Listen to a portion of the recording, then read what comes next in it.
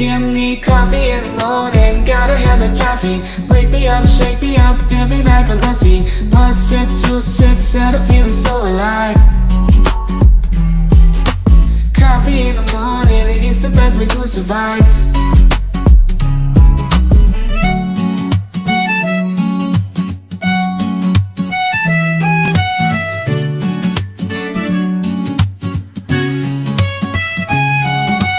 Woke up in the morning, sleepy eyes yawning. Jumped out of bed, started the day, opened the curtains. Felt the cool breeze, the sun shining on my face. But something was missing, I needed my job to chase. Give me coffee in the morning, give me coffee in the morning, gotta have the caffeine. Wake me up, shake me up, dip me like a lassie.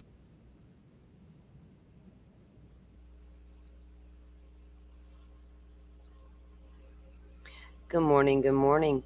Welcome in, True Crime Butterfly. Give me 1 second, guys. I'm messaging someone.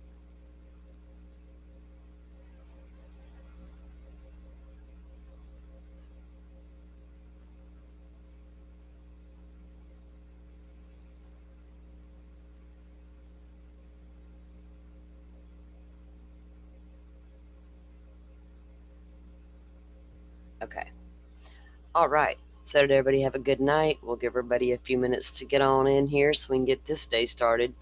Butterfly, we got to pull double duty today.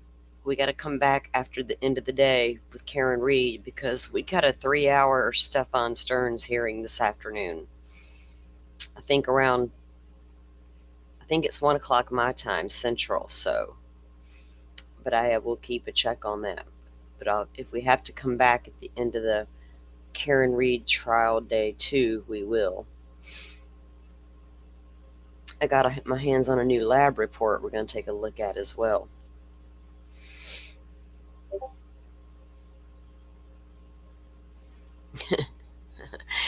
Joe, we stay so damn busy, me and Joe, lately. We're like multitasking all over the damn place. Joe may come up here and join us here in a few minutes. So, guys, at the end of yesterday's day, that didn't even come out right. At the end of Lori's verdict, and I got kind of tired of waiting around at that little press conference. Well, I've gathered the clips on that, and I want to bring that to show you guys. Oh, nice. Welcome in, Shunned One. We appreciate you coming over and giving us a check out. And we love getting new people, especially from Miss Shorty's community coming over to say hello. I'll be over there with Miss Shorty on Saturday, going over the KarenRead case. I'm like that juror that don't know a whole lot. So we're going to assess where I sit after a couple of days of testimony. Should be I love having conversations with her, so I'm looking forward to it for sure. But we're going to go over a couple of things. I'm going to pull up this stream, though, on this KarenRead. They start way earlier than we were used to with Lori, and we need to make sure that we don't oh wait, wrong button, miss what's going down. And then in the meantime, if they're not ready yet, we got some things we can just talk about. Oh, they're fan staring. They are fan staring as usual. They're going to drive me nuts with that damn fan. So let me pull the court feed up on my phone to monitor so I can pull my other screen up here to... Oh, let me turn that off.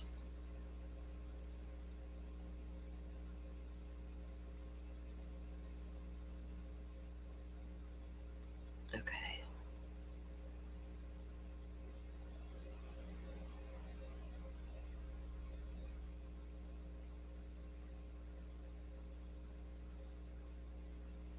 Oh.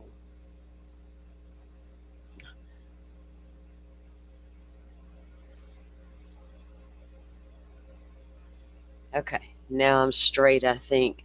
I got myself confused already this morning. So anyway, man, it's been a busy 2 weeks with all these trials and hearings, and then Karen's trial comes along, then now Stearns wants to pop off with some hearings. So we'll get it all done one way or the other.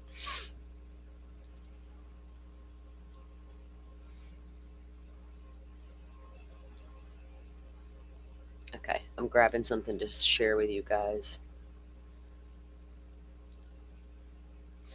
This is a new lab report that came down in the Stearns case. It's a little interesting.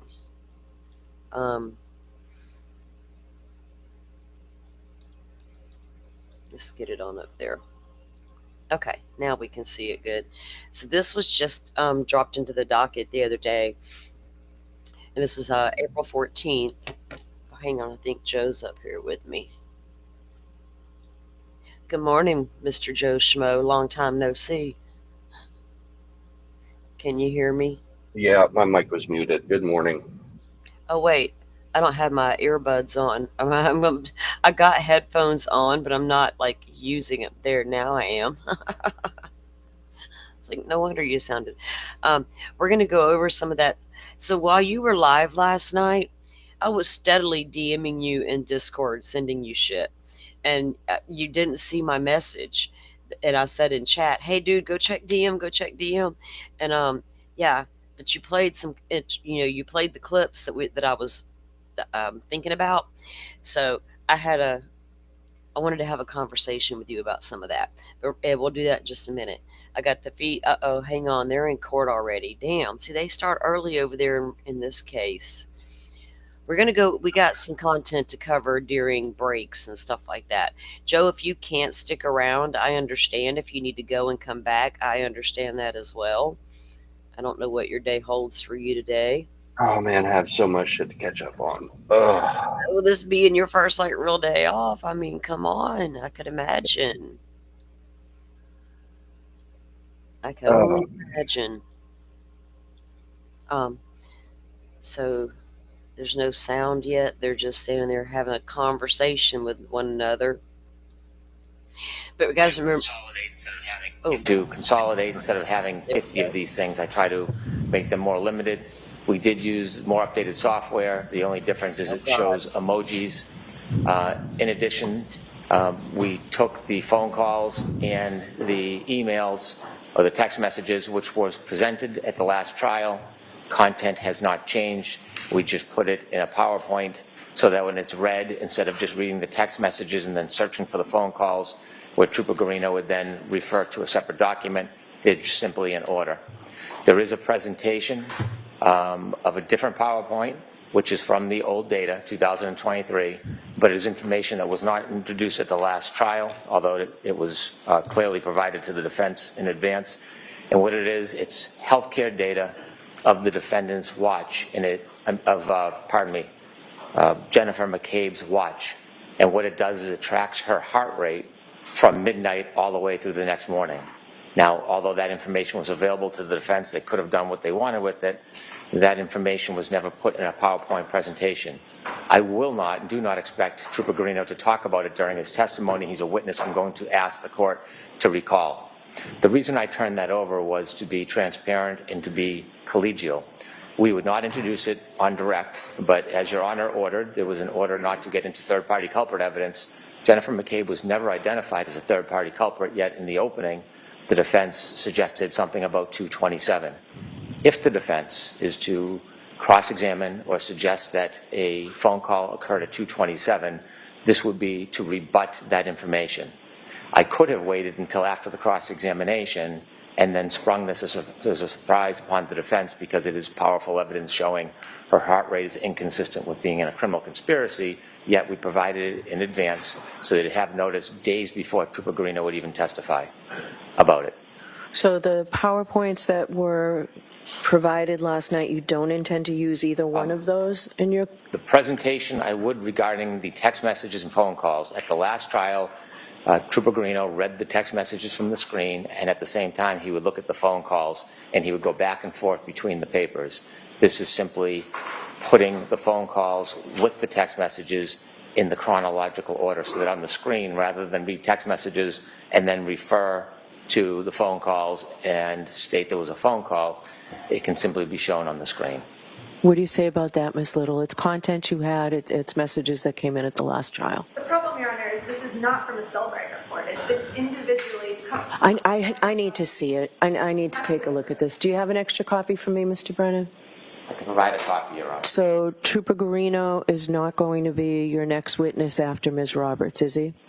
It's going to be Peggy O'Keefe, and then it would be Trooper Garino. As I said, I can recall him, and I expect to because there's a number of other events. If it becomes an issue, I can call him to authenticate the phones that we'll need for our further witnesses, which is Ian Whiffen and Jessica Hyde, and then I can simply recall him. I don't need to read these to the jury today, but there's nothing new in it. There's nothing surprising, but I will make this as easy as possible for everybody. All right, I'd like to be able to take a look at this. I'd like the defense to take a look at it. You're right, Ms. Little, you're entitled to be able to spend some time looking at what the Commonwealth intends to put into evidence today. So, yeah, so I just took, I guess, Mr. Lally's copy. So if you can get me, Mr. Clerk, would you give this back to Mr. Lally? If you can get me another copy today, that would be great.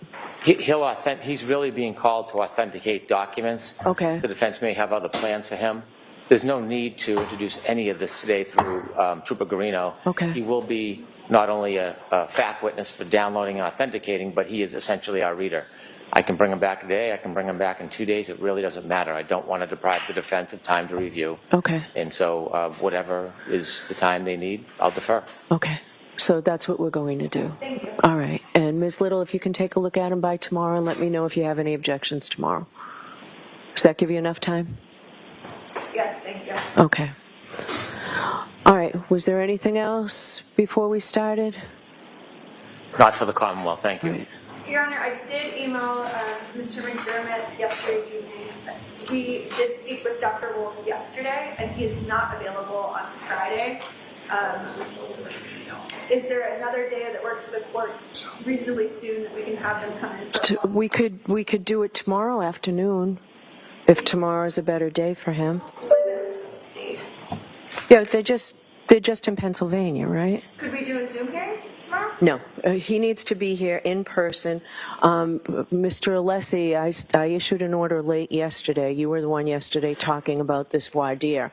I assume that you folks provided that order to the ARCA witnesses. We don't have an address to serve them. We don't have enough time. I provided a copy. All right, so we could do tomorrow afternoon. We have to make travel arrangements for them to get here. Yes. And that's, he has a conflict that begins on Thursday and goes until Friday. And so, is there a day next week that works for the court? Well, we could do Monday, but what I'm going to order is if it's continued all the way until Monday, the testing that he outlined that you were contemplating or were going to do, that has to be done by then. So we can do it Monday, but that testing has to be done by then. We'll make every effort to make that happen. I don't have a status on some of the shipping components that they need for the testing. Okay. So, we'll do the best for it. All right. So that'll be done by Monday. We'll do this Monday. I don't want to devote a whole day where, I mean, Friday was easy to devote a whole day because the jury thought they were only going to be here a half a day. Can we do this just in the afternoon?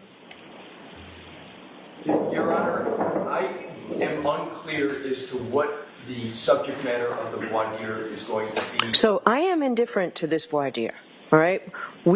I'm trying to help you out by having the witnesses here because I found a violation of your reciprocal discovery. So I don't know how long this is going to go. I would assume I'm giving you the opportunity to put them on and the Commonwealth an opportunity to cross-examine them. First, in terms of time, we can do it within a half a day. All right. Do you agree with that, Mr. Brennan? Regarding an afternoon voir dire of ARCA on Monday, Yes. We'll defer to the court whenever is available. I mean, I'd like to keep the testimony going. I've already told the jurors that they have a half a day Friday, so Friday we'll be back to where we were at the half a day. Will we have a chance to be heard on rulings regarding ARCA? Because I still have the same concern about new information. Yes. What do you mean? When? whenever it's convenient for the court, but I have concerns about these witnesses bringing in new opinions that we will not have an opportunity to consider. All right, can we do that the day of the voir dire? Whenever it's good for the court. All right, so maybe we'll break with the jury at 12 on Monday. Now they're going to have 2 half days in a row, but we'll break. Will we still do the voir dire and I'll have witness testimony prepared for Friday? Yes. Okay. Your Honor, may I have one further follow-up question? Yes. Thank you. The reason I asked for, and I appreciate the opportunity for the voir dire, it's not lost on me. But what I'm trying to understand is I want to hit the target, whatever the target of the court So is. one of the big concerns I have is that 105 or more text messages were deleted, and you said in due course. I have no idea what you mean by in due course. It's a pending case. I need to figure out that at least. And there, okay. And Your Honor, the 30-day, if you may recall, the defense had this very same issue with a matter with District Attorney Morrissey. So you said, I'm unclear what deletions are, and we're happy to have testimony. The ARCA witnesses can discuss it. They're to bring them if they still have them. Exactly. That is also very helpful. But this 30-day auto-delete, a lot of attorneys do that. District Attorney Morrissey did that. I need something in writing about that. That's not my understanding on how you keep records in a pending case. And remember, you still said, out of the blue, months later, a bill came. This gives me pause about that, frankly. Okay? We're happy to discuss that as well, Your Honor. All right. All right. So, Clarification. all right. And there'll be more. I'm not limiting it to that, but those are my big concerns. Appreciate it. All right. Are we ready to start? Judge, I just have a... Yeah. So let's figure that out. Do you want to, what, let's see counsel at sidebar about schedule. Sidebar already. Good morning, Dolphin. Welcome in. Thank you for listening in on your phone this morning. Wow. Why are we still arguing over expert witnesses while we're already got trial started? I don't get it. Like they've had a really long time to get some of that settled. I hope they get all that crap settled out before trial starts in the Koberger case. It's ridiculous they continue to file motions last minute. What's up with these 105 messages that were deleted? Who deleted messages and whose were they? What's going on with that? I'm getting this Dr. Wolf in there. I know he testified last time, right?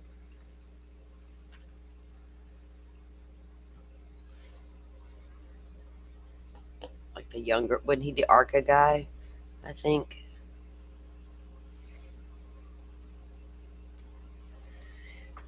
I'm back. Who's the ARCA guy? Wolf wasn't he? Yeah.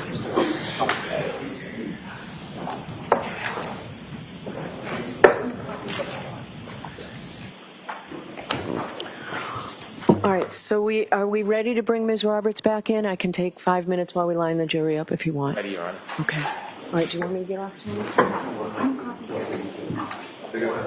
All right.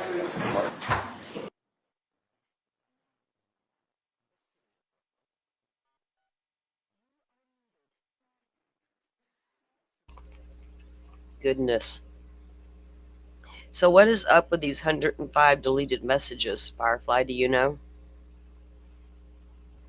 what they're talking about? From Jen? I don't know which one. I don't know who they're from. They're having a discrepancy over how they even came up with the data, how they got to look at all these different things and manipulate. We'll find out.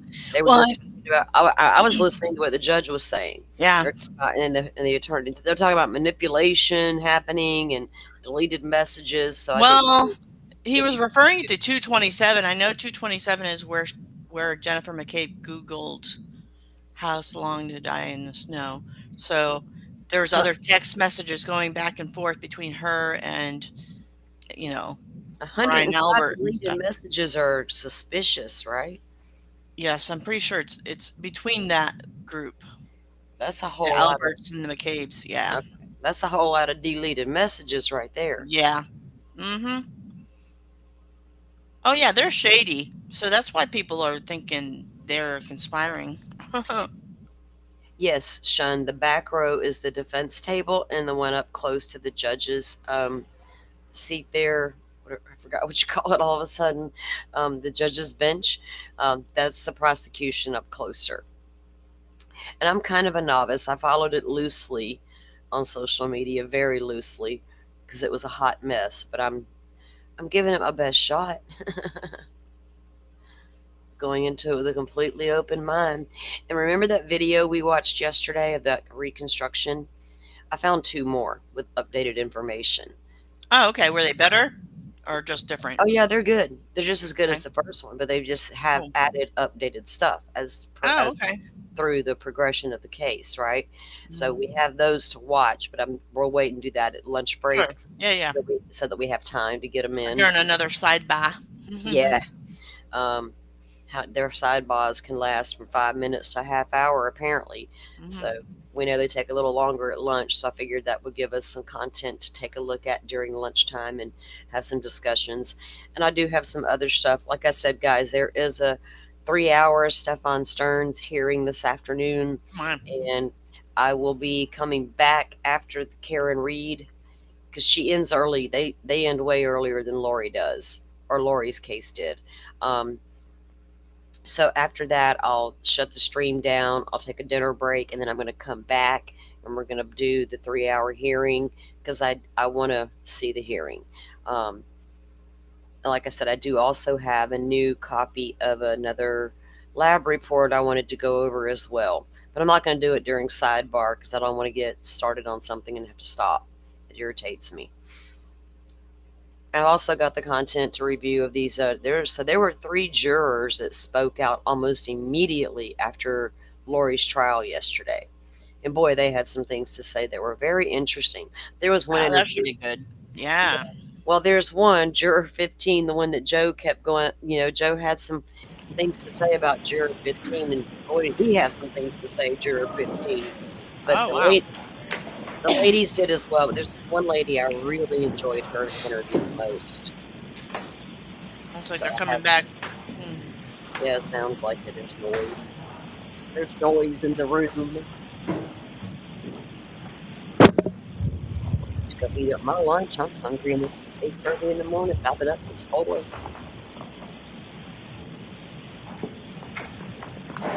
Hear ye, hear ye, hear ye. All persons have anything to do before the Honorable Beverly Cannoni, the Justice of the Superior Court, now holding in Dedham within and for the County of Norfolk.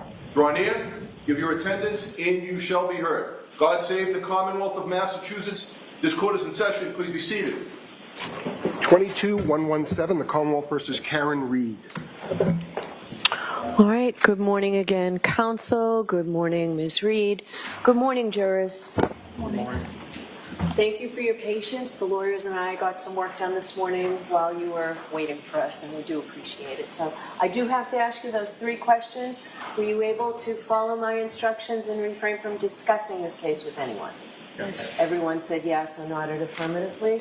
Were you also able to follow the instruction and refrain from doing any independent research or investigation into this case? Yes. Everyone said yes or nodded affirmatively.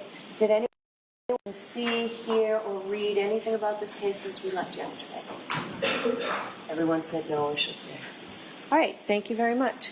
Can we have Ms. Roberts back in, please?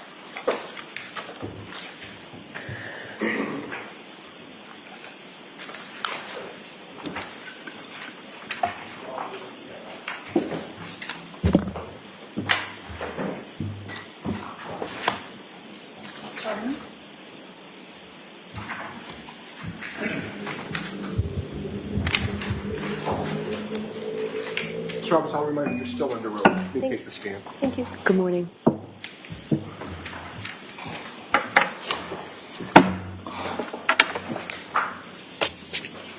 Whenever you're ready, Mr. Brennan. Thank you, Your Honor. Good morning, Mrs. Roberts. Good morning.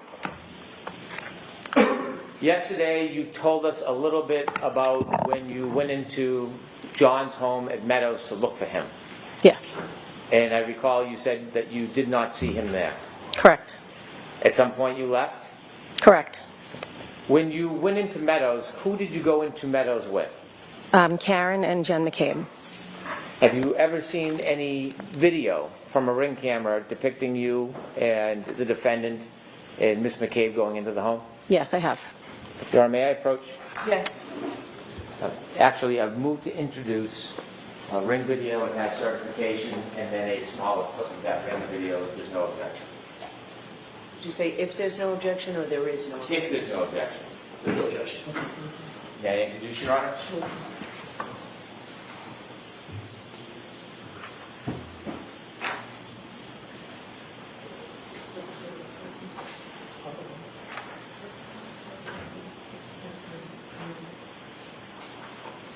Exhibits 12A and 12B.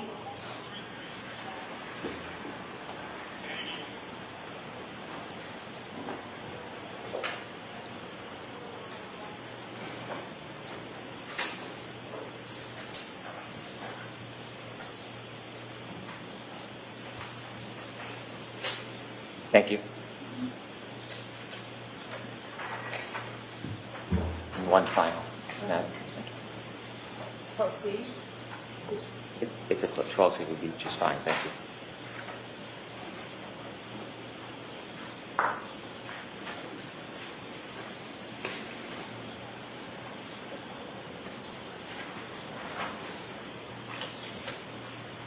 Your Honor, if I may note, 12A is the ring video from 12 Meadows, 12B is the certification from Ring, and 12C is a clip of a portion of 12A. That's accurate, yes, thank you. Thank you.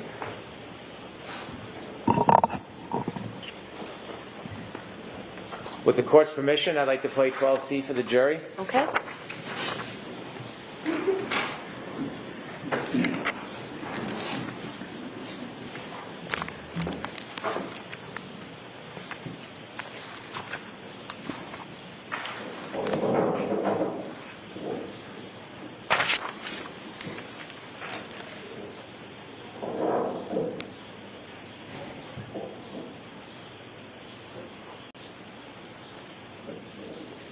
Thank you.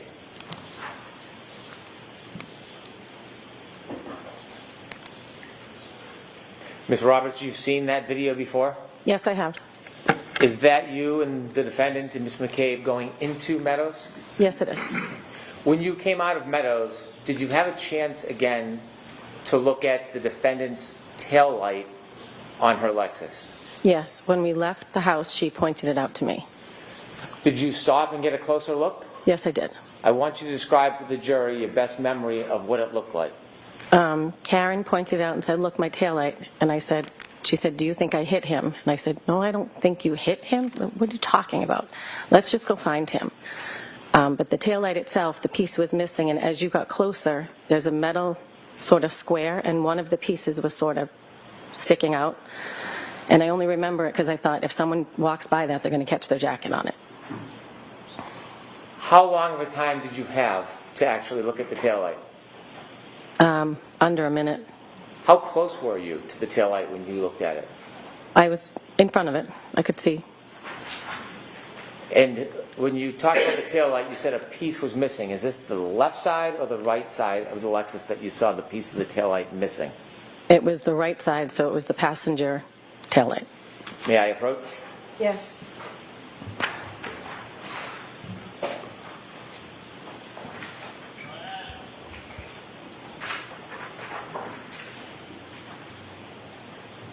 Should I remain, Your Honor? Sure. Thank you.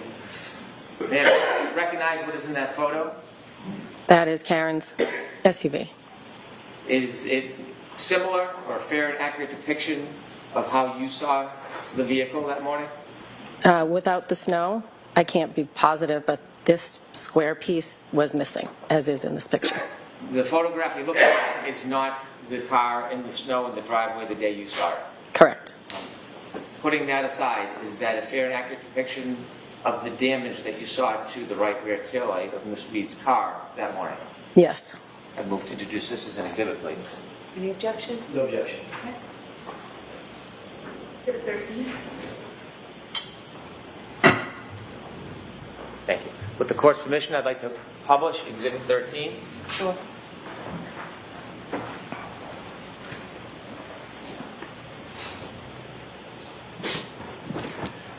Ms. Roberts, I'm going to ask you to take a look at the photo that you just described. Do you see the white area in that photograph? Yes. Is that where the taillight had missing part? Yes. And where was the metal in relation to that white part that you see? If you look at the white part, it's the upper left. It's sort of like a rectangle, but it's vertical, sort of. And that's the metal part that you were concerned about? Yes, one of the side, it's almost like an encasement, but the right side, I think it was the right side, was sticking out a little bit, like out from the car toward me. Did you express any concern about the metal sticking out?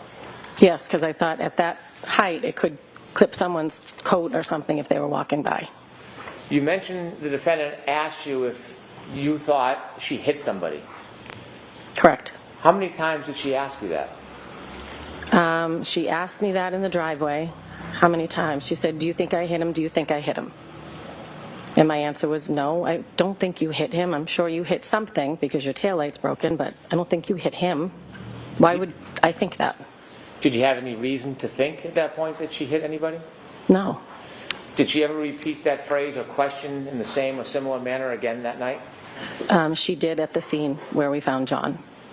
Before or after you found John? After we found John. Okay. So we'll get to that then. Could we please take that picture down, Ms. Gilman?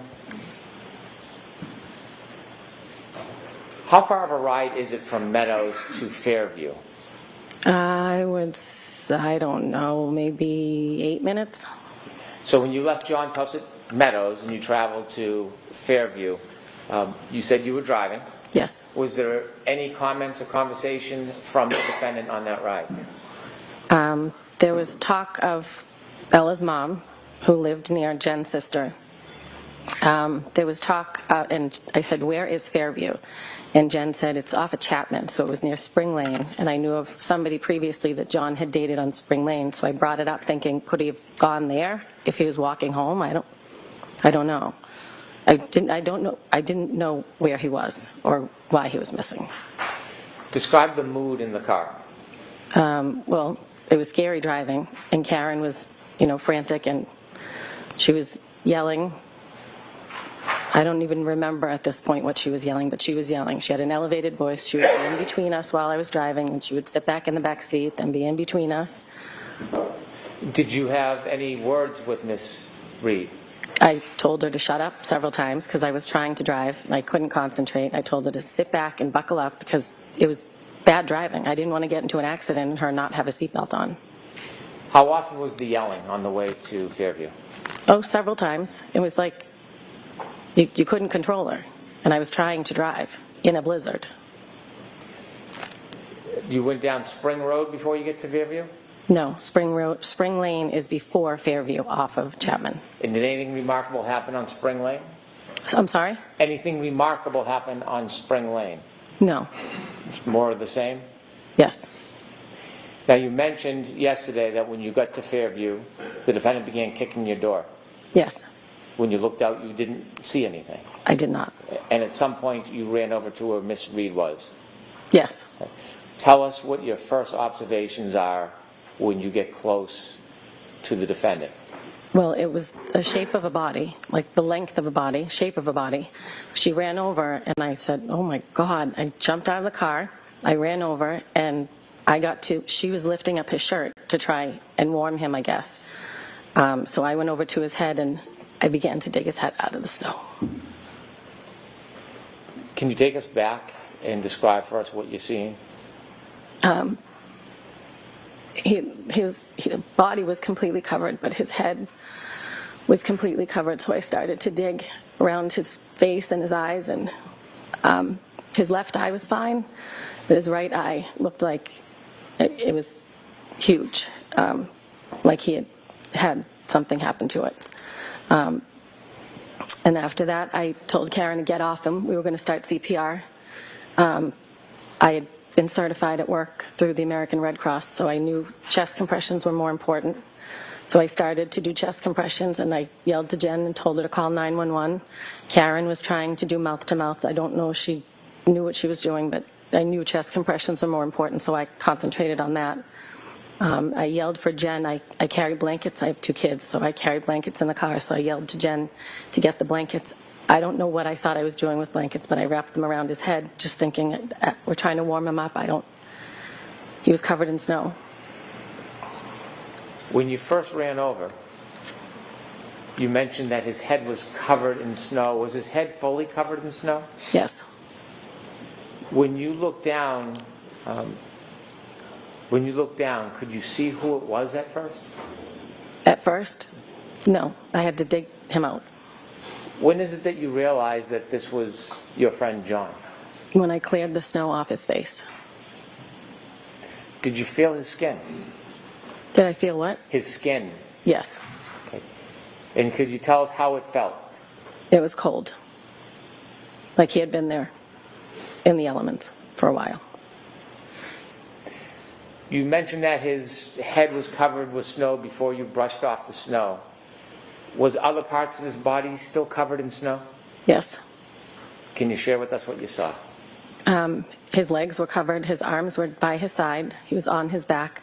Karen had lifted up his shirt, so now his shirt was down, but I was doing chest compressions so you could see his clothing. He had blood coming out of his nose and his mouth. And when I put the baby blankets under the back of him, there was blood on the blanket, so I think he had a cut on the back of his head. Was the blood from his nose and mouth frozen or running? I don't think it was running. It was not gushing. You said that you brushed off the snow from John's face. Yes. Did you brush it off from both sides? Yes. Did you brush it off to the extent that you uncovered his entire face and head? Yes. So, did you have gloves on? No. Bare hands? Yes. And that's how you felt the temperature of his skin? Yes. When you brushed off both sides of his face, did you ever feel any pieces of glass sticking out of his face? No. Did you ever see any pieces of glass sticking out of his face? I did not. How long did you give chest compressions for to Mr. O'Keefe? Oh, I can't be sure. I would say 4 minutes, 5 minutes while we were waiting for the EMTs. I had Jen take over at one point. And then the EMTs came, so however long it took for them to get to us, 6 minutes. When you were trying to save your friend John, did the defendant say anything? She was just running around screaming, "Carrie! Carrie, Jen! Carrie, Jen!" Was anything said at that point about her taillight? About what? Her taillight. No, when the EMTs were around and they were working on the body, she was running around and saying, "Did I hit him? Did I hit him? Is he dead? Is he dead?" Okay. When you were waiting for the police and EMTs, just briefly, what was the temperature like and the visibility like? The temperature was freezing because I remember at one point I couldn't feel my knees, which is why I had Jen take over. And the wind was still whipping and the snow was still coming down. At some point, did help arrive? Yes, they did. And when help arrived, what did you do? I stood back and watched them work on him. Did you see first responders trying to give first aid to Mr. O'Keefe? Yes. How long were you outside for that morning? At that point? Well, the entire morning. Oh, maybe a half hour.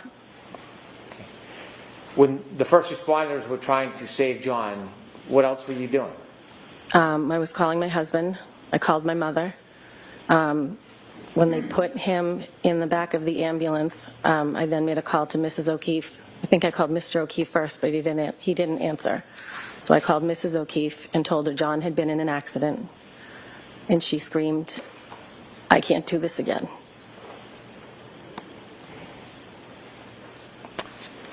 What did you do after that phone call? The police put Jen and Karen in the back of a cruiser. And I was looking in the ambulance to see what was going on with my friend. So I was standing outside of the cruiser. They were inside. I was standing outside just watching. And Karen was saying, is he dead? Is he dead? Is he dead? And I said, no, they're working on him. I can see tubes moving. I can see them moving. Something, if he was dead, they wouldn't be working on him. She grabbed the front of my shirt and said, are they working on him? And I said, yes, they're working on him. At this point, I think I was in shock. I didn't know what was going on. I didn't think he was dead. I thought they could save him. I knew he was in the EMT, in the ambulance with the EMTs, and I was just hopeful that they were going to be able to do more than I could. You said that at one point, Ms. McCabe and the defendant were in a car, and then you mentioned at some point the defendant grabbed you. Did she grab you when she was in the car or out of the car? She was in the car. I was outside of the car. At some point, did the defendant, Ms. McCabe, get out of the car? Yes. Did you go over to the ambulance before it left? Did I go over to the ambulance? Before it left? No. Did you watch? Yes. At some point, did you see the defendant get out of the car, the police cruiser? No, I didn't see them get out, but they were out at one point. They were what? They were out of the vehicle, but I didn't watch them get out. I was watching the ambulance. At some point, you saw them out? Yes. Okay. And did they watch, were they near you when you were watching the ambulance? Did what? Were they near you when you were watching the ambulance? I don't know. No.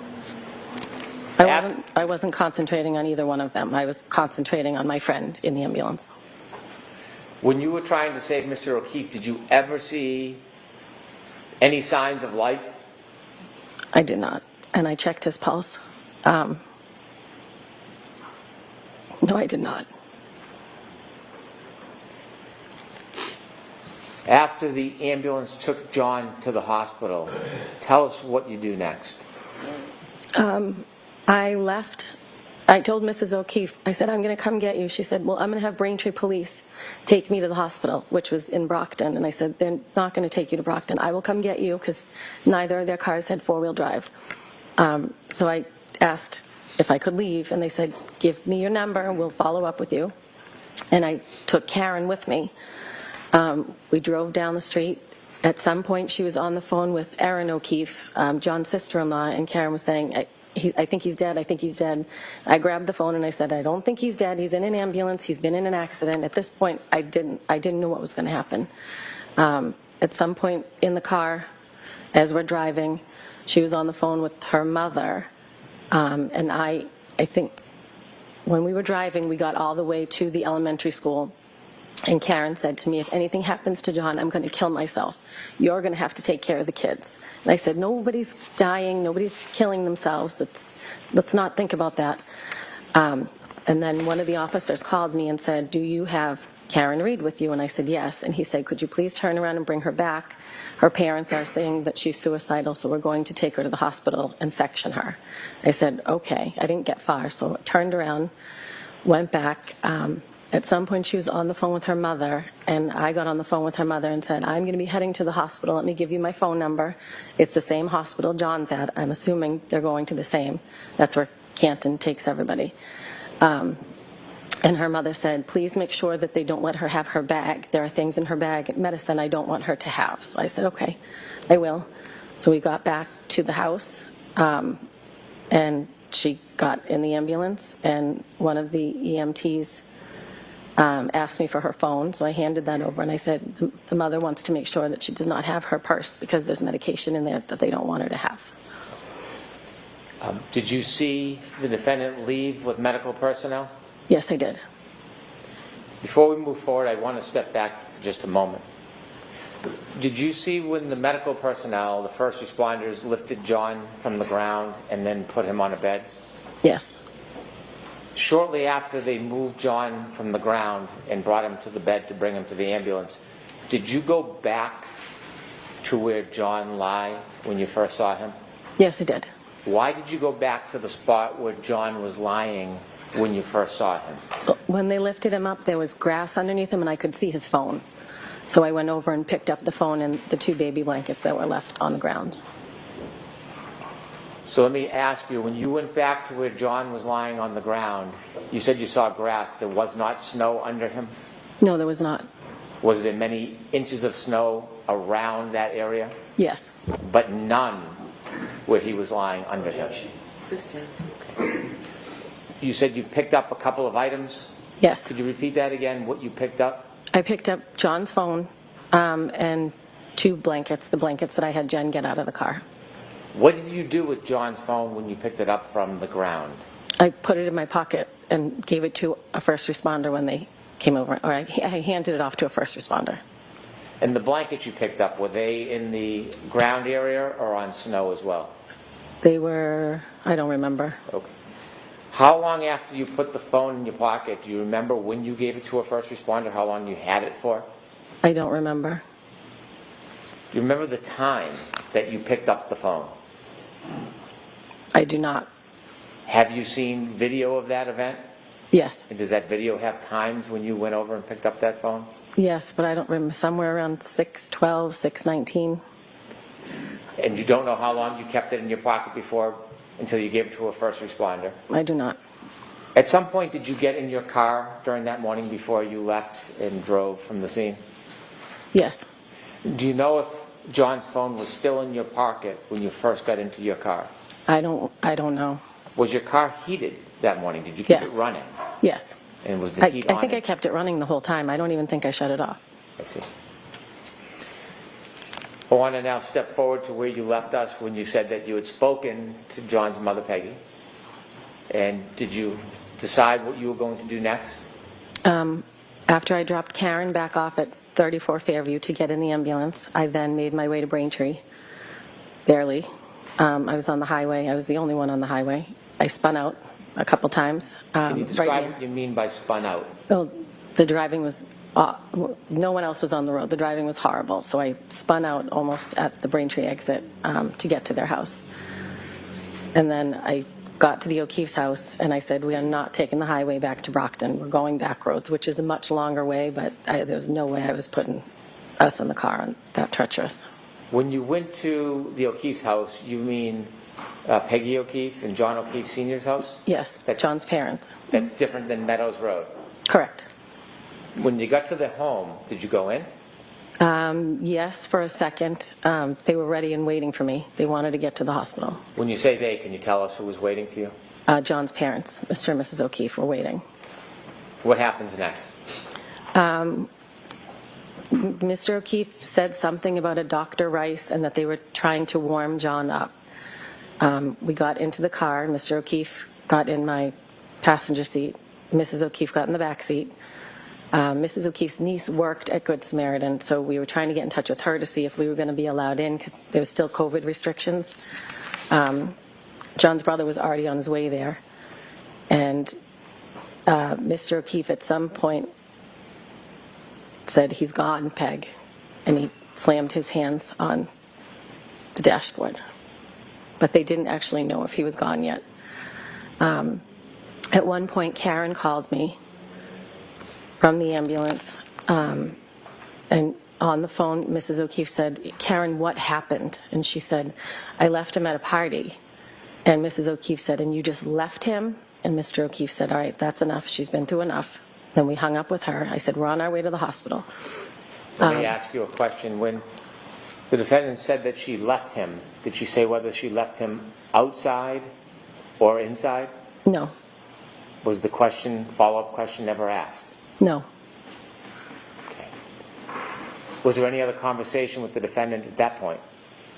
Not in the car, but when I got to the hospital, she called me multiple times from the hospital room. We'll get to that. Okay. How long did it take for you and the O'Keefes to get to the hospital? I would say maybe 45 minutes to an hour. Share with us the mood in that car. I think I was in shock, and I think they were in shock.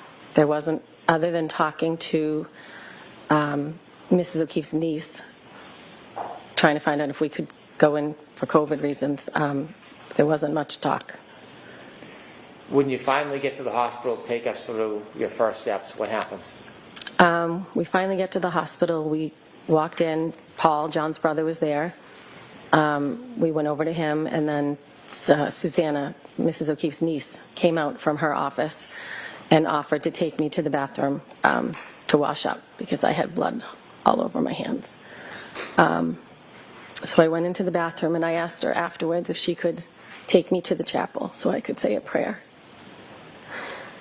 So she did. She took me to the chapel, and then when I came out, she took me into her office and explained to me that a Dr. Rice was going to come talk to the family and take them into an office and talk to the family, and then the family would be able to go see John. Did you get a chance to see John? I did. Would you be willing to tell us a little bit about what you saw? Objection. I waited in the waiting area. I spoke to my mom. Phone calls were coming in because people had heard what happened. And Mrs. O'Keefe, the family went in to see Dr. Rice. I watched them go in. I watched them walk down a hallway.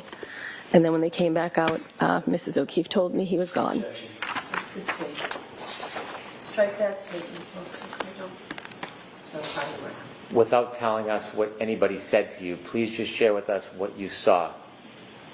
I went into the hospital room, and John was in a neck brace. At this point, there was a trail of blood going toward the gurney of the bed that he was on. This time, both eyes were filled with blood. They looked like raccoons. That's the only way to describe it. I thought he was going to look better seeing him in the hospital because he had been worked on, but he was not. There was much more blood. Were there any other ways that John looked different in the hospital when he first brushed the snow off his face in the front of Fairview? When I brushed the snow off his face, his left eye was fine. It had an ice cube on it that I pulled off, but the right eye was out to here, like a golf ball. When I got to the hospital, both eyes were swollen with, it looked like blood. They looked purple. Your Honor, may I approach? Yes. May I quickly approach sidebar? Okay.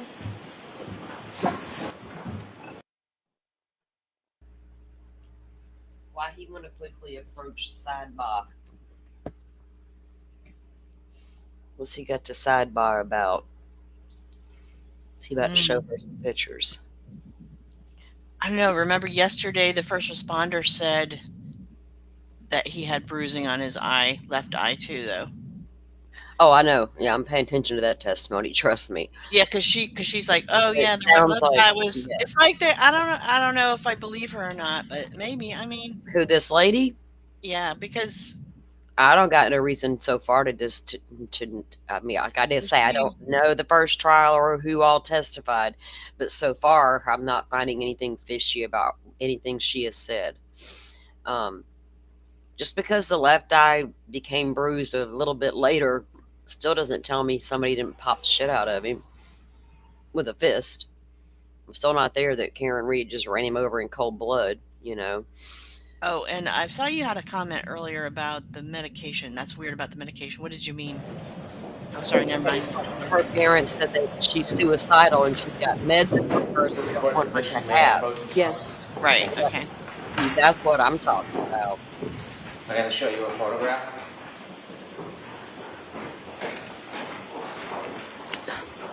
Yeah. You recognize it? Yes, I do. Is that how John looked? Yes, he did. I'd ask that the camera not film that, please. I'd like to mark this as an exhibit. I will not publish it.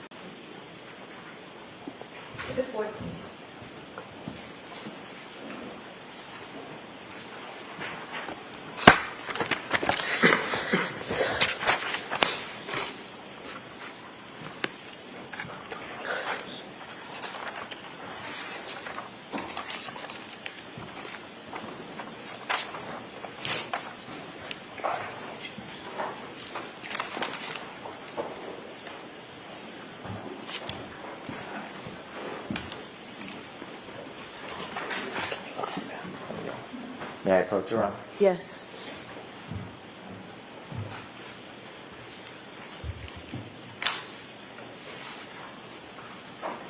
Thank you.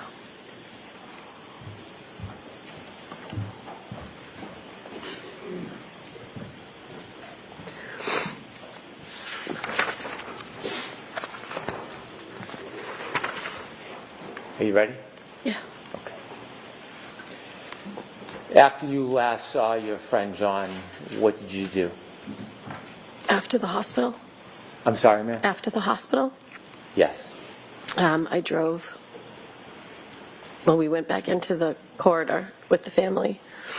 And Karen at one point called from the hospital asking me, she said her father was on his way and could I go over and greet him or bring him to the O'Keefe's when he arrived, and she described him. Her father did arrive, so I went over and said, "Are you Mr. Reed?" or something of that nature, and I said, "Mr. O'Keefe would like to speak to you." So Mr. Reed went over and spoke to Mr. O'Keefe, and Paul and John's parents and I, we didn't know next steps. We were waiting to see if we could leave or if we have to give information, and eventually we were able to leave. So I drove Mr. O'Keefe home, and Paul drove Mrs. O'Keefe home to John's house. Before you left John, did you take a bracelet from him? When Mrs. O'Keefe and I went in to see John in the hospital, there was a bracelet that was on his right wrist. It was a blue, like, rubber bracelet. And that bracelet was made when his sister passed away, and her husband, and he wore it all the time. Mrs. O'Keefe still wears it to this day. Did you drive the O'Keefes back to their home? I drove Mr. O'Keefe back to John's house, and Paul drove Mrs. O'Keefe back to John's house. You went back to John's house on Meadow? Yes. When you arrived at Meadow with Mrs. O'Keefe, did you go in? I arrived with Mr. O'Keefe, and no, I did not go in. What did you do next? I went home.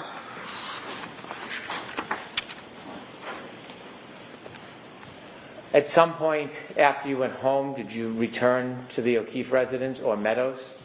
Not that day. The next day I did. Where did you go? Where did I go? Yes. I went to go to see the family the next day. And where were they? They were at John's house at Meadows. So they were then staying at John's house at Meadows? Yes. Did you go in and visit them? Yes, I did. Why did you do that? Because my friend had just died, and I wanted to be with the family. Were there other people that were coming and going? Yes. Describe the level of traffic of people coming and going to Meadows that next day. There were people coming from all over. John's friends, people from Canton, people we went to high school with. There was people coming in and out, dropping off food. When you were there the next day, how long did you stay for? Several hours. Maybe like 2.5, 3 hours. Did you ever see the defendant there? I did not. Now, you told us that you had only met Miss McCabe once before that night? Yes. And after that night, shortly after what happened, did you speak to Miss McCabe again? Yes. How often? Very often. We wanted to know what happened to our friend, so she would call me. I'm going to allow that. Not what you said. Next question, please. Would you speak to her on the phone often? Yes. Regularly? Yes. And so things changed? Yes. After that moment? Yes. Did you start to see her in person? Yes. Spend time with her? Yes. For somebody who was not your friend, why did you, at this point, form this close bond? I think because we went through something horrific together. We bonded over it. Mrs. O'Keefe at one point did say, you two need to sit. Did you ever write down a list of things that had happened to try to remember? Yes. When you were spending time with Miss McCabe, did you become friendly? Yes. Friends? Yes. How close of friends did you become? She, to this day, is a close friend of mine. To this day? Yes. When you were at the scene, when you were trying to help John, there were police officers and first responders? Yes. Now, you're from that area? Yeah. Well, yes. I'm from Canton, but not that side of town. And you are active in the community at all? Yes. Sports, children? Yes. Yes. Do you know a lot of people from Canton? Yes. Did you know any first responders? Yes. Who did you know that you saw that night as a first responder? That morning? Yes, I'm sorry, that morning. Mike Lank is my friend's daughter's father. No, my daughter's friend's father, I'm sorry. It's okay. Your daughter's friend's father. And yes. Does he have children that are friends with your daughter? Yes, his daughter is friends with my daughter. How close are his daughter and your daughter? There's a group of 5 or 6 of them that are best friends. Are you on a first-name basis with Mr. Lank? Yes. When you saw him that morning, did you recognize him? I did. Did you speak to him? I said, Mike, is that you? He said yes. That was it. Are you friends with Mr. Lank's wife? I am. How often had you been to their house with the children or on your own before that day, before that morning when you found John? Well, often when the kids can't drive, so when they do sleepovers or whatever, you drop them off, pick them up. Your children would sleep over each other's house? Yes. So you had a friendly relationship with Mr. Lank before you found John? Yes. And do you continue to have a friendly relationship with him? Did what? Do you continue to have a friendly relationship with him? Yes. Did you go to his house the day after you found John? I did. Who were you with? Well, Jen and I had gone to the O'Keefe's house together with, I don't know if it was 1 or 2 of her daughters and both of my kids. And then when we were leaving, my daughter said, can you drop me off at Mike Lank's daughter's house? So I dropped her off. And did you do that? You dropped her off? Yes, I did. When you dropped her off at the Lank house, did you speak to anybody? His wife came out and got into the back seat just to find out how I was and how the O'Keefes were. And how were you? How were they? How were you? Oh, I was not well. Okay. And did you have a long conversation with Mr. Lank's wife? Yes. Okay. Was Ms. McCabe with you? Yes. After you left the Lank house, you left your daughter at the house? Yes. You remained in the car? Yes. Okay. At some point, did you speak to Mr. Lank's wife again? Yes. Are you friendly with her? Yes. Did you ever try to get information, inside information about this case? No. After this case began, did you ever come to court? Did I ever come to where? To court. Yes. And what was the reason you came to court? To support the O'Keefe family. At some point, did you stop coming to court? I did. Answer just yes or no. Yes. Okay. Were you aware or watching about any type of news or publication on this? Yes. As you were watching and learning information, did you begin to contact people at the district attorney's office? Yes, I did. Did that include victim witness advocates? Yes. Did it include law enforcement assigned to the case? Objection. The form of the question, I'm sustaining the objection. Who did you contact? Specific names? Yes. Steve Nelson, my victim advocate, Yuri Buchanan, who was a state trooper, and at one point I contacted Michael Morrissey's office.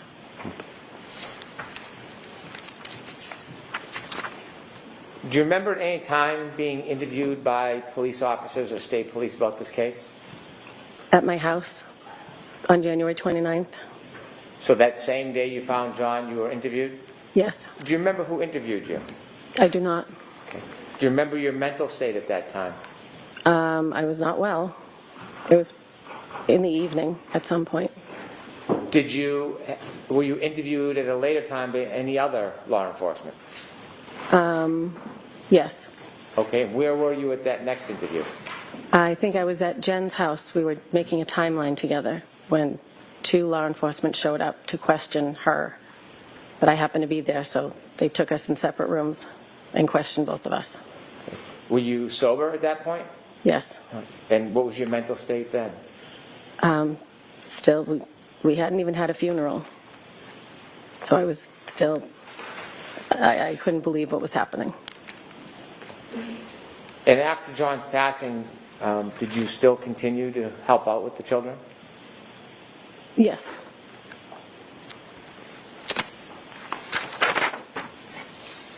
the court's permission, I would like to play an exhibit that's already in evidence. Okay. It's Exhibit 4.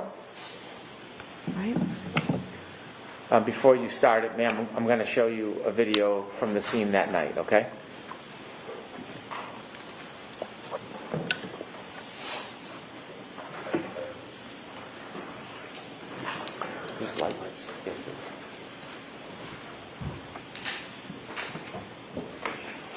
Ms. Gilman, is this sound? Thank you.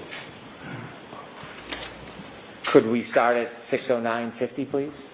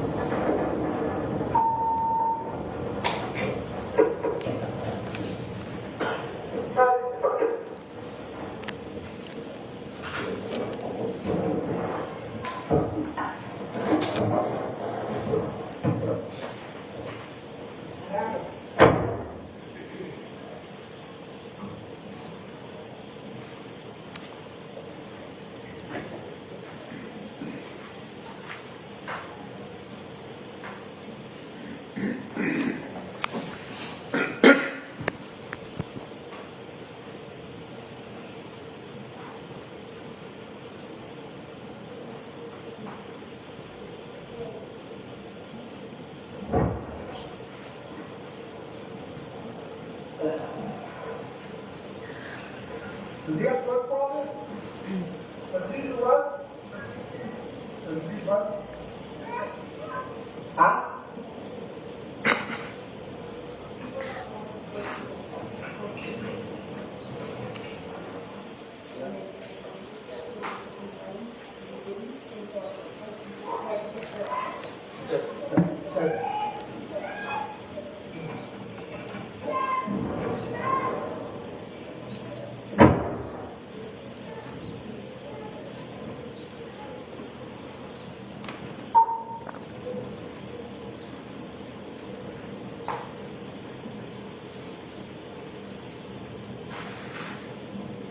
Could you stop there, please? Ms. Roberts, do you see yourself in that video? Yes. And where were you in that video? I'm over near the flagpole. What were you doing in that video before you stood up? I think I was picking up the phone and the blankets at that point. You see the first responders getting there? Yes. Okay. Continue, please.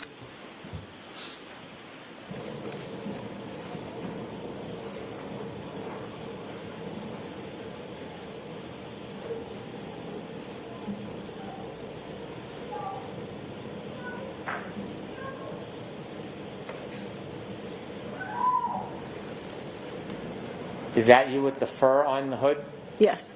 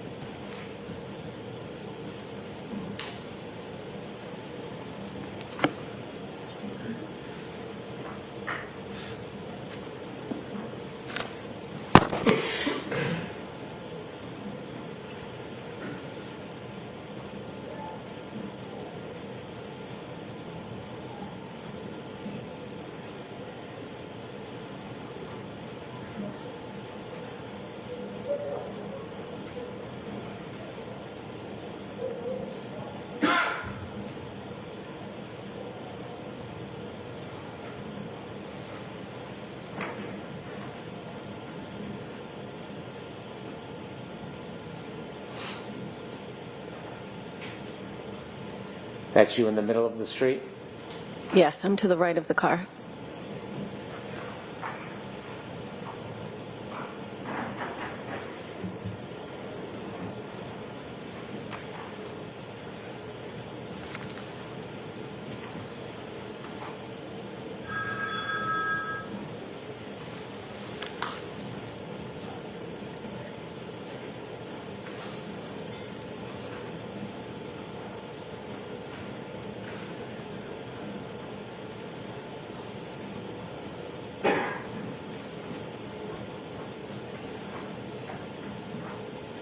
Could you stop for one moment, please? Ma'am, you see the other two people in the middle of the screen right now? Do you know who they are? That's Karen and Jen McCabe. Do you see the proximity or the closeness between them? Yes. You are not close to Jen McCabe in this video. No. Is there a reason why? I didn't really know her, and Karen was running around like you saw. I didn't want to be near her. I just found my friend. Okay. Could you continue, please, to 6:15? You can let it run, please.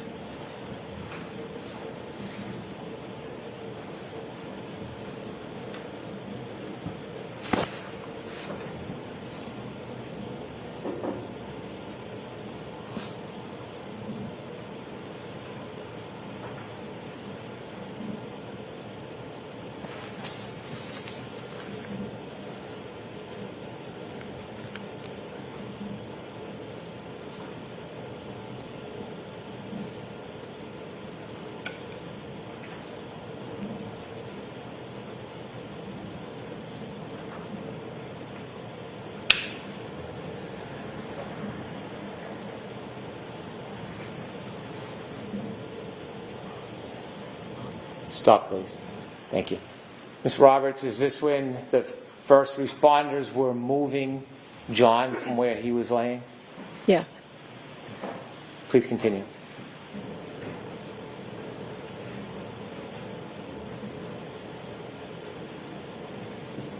Could you continue to watch the area near the flagpole, please?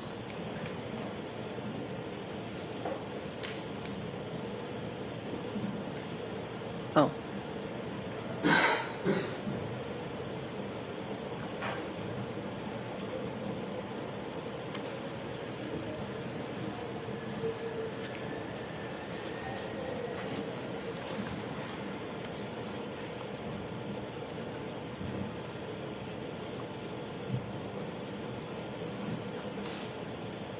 Stop, please.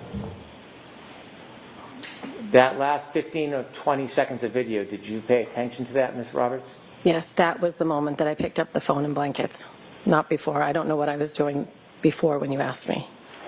And that location where you picked up the phone and blankets, was that where John was lying?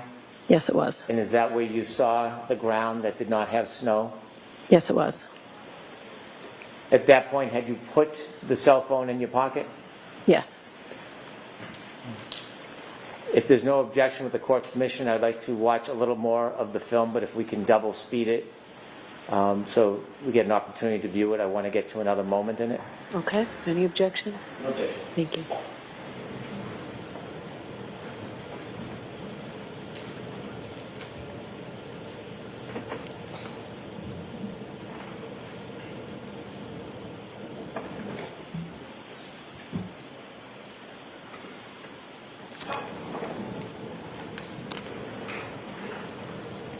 Around 16, 17 would be fine, Ms. Gilman.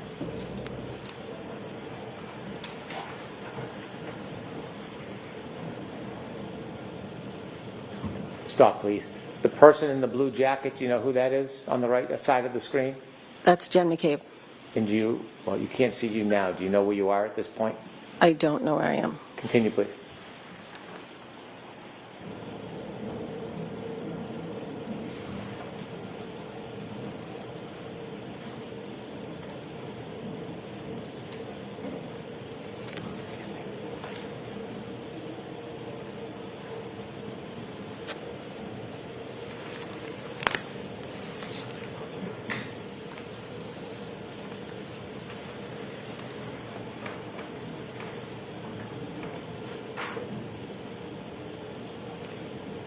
What are you doing, Ms. Roberts? Cleaning off my car.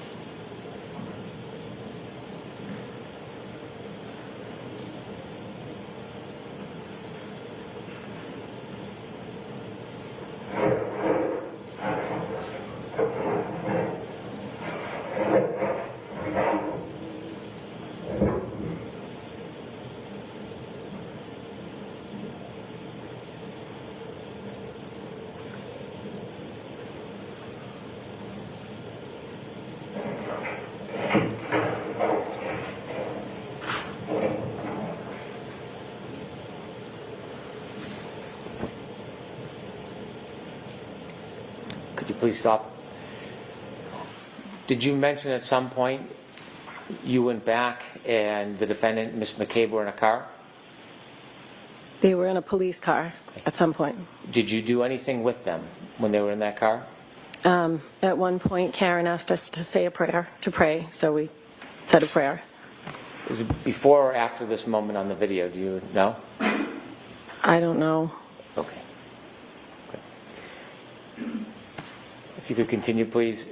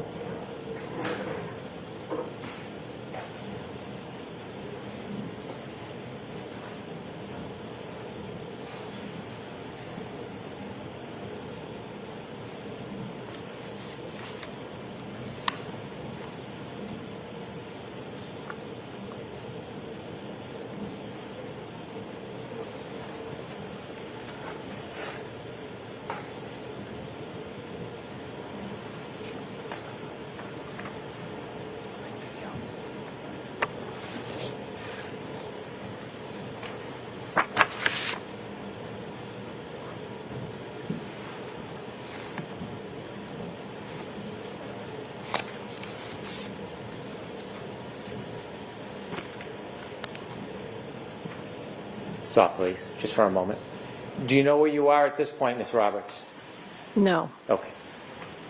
If you can continue, please.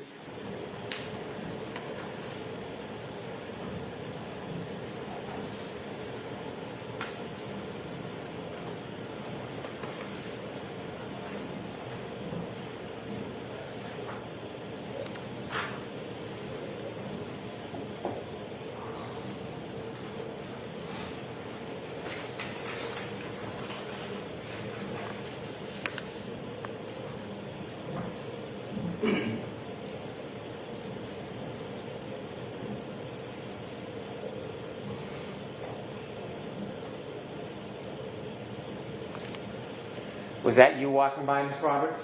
Yes, it was. Note the time is 6:21:22.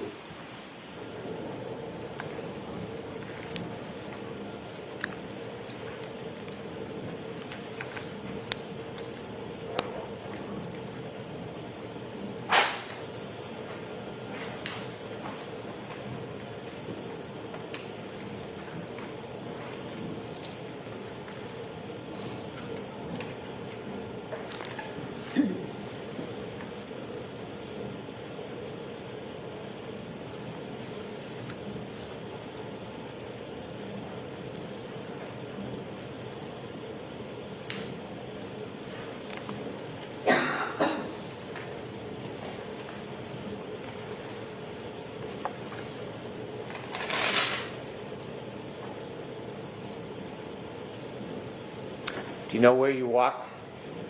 No, I do not. Behind this car, this dash cam view? Say that again? Are you behind the view of the dash cam? I think it looks like I went over to the right of the vehicle. Okay.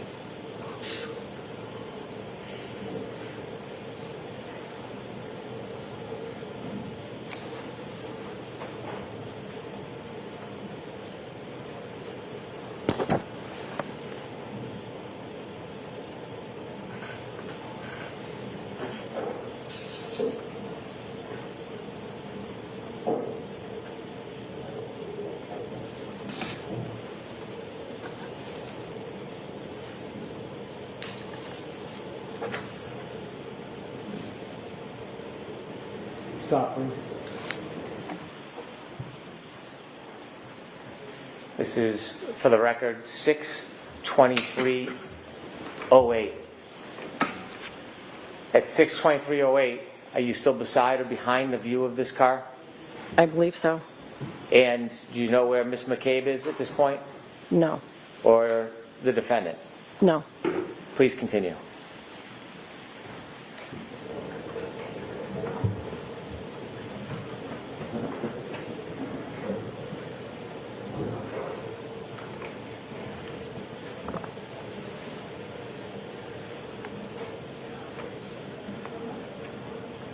Ms. Gilman, when it reaches 6:24:18, if you would stop again.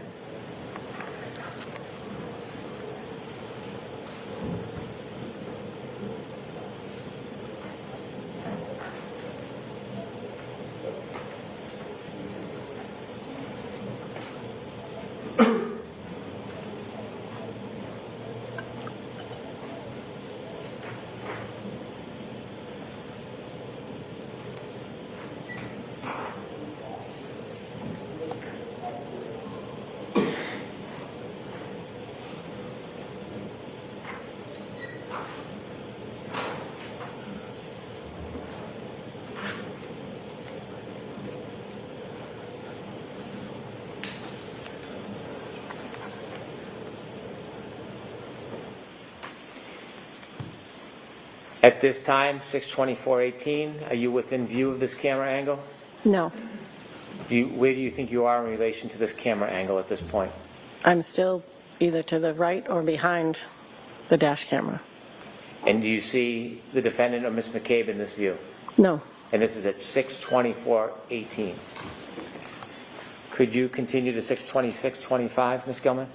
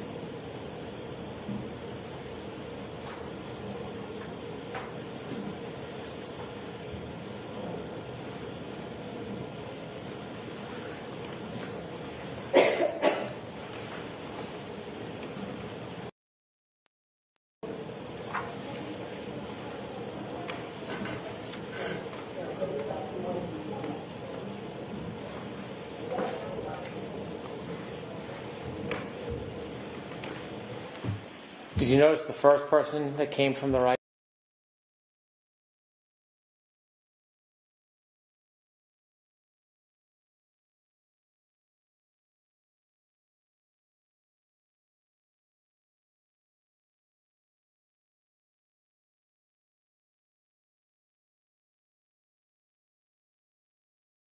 And the second person that are not law enforcement?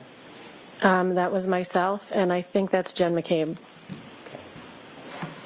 6:26:25. Continue, please.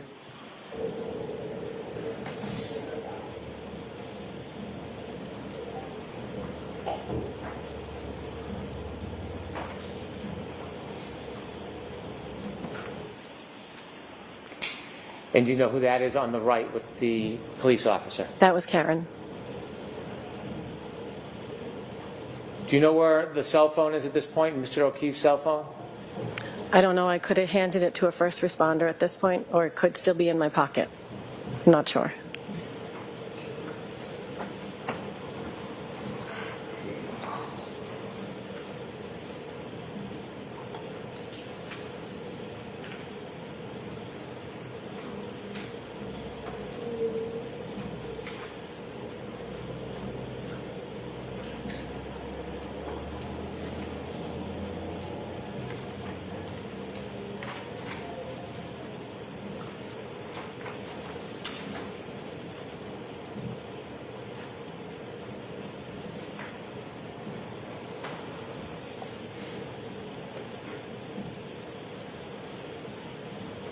Ms. Gilman, if you could next stop at 63448.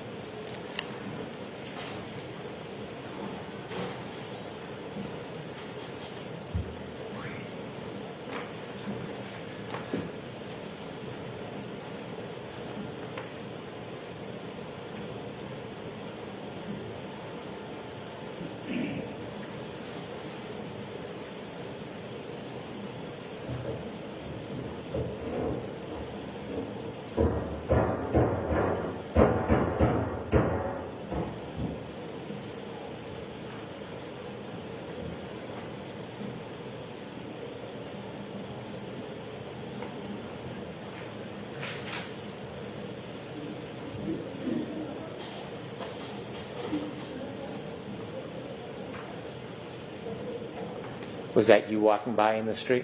Yes.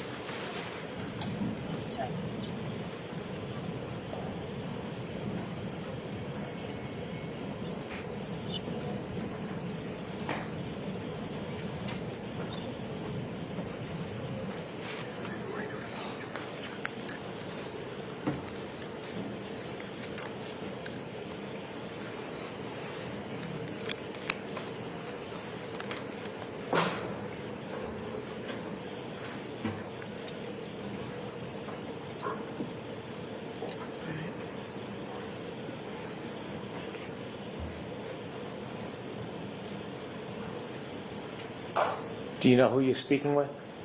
I don't know.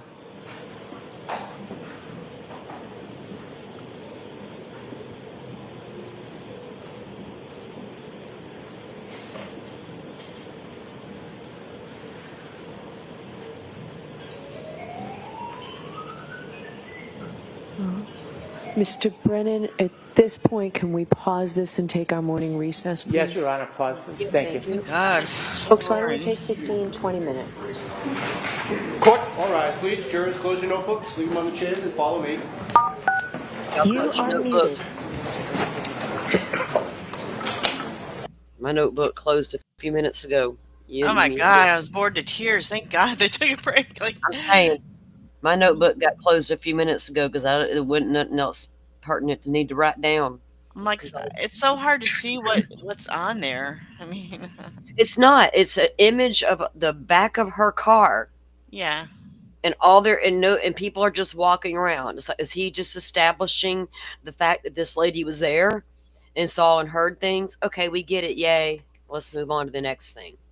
I mean, God. All right. That's in my eyes, that's all you're establishing. And here's my question I do have. And I get people that watch the first trial.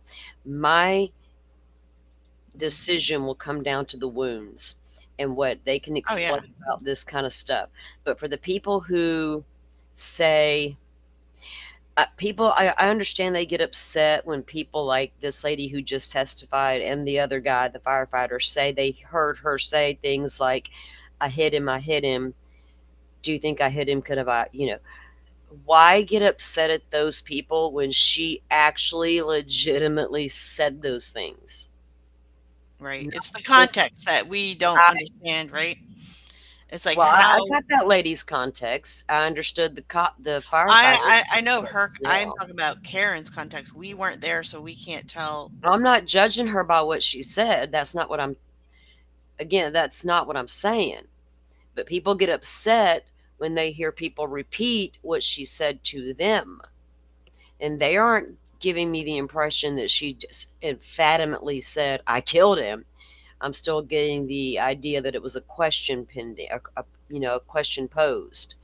I don't feel like, now the little firefighter dude, he's different. But this lady is just legitimately telling what she saw and heard. And if I got KarenRead running up to me screaming, oh my God, did I hit him? Did I hit him? I'm absolutely going to have to tell the cops that. That doesn't mean, Oh, yeah. She's 100% more sincere than Jennifer McCabe. Just wait till you get to her. And we got to remember, KarenRead's the one who decided to go on a media blitz and go out there and publicly say she said it. Now, it still doesn't mean, I'm not saying that statement alone, people can say she, it doesn't matter if it's hearsay or not, Shun, when the point is it's all on video and stuff. You hear but it does matter that it's hearsay because they're trying to make, the prosecution's trying to make it sound like she confessed. I hit him. I get it. I think everybody's about to take what I'm saying completely out of context.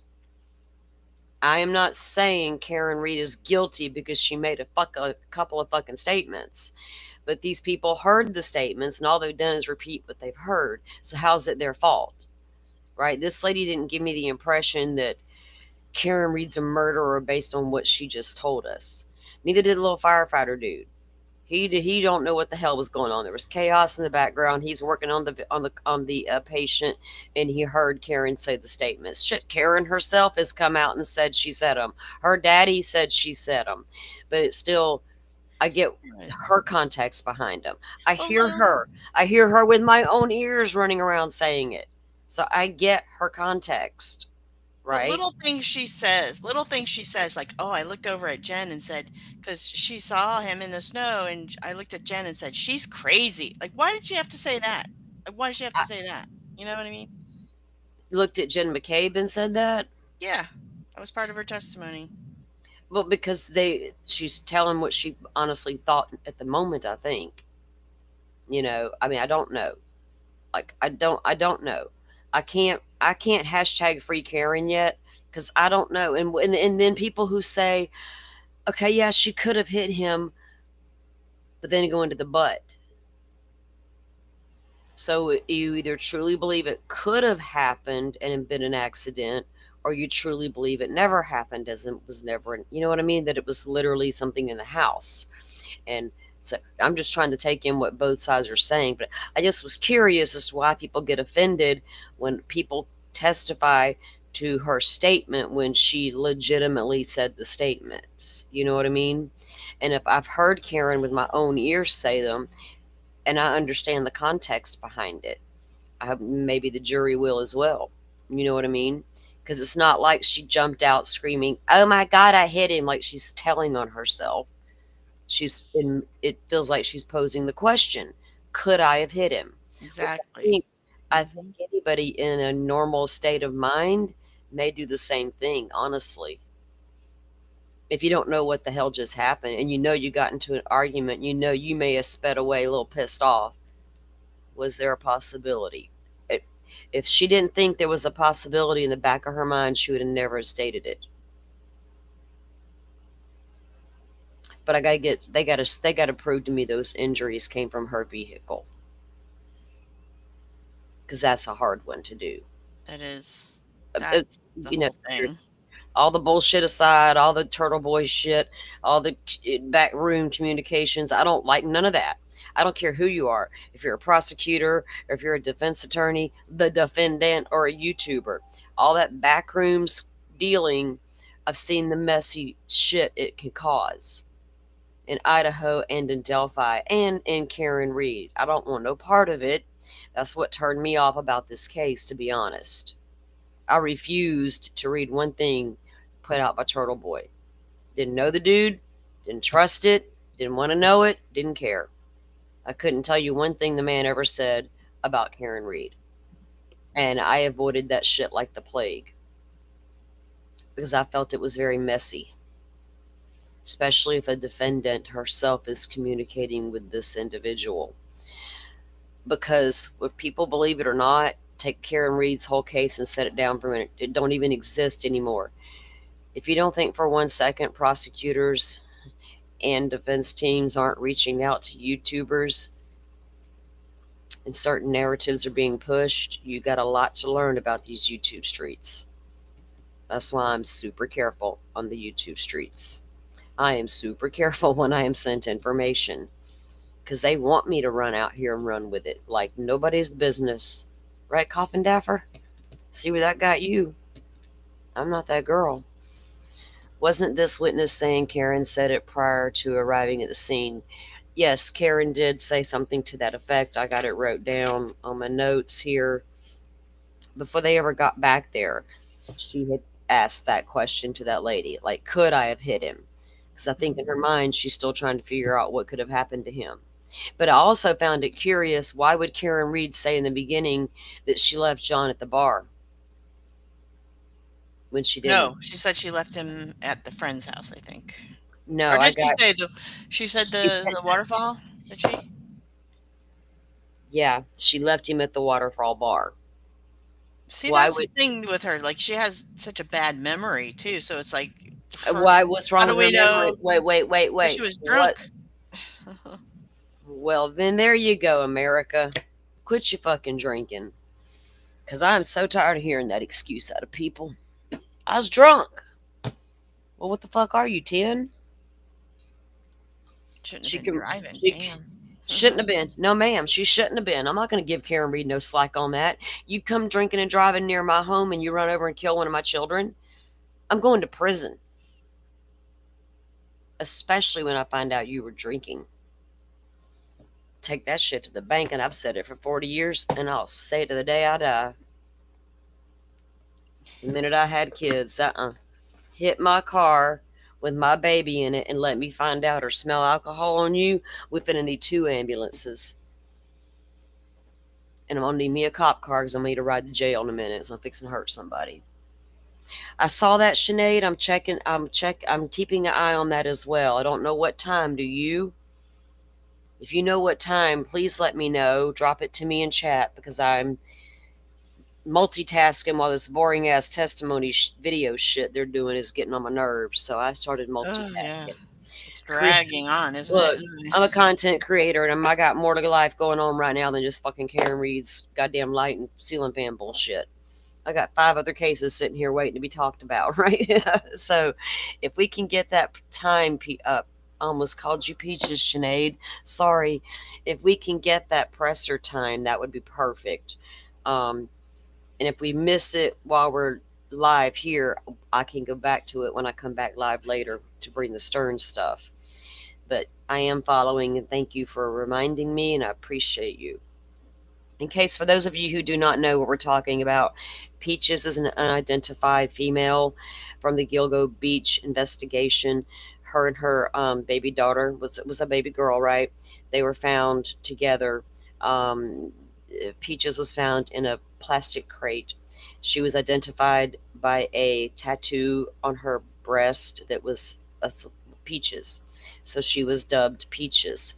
And from what we know today, and she was found back in the 90s, if I'm not mistaken, near another one of his identified victims.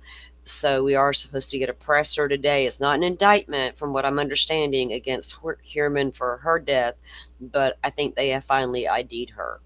Which, and I also read that they went as far as they did like IgG with her, and they started asking questions about her around Mobile, Alabama.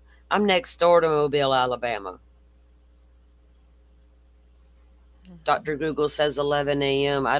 Sometimes I don't even think about Dr. Google. I go straight to some sources I know on the Twitters where I was getting my information, but I didn't look for the time yet. Thank you, Joe.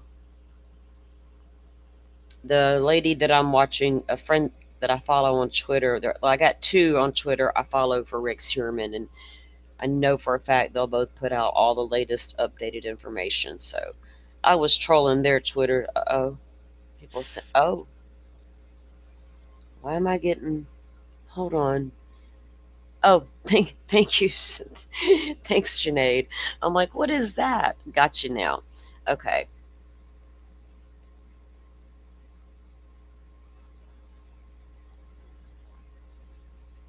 Okay, so she sent me the press briefing notice on that. Looks like you sent that to me yesterday. Oh, what is this? Somebody else done sent me. What do we got here? Some more sulfate counties. Oh.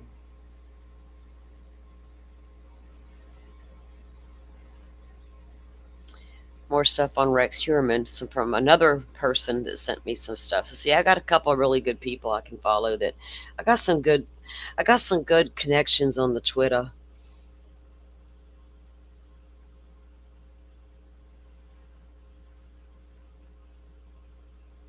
Yeah, I doubt we'll break away to go watch it live, because we'll be watching this slow ass shit here. Like, I almost wouldn't mind can y'all call us back, Bev, when y'all get to the good shit? It'll get better once the defense, if they cross. I want to hear a good lawyer give a good argument. I do not want to sit here and watch a dead ass video. That's a video of the defense snow. I'm watching the back of Carrie's car. If you think this guy is boring, you should have seen Lolly. Yeah, but this ain't my first trial, so I've seen a lot of boring ass attorneys in my time. But I'm a little bored with their damn cute video. Talk all you want, whatever. Give me the business. But this video, I'm not even understanding the point in watching it right now.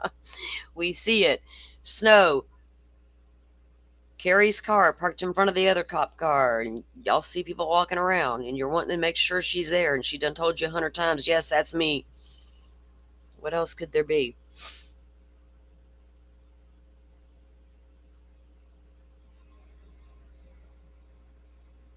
One of my friends, Sinead, on X, will probably have a video out on it shortly after it airs. And I'm watching the other places as well.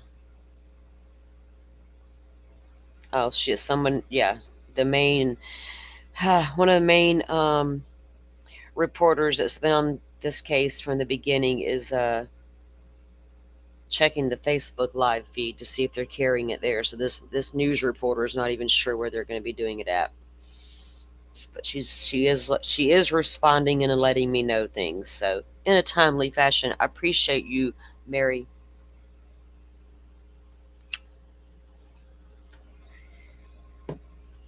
We appreciate those that help us get this job done. Yeah, it's been a long time coming. Now, if he can get charged with hers as well, right? All them damn hairs. And now I'm hearing, I've been following, you can't watch the court hearings, unfortunately, over that new DNA technology they're introducing in his case. Well, it's not new, but new enough. It's the first time it will ever be used in New York. But, you know, his wife has got her divorce is final now. I think it was finalized. But she's wanting to know how her hairs ended up on some of those victims. Ma'am, they call that transfer DNA. Unless you were in the room when the victims were harmed, we can call it touch at that point. Either way, it's a hair, it's transfer. Let's not mince words and cause confusion. But how the transfer got there. If you were out of town each and every time he killed a victim, then apparently you were never in the room or presence of these victims. Therefore, when he picked them up on the side of the street and put them into his vehicle where you probably rode from time to time, possibility one of your hairs got on one of your victims. Or he took them back to his home like he would do and go in the basement. You know, all that nasty shit he was doing when you turned your blind eye. Got a hair out of your house, too. Yes, ma'am. That's how that happened. Quit nosing around the courthouse acting like you want to know why are you worried about your hair being on a victim? Huh. Think about it that way. The briefing will be held at 11 a.m. at the... Oh, okay. Yeah. They usually air them on their Facebook pages. Normally. Under normal circumstances. But do we have normal? Haha. Let me see something here.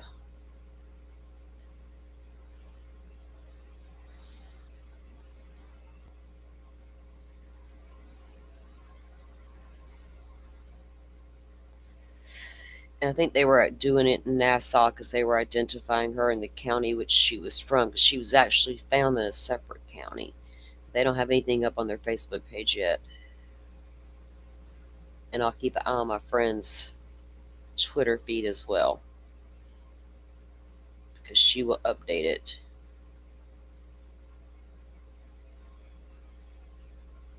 It's crazy what all this Huerman was doing, guys, and how long serial killers just fascinate the shit out of me. Maybe that's why I'm in true crime. When someone says where, I think physical, not. Oh well, Joe, I live in social media world. I don't go nowhere. I'm trying to find it. No, I'm teasing you. Yeah, I get you. Yeah. I can't go to the physical address, though. I got to go to the web address, so. Method to my madness. Let me refresh this light bulb scene.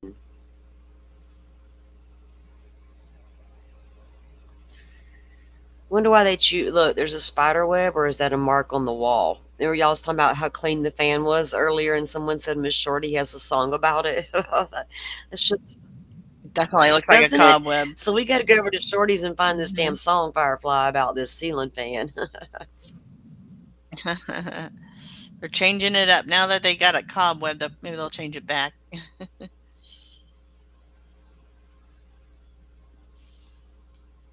Yeah, you know, this hearsay and what all is being said to each other in the moment within minutes of this man being discovered. Let me tell y'all, a lot of shit will get said. And you've never been in a hardcore, immediate, full-fledged adrenaline type situation, you have no idea all the things that can be said and said quickly in a moment. And when people are trying to figure shit out, because I've been in a couple of them. There's going to be things you don't even remember that were said. Right, flip-flops? How did Rex... I know how Rex got a lot away with it as long as he did, and plus the corruption over there in the fucking city didn't help in their department. But it just took technology a long time to catch up with him, because he got so worried about DNA once DNA became a thing, right? We see that in his murder playbook. that he had going down. He was getting more concerned about that DNA. Good morning, Truth. Welcome in. He knew that DNA would catch him eventually, but he was too stupid not to throw away that pizza, or take it with him, rather, or eat that whole crust. He'd throw away that pizza crust, and they're like, snag, we got you, buddy. Leave your slobber all over that pizza crust, you dumbass. Thank God he did. And that's what happens when you're followed by the FBI, when the men in black are following you. They're trying to get your DNA. Don't leave that shit. You can't help shedding it, but don't throw it out there on purpose. I'm acting like y'all a bunch of criminals. Not getting mine to plant on somebody's sheath. Fuck that.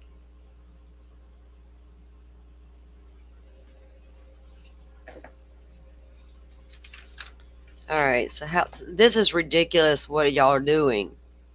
Is this court, if this court is like this, the entire, oh my God. Thank God, I hope Hippler's not like this. I hope he's not like Bev and gonna need her a break every 5. She must have a bad bladder. You reckon, Firefly, did she take a lot of breaks last time? She might need. Oh yeah, it takes forever because they're so slow. No, I mean, does she just call for him at random, or is it just her deciding she needs a sidebar all of a sudden? Is it a fake sidebar for a bathroom break? Is her depend? Well, it's because they. What's going on here? I'm saying she's lying. Something ain't right. There's too many of them. They should have worked all this shit out beforehand. That's the whole point of pretrial hearings. Plus, y'all done been through one trial. True. Come to get. Man, make it make sense. Try to convince somebody about a brain. It seems like when they, well, you know, like when they make too many objections, then they go to sidebar. Well, I understand that too, but not for this long. Yeah. Yeah, this is. I mean, long they all her sidebars, and she's always wanting a sidebar and a break. Yeah.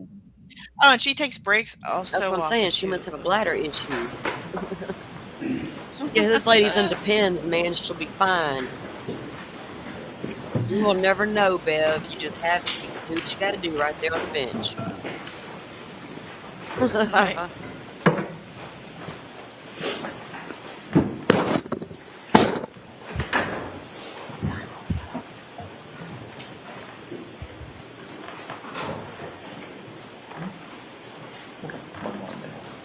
Court is back in session. You may be seated.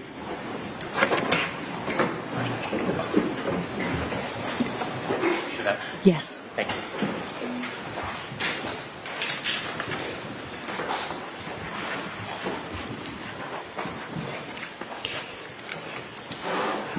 Ms. Roberts, we have about a minute and a half left. I want to watch the video until it reaches 6:35, please, Ms. Gilman.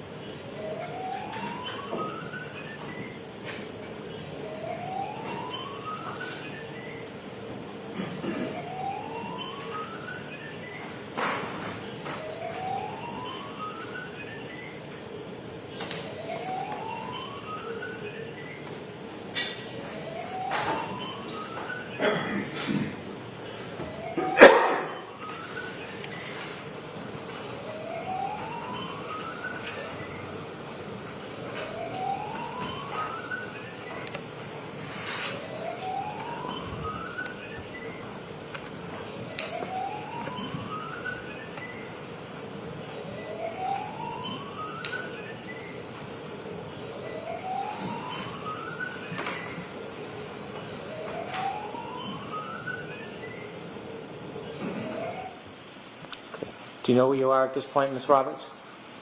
No. Okay. If you could fast forward just a little bit more, please.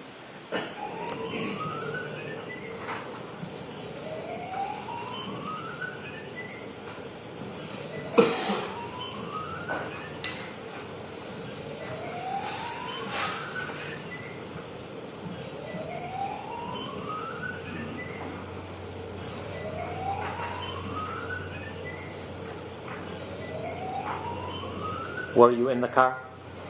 I just got out of the car. And do you remember if your car was warm? Yes.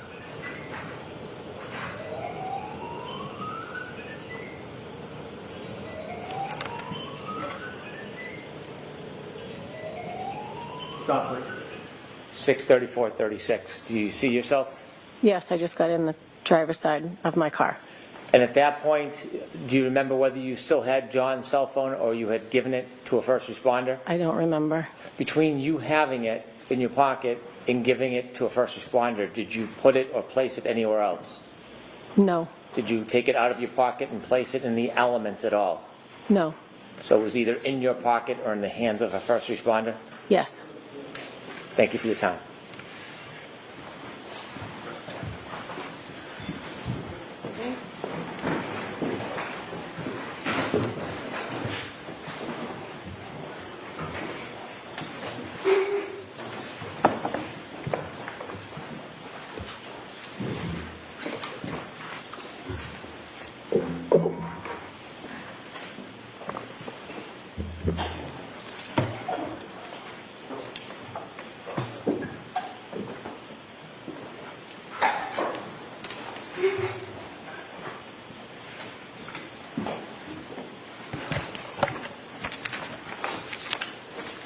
Your Honor, may I? Thank you. Good morning, Ms. Roberts. How are you? Good morning. Under questioning by Mr. Brennan, you talked about the number of times or a number of times that you have spoken to the DA's office or some member of the DA's office. I'd like to ask you a couple of questions about that. Sure. How many times in total do you think you've spoken to a representative of the district attorney's office? I don't have a number. Would you say it's more than a dozen? Yes. Would you say it's more than 50? Maybe around there. Okay. Maybe less. And who are the folks, Ms. Roberts, that you have spoken to at the DA's office? Steve Nelson, Okay. the victim advocate, Yuri Buchanan, who's a state police officer, and the DA, Michael Morrissey. And what was the, I want to take those in order, and two of those are at the DA's office. One of those is not. Yuri Buchanan is not at the DA's office. He's actually a Massachusetts state police officer. Is that right? Yes. Okay. Let's take those in order. How many times would you say you've spoken to Mr. Nelson? Just if you can give me a thumbnail. I don't know, maybe 30, 40. Okay. Have you received what you would consider to be updates on the progress of the case? I would ask questions, and he would give me very broad answers. Okay. Were your questions ever prompted by conversations that you had with your friend, Miss McCabe, Jen McCabe? Sometimes Jen would say, could you ask Steve this, because I had a rapport with Steve. Okay. Were those conversations by text message or phone calls or both? I would usually text him. Okay. What about the conversation with, or conversations with Mr. Morrissey, the elected district attorney? What were the circumstances under which you contacted Mr. Morrissey? Well, during the course of this trial, the witnesses have been harassed. That's not my question. Objection. But I'm answering your question. Hold on. I'm going to sustain the objection. Next question. Thank you. Were you phoning him? Were you meeting him? Were you texting him? That's my question. The circumstances of the communication itself. I phoned the office asking for a meeting, had a meeting, and then he left a voicemail at some point and texted me and said, I just left you a voicemail. Okay. Was that the extent of your conversations with Mr. Morrissey, the elected DA? I had one other meeting with other witnesses. Okay. And the DA. And turning to Yuri Buchanan, what were the logistics, I'll use that word instead of circumstances, what were the logistics of you contacting Yuri Buchnick? Was it by phone? Was it in-person meetings, text messages, or all of the above? All of the above. All of the above. How many times would you say that you've spoken with Yuri Buchnick? Spoken or communicated? Sorry, good point. Communicated with? Probably 20. Okay. When was the last time, actually, let me ask you a different question. Have you ever met with Mr. Brennan before your testimony today? Yes. What was the circumstance of that meeting? Going over my testimony from the last trial. Okay. And sort of just asking questions on what might come this time. Would I be cross-examined? I wasn't last time. Just sort of, all the things went through my testimony. Okay. When was that meeting? I don't know, in the last couple of weeks. I don't know. Okay. Where was the meeting? At the DA's office. Who else was there? Different times that I would meet with him. Steve Nelson would be there. One time, Brian Tully was there. Mr. Brennan's assistant. I'm sorry? Mr. Brennan's assistant. Okay. I don't know. Adam Lally and Laura McLaughlin. Were those meetings, you said there was 2 meetings? Or did I misunderstand you? Yeah, I think there were 2. Okay. Were those close in time to one another? You mentioned 2 weeks ago. Were those both 2 weeks? I said a few weeks ago, but the other meeting was just before I was going to testify. Meaning, what, yesterday, the day before? Last week. Was that also at the DA's office? Yes, it was. Were you shown anything at that meeting? Was I shown anything? Videos, testimony, transcripts? No. Reports? No. Nothing? I don't think so. Okay. We went over my testimony on the screen, and then I just talked about my testimony from the last time. Okay. When you say you went over your testimony on screen, what do you mean? We watched my testimony from the first trial on a TV screen. Okay, so you were shown something. You were shown a video of your prior testimony. Yes. So I'd like to see counsel at sidebar for just a minute, please. Good Lord. You are. Okay, I just gotta hold on. Let me hang on. I'm getting messages about the Gilgo Beach stuff, so I'm multitasking. Like I gotta grab a link real quick and save it. Oh shit, where'd she just send that to me at? Was that Twitter or? Oh, I'm in the Catch List Discord. That's where I got confused about where I needed to grab that from. I went straight to the source. I'm not even playing around.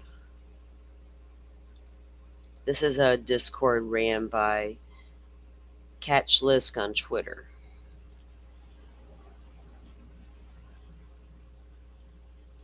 Okay, wait, where's that link she sent me? Here it is. Okay. Oops.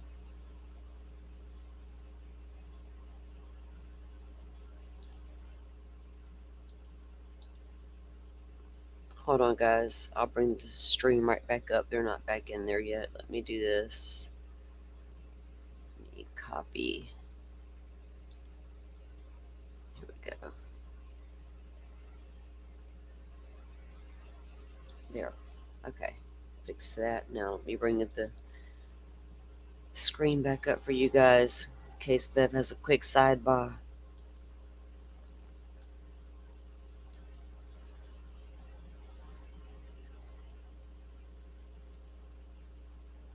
Yes, okay. They're back already. Let me pull it back.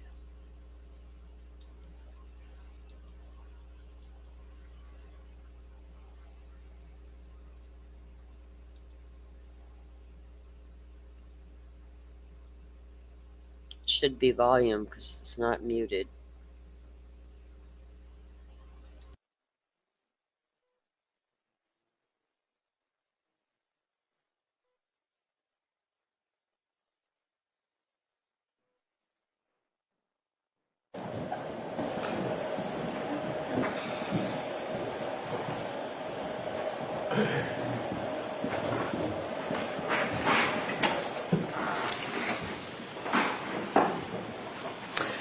May I, Your Honor? Yes. Thank you. Other than watching your testimony, were you shown anything else? Transcripts, videos, like videos that you may have seen today, dash cam videos, anything like that? I don't think so. Okay. I don't think I was shown anything. Okay. Did you discuss other parts of your prior testimony? Yes. Okay. What was discussed concerning your prior testimony and how it would impact how you testified today on direct examination? Mr. Brennan had just asked me, can you just tell me what happened? So I told him the story verbally. Okay.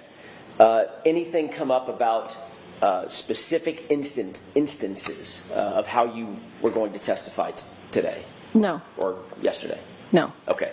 I want to talk to you a little bit, Ms. Roberts, about the video that you were shown by Mr. Brennan. It's the dash cam video of Officer Cheif. I'm not sure if you know which officer that is. No, I don't. It's the one that you've been watching. Okay. That dash cam that shows your car in the foreground. Yep. I'd like to ask you a couple of quick questions about your memory of that incident, and then perhaps show you the video depending upon what the answer is. Sure. Do you remember when the officer first arrived, you and Miss Reed specifically were at Mr. O'Keefe's body? Yes. Where was Miss McCabe at that moment? She was there too, but she was waving down the first responders because it was dark out and he couldn't see us. He had a spotlight. You and Miss Reed were both providing some level of CPR, some level of life-saving efforts. Yes, as was Miss McCabe. What was Miss McCabe doing? When I was doing chest compressions and Karen was doing mouth-to-mouth, Jen was either on the phone with 911 or handing me baby blankets. Okay. At some point, she did take over doing chest compressions because I asked her to. Okay. So Miss Reed was focused on Mr. O'Keefe's head, face area. Correct. You were focused on the chest. Correct. Miss McCabe was, at some point at least, she had called 911 or dialed 911. Yes.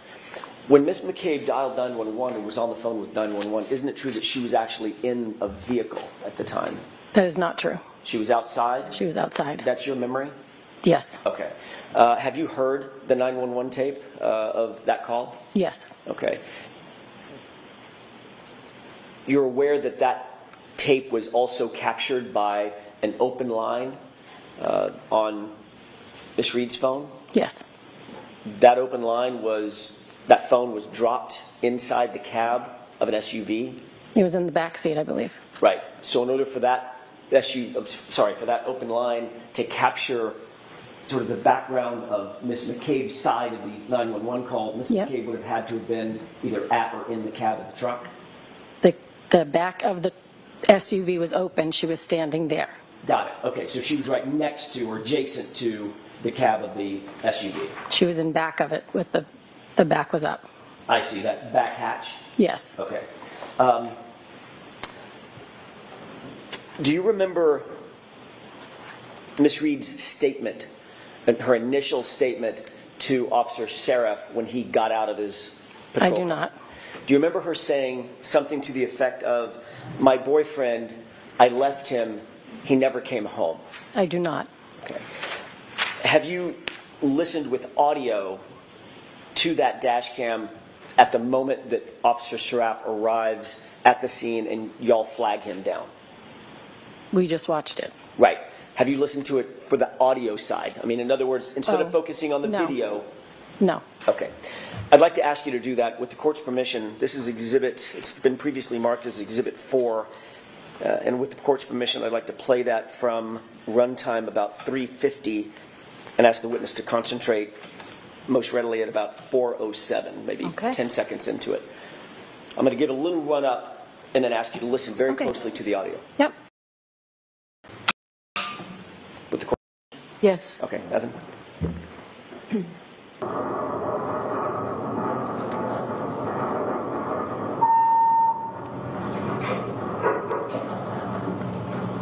Stop. Do you recognize the video as being the same video that you saw and you looked at on direct examination? Yes. Okay. In just a quick second, the door to the car, you're going to hear it open. I'd like to ask you to pay special attention to the audio portion and Miss Reed's voice. Okay. If you can hear it. Go ahead.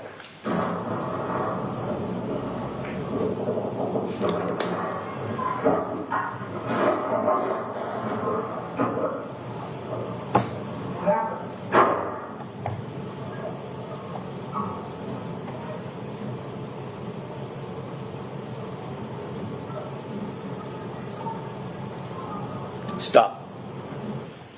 Did you hear that last statement? No. Did you hear a woman's voice kind of faint in the background? I heard a voice, but I didn't make out what she was saying. Okay. Did it sound like she said, my boyfriend, I dropped him off and he never came home? Objection. Could you hear that, Ms. Roberts? No. Okay. Next question. That's all I have for the video. We can take that down.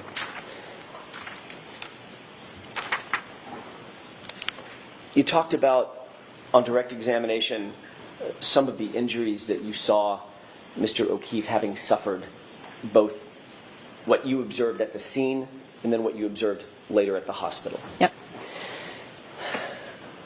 And you noted those injuries, correct? Say it again? You noted those injuries. Those were... Yes. You made note of those. Yes. Or at least some of them.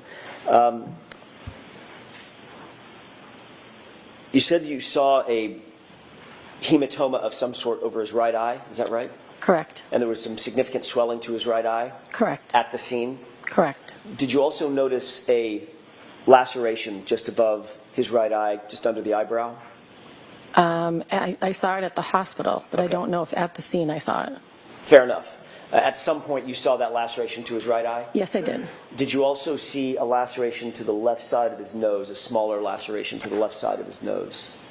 I don't recall. I know there was blood coming from here, but I don't know if it was coming from inside his nose or from a laceration. I don't know. When you you're pointing to the left side of your nostril. Yes. And basically just above the nostril, correct? Yes, right around the nostril, there was blood coming this way. Okay, draining to the left side of his cheek? Yes. Okay. You also saw, once you got to the hospital, that his left eye had swollen as well. Now, both eyes were swollen and filled with what looked like blood. And his left eye was black as well as his right eye? Correct. Okay.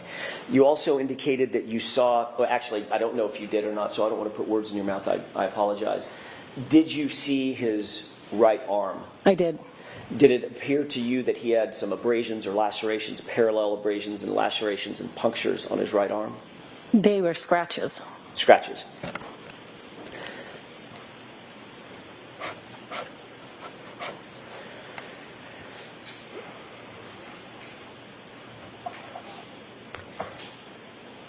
Ms. Roberts, you've previously testified that when you arrived, let me take you back instead of jumping right into it. After you met up with Ms. Reed at Jen McCabe's house that morning, so this is just after 5 o'clock or so, the three of you arrived back at One Meadows, correct? Is that right? I'm sorry. Correct. Okay. You're trailing the Lexus SUV, correct? Correct. The Lexus pulls in to the driveway and you pull in directly behind Miss Reed and Jennifer McCabe is driving. Correct. You're driving your SUV, correct? Correct. You've previously testified that when you arrived at One Meadows at that moment, that once that SUV, the Lexus SUV, had pulled in and you pulled in behind the Lexus, you got out of the Lexus, sorry, you got out of your SUV, they got out of the Lexus, and that's a point at which Karen showed you the back of her taillight and said something to the effect of, do you think I hit him? Do you think I hit him? Oh my God, do you think I hit him? Do you recall that? I recall saying I didn't know if it was when we were coming or going, but she did point out the taillight. Okay. When you previously testified under oath, your quote was, quote, Karen pulls in and I pull in behind her. Mr. Jackson. Get page and line numbers when Yes. offering statements. Sure. It's the SGJ. the grand jury. Page 58, lines 14 through 19 for court and counsel. Thank you. Did you testify, quote, Karen pulls in and I pull in behind her, period. When we get out, and Karen is now showing us the back of the car saying, my taillight, do you think I hit him? Do you think I hit him? Oh my God, do you guys think I hit him? Question mark. End quote. Is that how you testified? May I see it? Sure.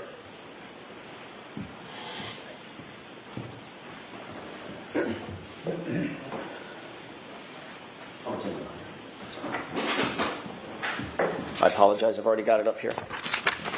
Does it have a date on it, Mr. Jackson? It does.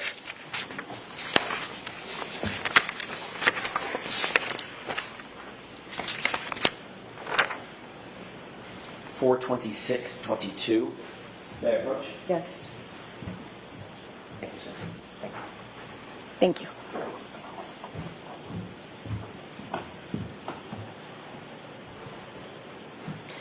Do you have the pages after this? I'm sure I do. Because in the pages after this, My question, Ms. Roberts, is that a quote that I just said, is that accurate? Do you see it in the? Yes, it is. Okay. May I approach? Yes.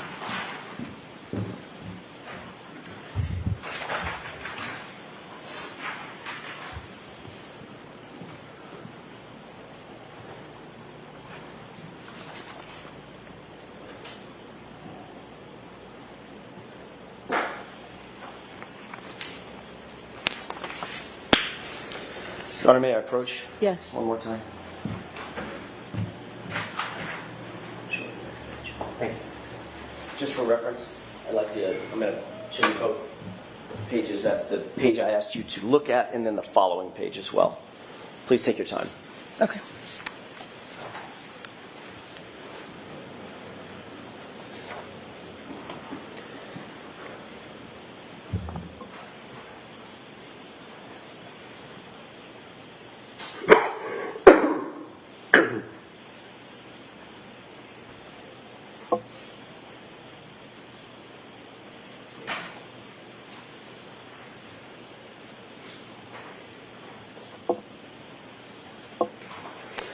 What I'm looking for is still not here, because I did say I wasn't sure if it was before or after. Ms. Roberts, you do have to wait for a question. Okay.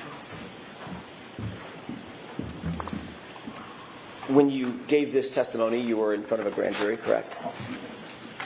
I'm not sure which one that is. Do you remember testifying in front of a grand jury on April 26th, 2022? Yes. Okay, about 2 years ago. Yes. Sorry, 3 years ago. You were under oath at the time. Is that right? Yes. Things were fresher in your mind at that time than they are now, 3.5 years later, I'm guessing. Correct? Yes. Okay. You were asked the question to describe the circumstance when you arrived at One Meadows. Is that right? Yes. And the answer that you gave was, quote, we pulled into it's a driveway, there's 2 cars, and then 2 cars, then a single, so John's car is there. Karen pulls in, and I pull in behind her. When we get out, and Karen is now showing us the back of the back of the car, saying, my taillight, do you think I hit him? Do you think I hit him? Oh my God, do you guys think I hit him? That was your testimony at the time, correct? Yes.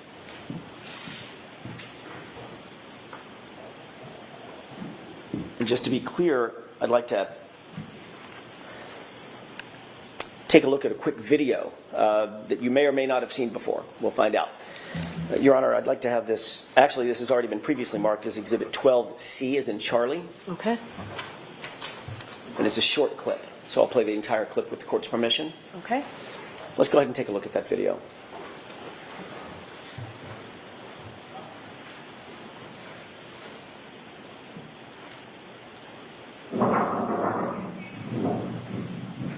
Can you pause? Do you recognize what's depicted in the video? Yeah, that's when we arrived at John's house. Okay. And who's the person with the plaid red pants? That is Jen. And who's the person that's just rounding the back of the car in front? That is Karen. What is the car in front? That's Karen's SUV. That's the Lexus SUV. Yes, it is. Behind that Lexus SUV, Ms. Roberts, is there another car? That's my car. And who's getting out of that car? I am. Okay. And this is the point that you were describing in your, at least in the grand jury testimony at that time. Yes. This is the time that you're describing. That I thought it was when we walked in. This is the time that you were describing, right? When you arrive at the scene. Yes. Or, sorry, arrive at One Meadows. Yes. Okay. Let's go ahead and play this through.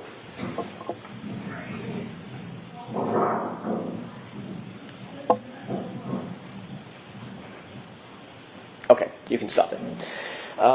And you can bring the lights up. You saw the interaction between all three of you and the vehicles, correct? Yep. At any point, did anybody stop and take a look at the tail light or the rear end of the car? Not when we were entering the house like I thought, but when we came out. Okay. And there's no video of that? I'm sorry? There's no video of that? No, I don't believe so. Right. So the video that does exist describes nearly exactly the time that you testified that y'all stopped at the back of the taillight and Karen said, look, my taillight's broken. Oh my God, do you think I hit him? Correct. Right? Okay. And that obviously was incorrect. It was incorrect. So your memory was faulty about that incident, that part of that incident at least. It happened on the way out of the house. So your memory was faulty about that part of the incident that you testified to at the grand jury? Yes. Okay.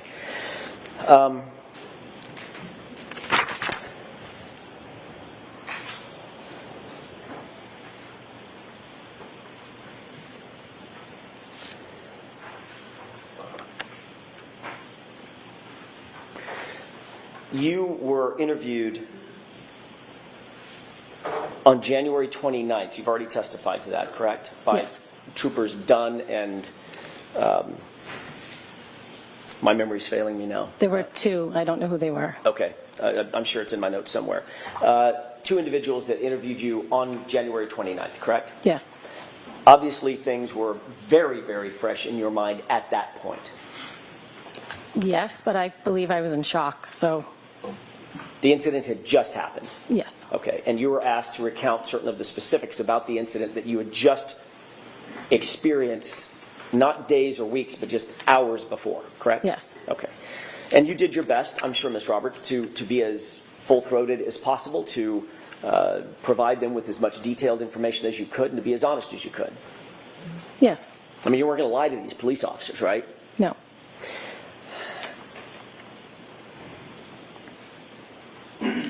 In your very first conversation with those two troopers on January 29th, you didn't mention anything about a taillight or a cracked taillight or no, even I did having not. seen a cracked taillight, did you? No, I did not. Okay.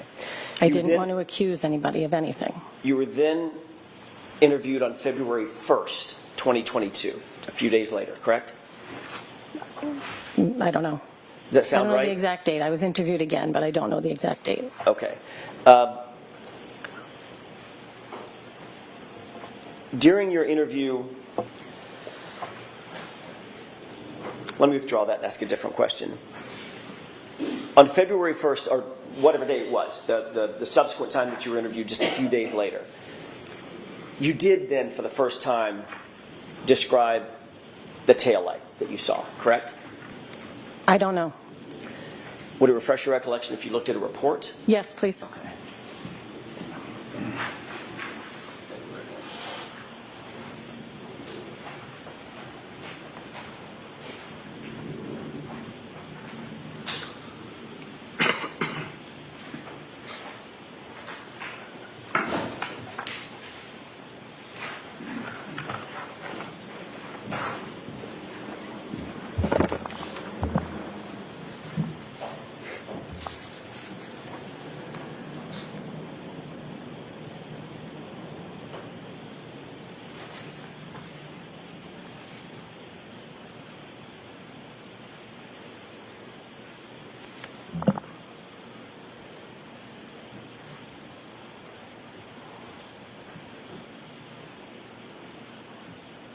Let me have just a moment, Your Honor. Sure.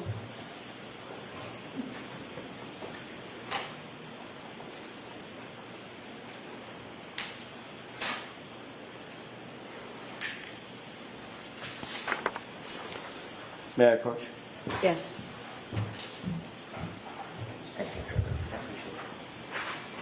I'm handing you a 2-page report, Ms. Roberts. I put a little dot on the second page just to direct your attention to the discussion related to the taillight, if you want to take a look at that.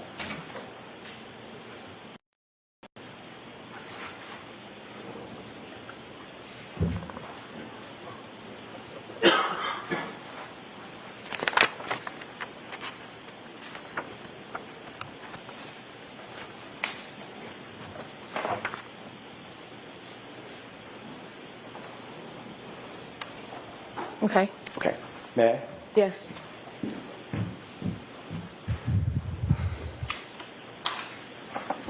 Does that refresh your recollection that you were interviewed on February 1st, 2022 by a trooper by the name of Connor Keefe and a trooper by the name of Kathleen Prince? Yes. Did Connor Keefe write that report? I'm sorry? Did Connor Keefe write that report? Trooper Kathleen Prince wrote the report. Okay. Does that matter? No? Nope. Okay. Does that refresh your recollection that you did discuss the taillight at that time? Yes. And did you tell Trooper Prince and Trooper Keefe that you noticed the back right taillight in the middle, quote, in the middle, your words, was broken and a piece of the metal encasement was pushed forward? Yes. Okay. You didn't say that the taillight was completely shattered, correct? Correct. You didn't say that the entire lens was missing, correct? Correct. You said it was broken in the middle. Is that Yes. right?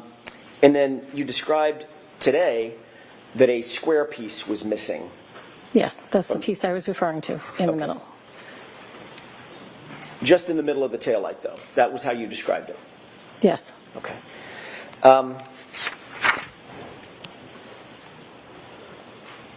I'd like to shift gears for a quick second and talk about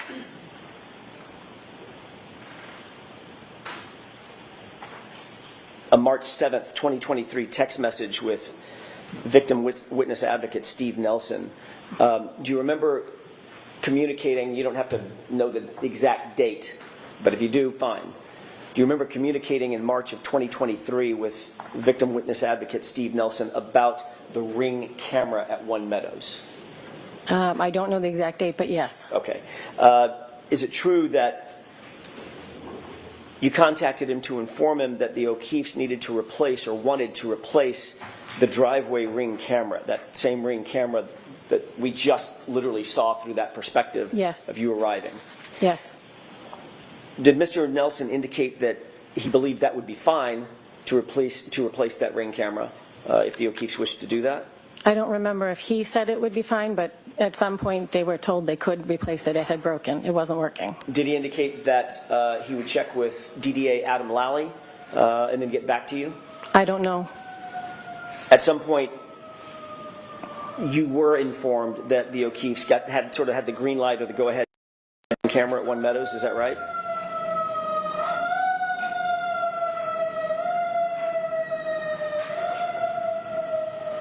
Yes. Okay. And then ultimately you then relayed that to the O'Keefes that they have the green light.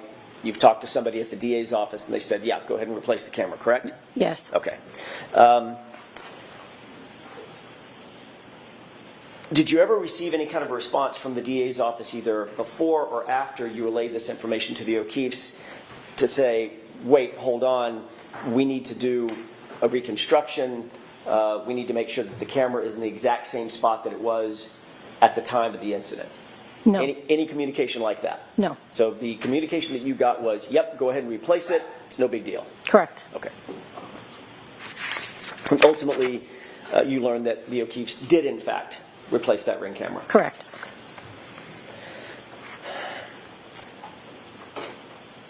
You have already described your relationship, at least in part, with Canton Police Officer Sergeant Michael Lang, correct? Yes. He is friends with you? His daughter is friends with my daughter. Your friend Lee with the family? Yes. Okay. And you're aware that he's also friends with the Albert family? No. Well, no. Were you aware that Michael Lank grew up with Chris Albert? I was not. Have you ever been in a social setting with both the Lanks and the Alberts? No. You're aware, obviously, you were at the scene. He was the first officer to respond to the crime scene at 34 Fairview on January 29th after Officer Seraph and after Mulaney arrived. Right? Then it was Sergeant Lank. I don't know which order. I did see Sergeant Lank there, yes. Was he the, excuse me a second.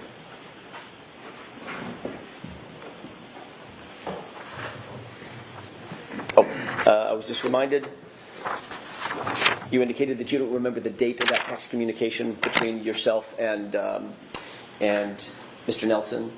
No, I don't remember the date. Would it refresh your recollection if you looked at a text message between the two of you about the subject of the Ring camera?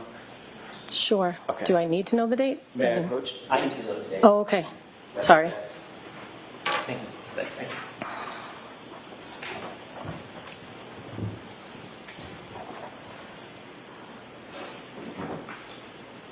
Is it March 7th, 2023? Does that refresh your recollection? Yeah. Okay. Thank you, Don.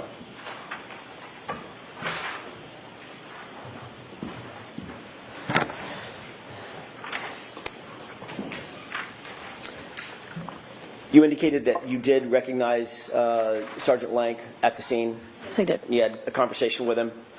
No. I said, Mike, is that you? He said yes, and that was it. All right.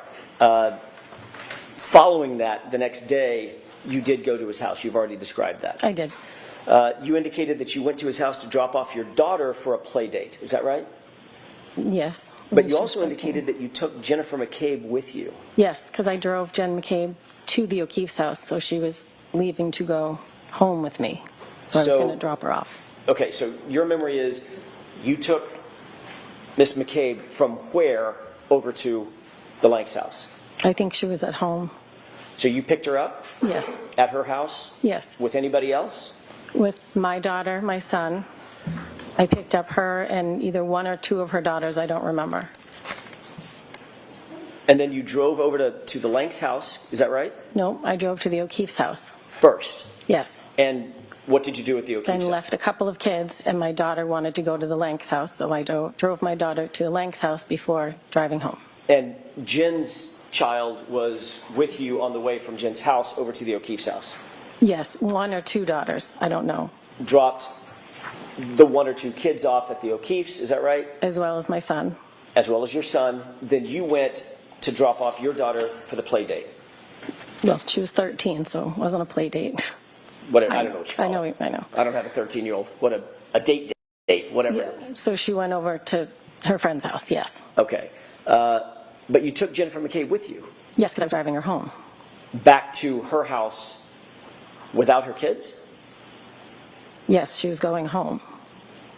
Were you going to go back to the O'Keefe's and pick up her kids and then take all of them home? I didn't have a plan. I mean, Patrick, okay, nephew, is my son's best friend. Got it. So he wanted to be with him. Okay.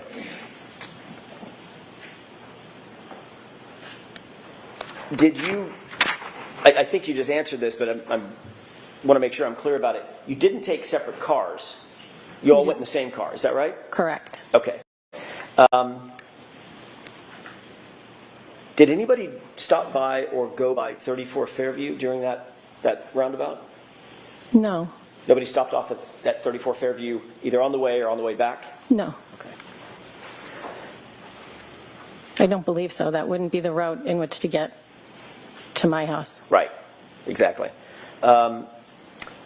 You indicated that you stayed, even though you were dropping off your daughter, y'all stayed, you and Miss McCabe stayed at Sergeant Lank's house for some 45 minutes. Does that sound about right? Yeah. And Sergeant Lank's wife, you indicated, was in the back seat of your car? Yes. Did y'all ever go inside the house? Jen went in to go to the bathroom. Was Sergeant Lank there? I don't know. I didn't go in. You didn't have any communications with Sergeant Lank? I'm sorry? You didn't have any communications with Sergeant Lank himself, Mike Lank, on that trip? No, I did not. But you don't know whether or not Jen did? I don't know whether or not Jen did. She went in the house to go to the bathroom. Okay.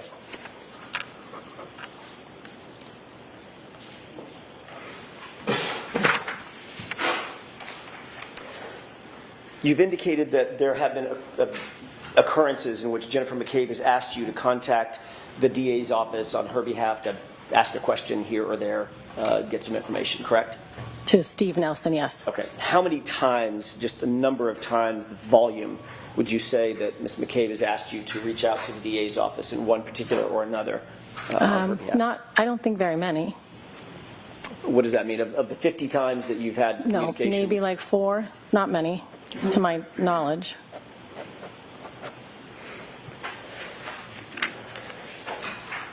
When you would, on these 4 occasions or 4 or so occasions, when you would reach out to the DA's office, gather information, whatever that information may be, would you then report that information back to Ms. McCabe? Yes. Okay.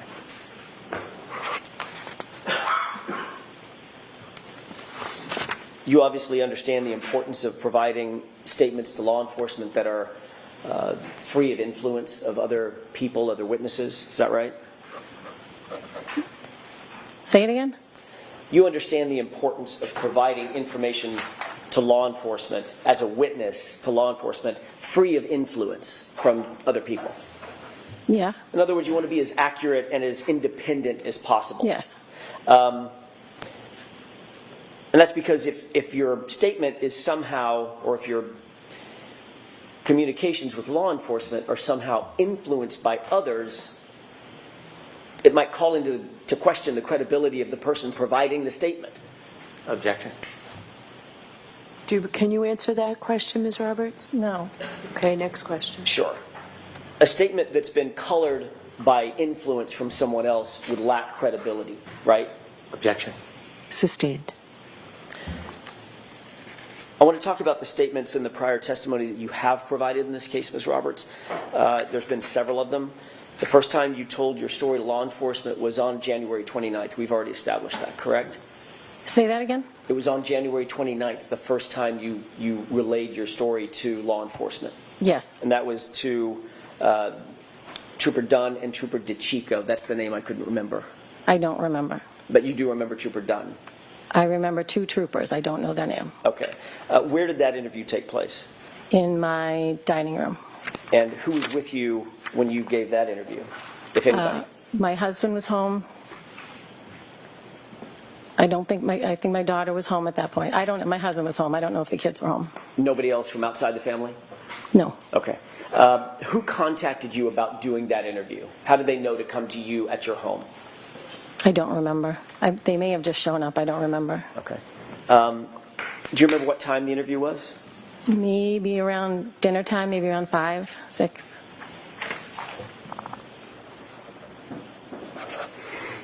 Was it recorded? I'm sorry? Was it recorded in any way? Tape recorder running? I don't think so. The troopers were taking notes, obviously? I believe so.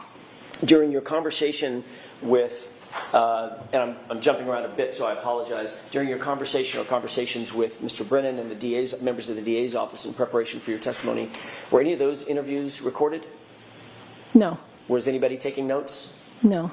No, none of the DAs were actually taking notes, the ADAs? I didn't look around the table to see if anyone was taking notes, but I didn't see them taking notes. No pads and pens on the table? There was a lot of stuff on the table, but I didn't see anybody taking notes. Okay.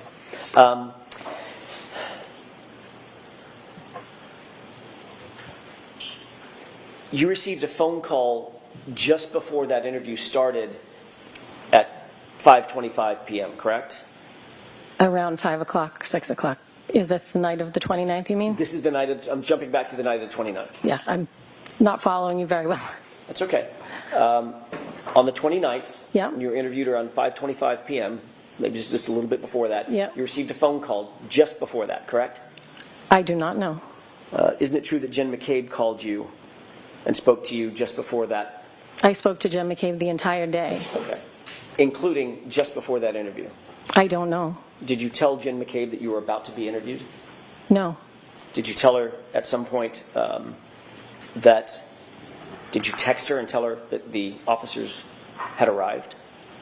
I don't think so. Did she text you back and say, call me right after? I don't know. Okay. During the course of that interview, when the incident was still pretty fresh in your mind, You indicated that at about 5 a.m. you got a call from KarenRead indicating that John never came home and that she was worried, correct? Correct. You also indicated that she was worried that John may be walking and may have gotten hit by a plow. You relayed that to the officers? Yes. You indicated that you met up with KarenRead and Jennifer McCabe at Jennifer McCabe's house, and Karen was hysterical and worried that something had happened to John. Yes.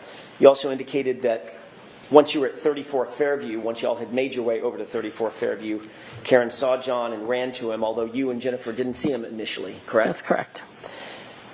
You said that Karen was repeating the phrase, "Is he dead? Is he dead?" over and over. Is that right? That is correct. You also indicated that she said that if anything happened to John, she'd kill herself, correct? That's what she said to me. Object. So the objection sustained.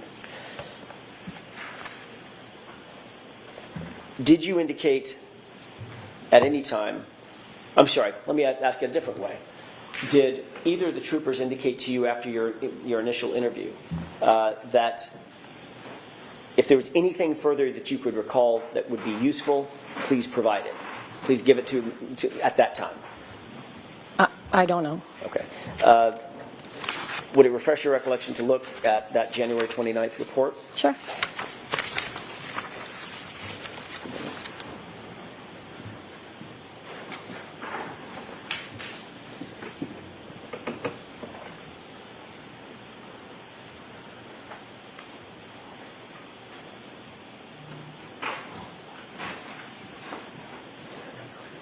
Thank you very much. Thank you. Show the second page of that report, January 29th. And there, I put a little mark by paragraph 5. You can take a look at that.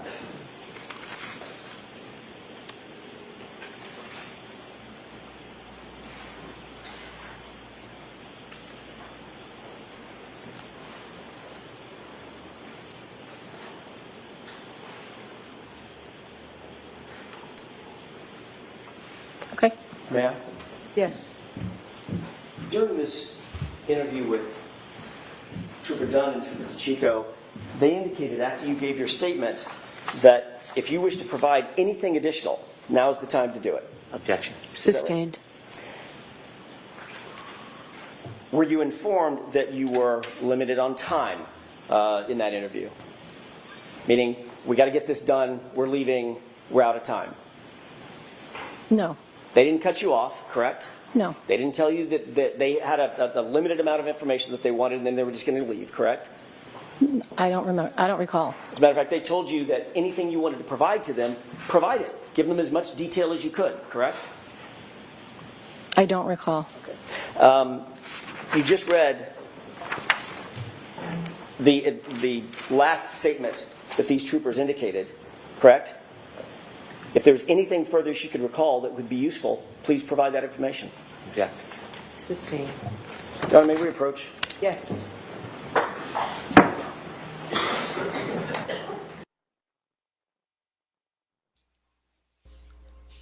Can you guys hear me okay? I don't have my headset on. Yeah, you're a little distant, but I can hear you. Yeah. Too distant? Yeah, hello. Too distant? Should I yell? Oh, hold on. It's pretty distant. Odd not to have the headset on, so let me switch. Hold on. What were you just using your phone or what? No, I'm watching on the PC, but I can switch between. Oh, okay. Okay. I can, when I'm just watching the trial with you guys, I'm not wearing the headset. But I can switch gotcha. back. I'm taking notes still. Yeah. That was a quick one. That was a quick one. You must yeah. be getting hungry, Beth. No, It's like, what can I ask? I'm giving y'all warning. Yeah. I'm getting hungry now. It is almost lunchtime. Yes. Thank you. Having looked at the report, Bring it to her and show it to her again. she's just, it's the same thing that I just showed her. Having looked at the report, does that refresh your recollection about what Trooper Dunn and DeChico told you at the end of the interview? I don't recall. It's not refreshing. I'm not remembering it. Even reading it, I'm not remembering it. I see. Okay, fair enough. So as you sit here, the details about what you told or what those two officers told you are not fresh in your mind, and nothing's refreshing your recollection about that. Right. Okay, but you do remember the basics of what I just described in that conversation with those two troopers? I mean, they asked me what happened. I told them, but I was also in shock. You never said during the course of that interview that my client called you at 5 o'clock in the morning just hours earlier and said he's dead and then hung up, correct? No, I don't believe I said it at that point. I did not remember that until a couple of days later. I see. And in fact, when you were asked about that particular statement, I'm sorry, when you asked about that particular series of events, that never came to your mind? No. That literally the first words out of Karen Read's mouth, according to you now, is he's dead and then hung up? Correct.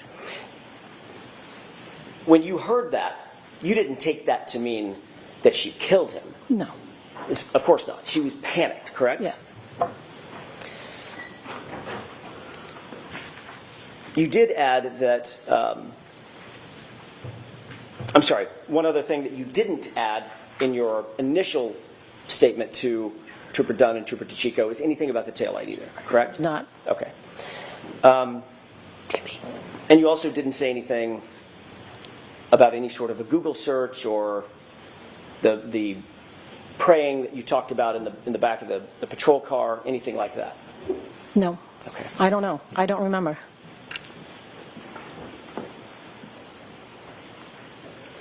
The second time you were interviewed, that was the February 1st interview. That was with Kathleen Prince and Connor Keefe, correct? And you just looked at that report, at least part of that report. Is that right? Say it again? Connor Keefe and Kathleen Prince, that was on February 1st, 3 days after your initial statement, correct?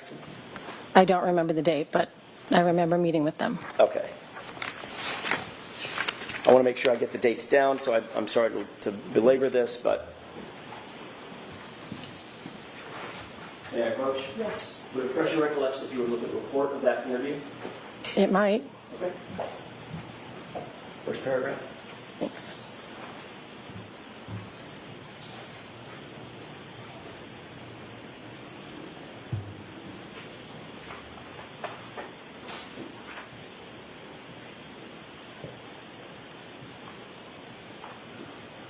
Am I reading the whole thing or just the part where you dotted? Just if it refreshes your recollection Oh. of the dates. Oh, for the date, yes. May I approach? Yes. What date was it that you met with me? February 1st. Okay.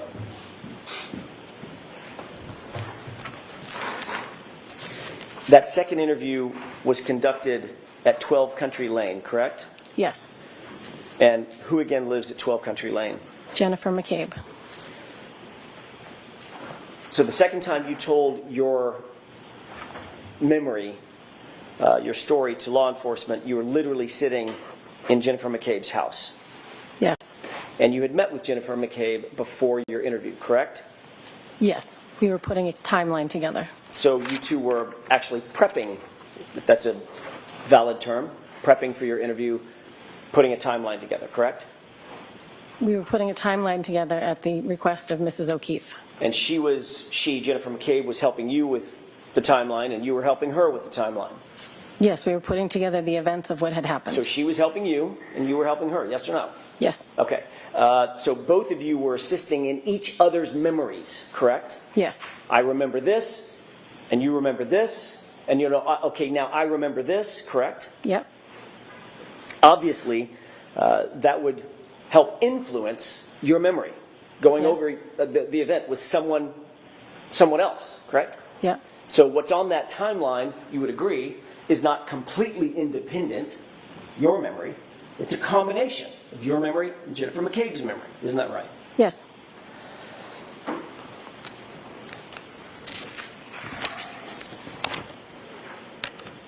May I have just a moment, Your Honor? Yes.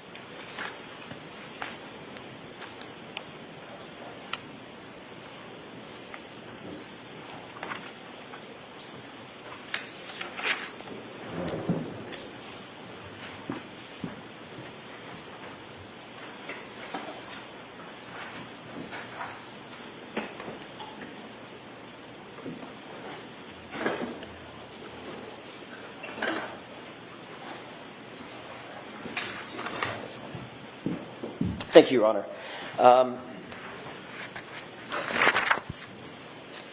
So the two of you drew out some sort of a timeline for you to follow during the course of that interview. Is that right?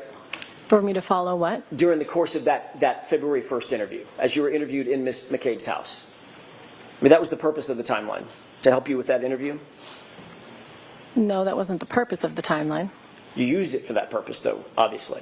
We did not. I was at Jen's house making a timeline, and the two officers showed up to interview her. I just happened to be there. Right, and when they interviewed you, did you have that timeline in front of you? That's my question. No, I did not. Okay, but you had just created it along with Jennifer McCabe.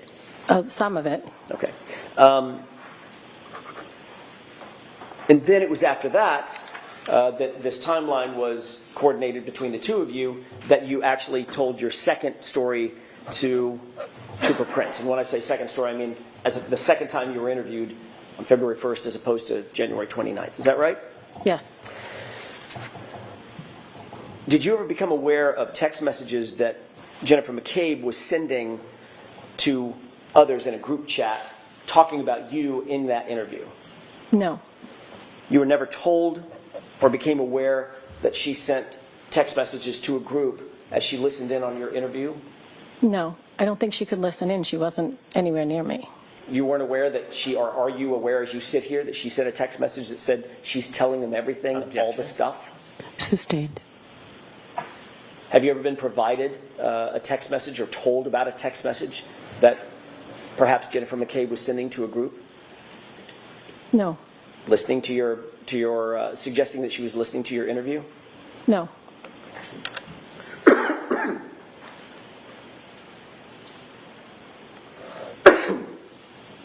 The third time you told your story was later that night in a telephonic interview. Is that right? With Trooper Proctor? I requested to speak to Trooper Proctor because I had remembered the very first time I spoke with Karen that morning, and I wanted to make sure it was recorded. Okay, that wasn't my question. My question was, did you have another telephonic conversation with Trooper Proctor, yes or no? You said that night, but it wasn't that night. When was it? I think it was earlier that day. Okay. Meaning, but it was after the interview with Trooper Prince. I don't think so. Think it was beforehand? I think it was beforehand. You were still with Jennifer McCabe when that call took place, correct? I was in her house. I was not with her. I stepped away to speak to him by myself. In her home at 12 Country Lane? Correct. Who else was with you other than Jennifer McCabe in the house? Her sister was there writing down the timeline for us. That? Her sister, Denise. Denise? So she was scribing the timeline as you and Jennifer McCabe were creating it? She was writing it down as we were remembering things. Right. And the three of you were doing this together, sort of communally? Yes. She would say something, then you would say something, then it would spark something that she would say, and back and forth, correct? Yes. How is it that Trooper Proctor got a hold of you? Did you call him or did he call you? I think he was on the phone with Jen, and I asked to speak to him. So Trooper Proctor got a hold of you through talking to Jen McCabe? Well, I asked to speak to him, but yes. Right. Was that interview recorded, to your knowledge? I don't know. The fourth time you met with police was February 2nd, the very next day, at about 12:08 p.m. Is that right? I don't remember. Do you remember signing a consent form for your phone? Yes. Was that the next day after this interview with Trooper Prince and Trooper I don't know what day it was. It was right after Karen was arraigned for the first time. Jen and I met with them and both handed our phones over willingly. So you just answered my question. So when you met with police, whatever the date was, it was a few days later, you met with police. You had a fourth time, you were still in the presence of Jennifer McCabe when you met with police. Yes. And handed your phone over, is that right? Yes. And she handed her phone over, is that right? Yes. And the two of you were together when you signed your consent forms, is that right? Yes.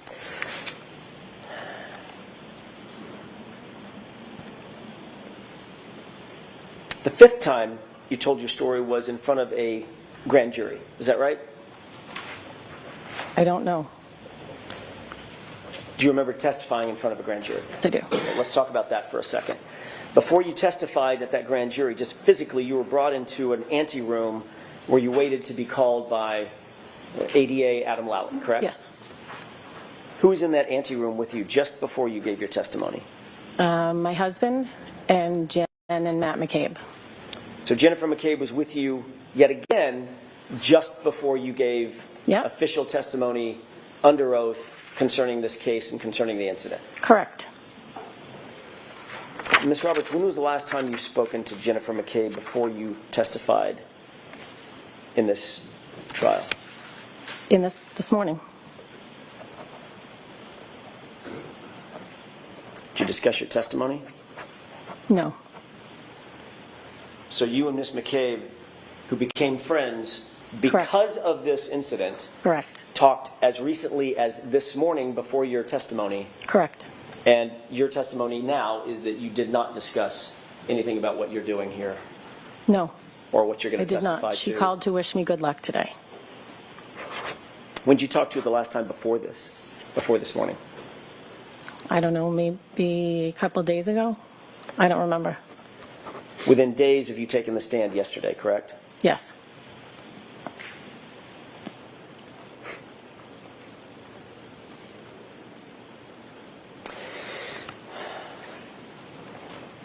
Did you ever... May I have just a minute? Yes.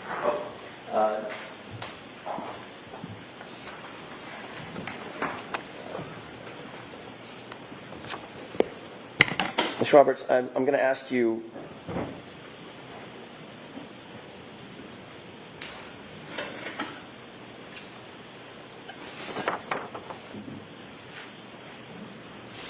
to take a look at...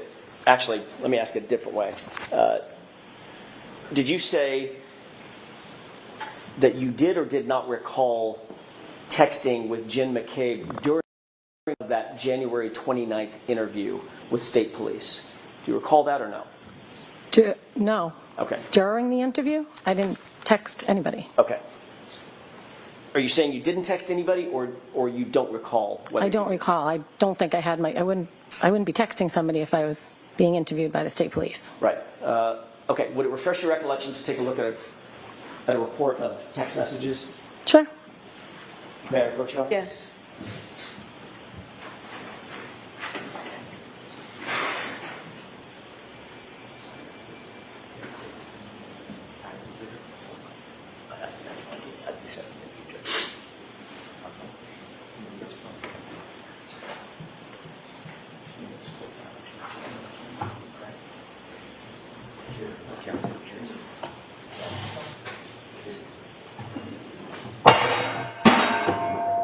Thank you.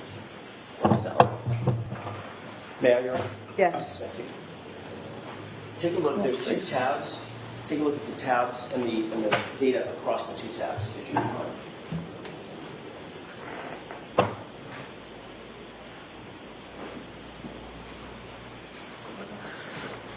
Okay.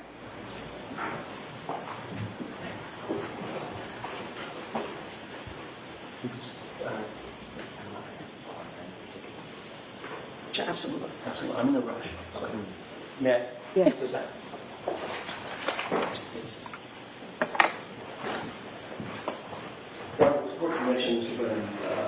Okay. Jurors, feel free to stand up and stretch if you'd like. And I forgot to tell you, anytime we're at sidebar, please feel free to stand up and stretch, okay?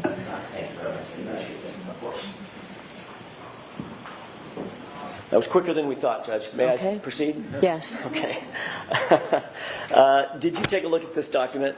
Yes. Does that refresh your recollection that there were two text messages at around the time of your interview with those two troopers? No. Do you recall, as you sit here, texting Ms. McCabe that the state troopers were arriving or they're just getting there? No. Do you recall Ms. McCabe texting you anything back about calling me after? No. Okay. Did you, in fact, different question, did you, in fact, call Ms. McCabe right after the interview and talk to her? I don't know.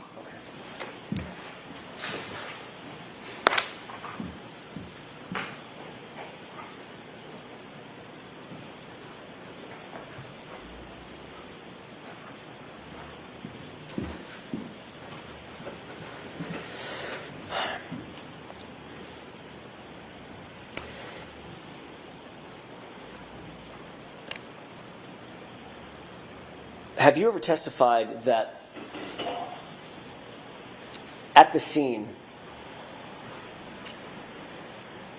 Miss Reed was seated in the back of a patrol car along with Jennifer McCabe, and you were standing just outside the car, and there was an interaction among the three of you? Yes. Have you ever testified, or have you ever stated, in any particular, that during that interaction, Karen asked the three of you to pray? Yes. Have you ever said or testified that during that interaction where you're seated, where they are seated in the back of the patrol car and Miss Reed asked you to pray, that Miss Reed said to Jennifer McCabe, Google hypothermia? No. You've never said that? I've never said that.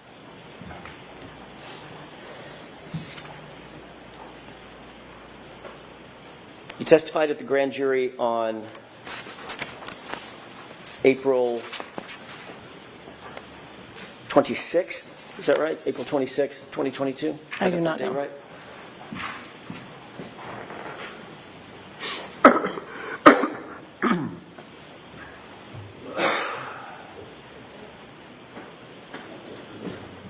Does that sound right, April 26th, 2022? I have no idea. Late April 2022, does that sound right? I don't know. It was 2022. You testified under oath, correct?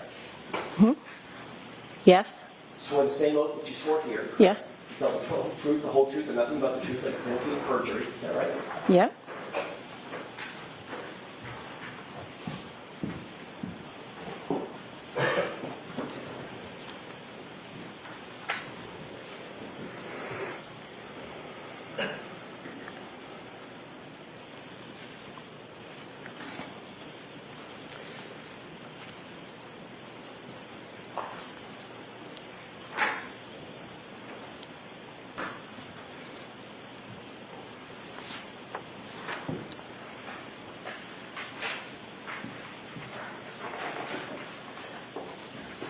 That's what I needed.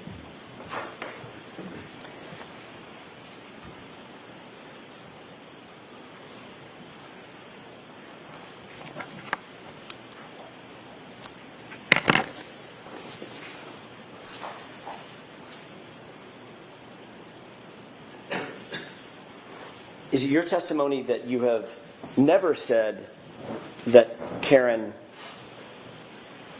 told Jen to Google hypothermia, or that you don't recall saying that? I don't recall saying that. Would it refresh your recollection to look at portion of your grand jury testimony from that day? It might. May I approach? Yes.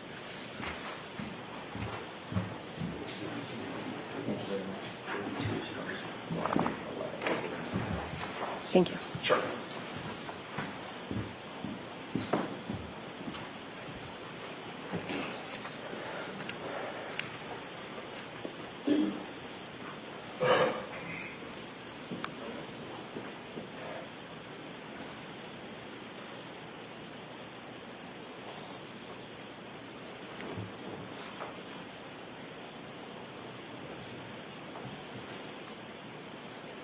And if you can read on to page 83 as well.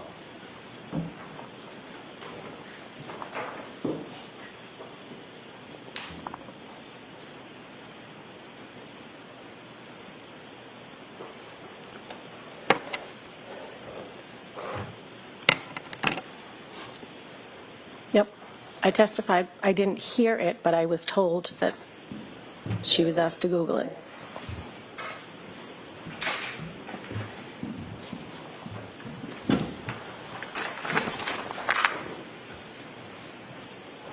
You testified under oath at the grand jury that at some point Karen was in back of the police cruiser, correct? Yep.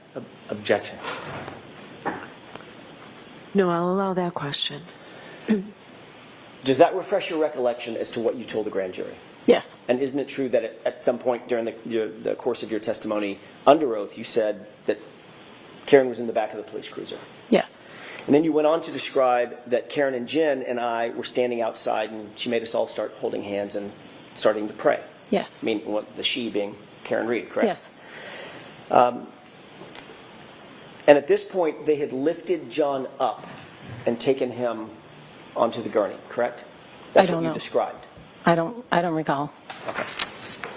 I'm going to do this again, just so we're clear.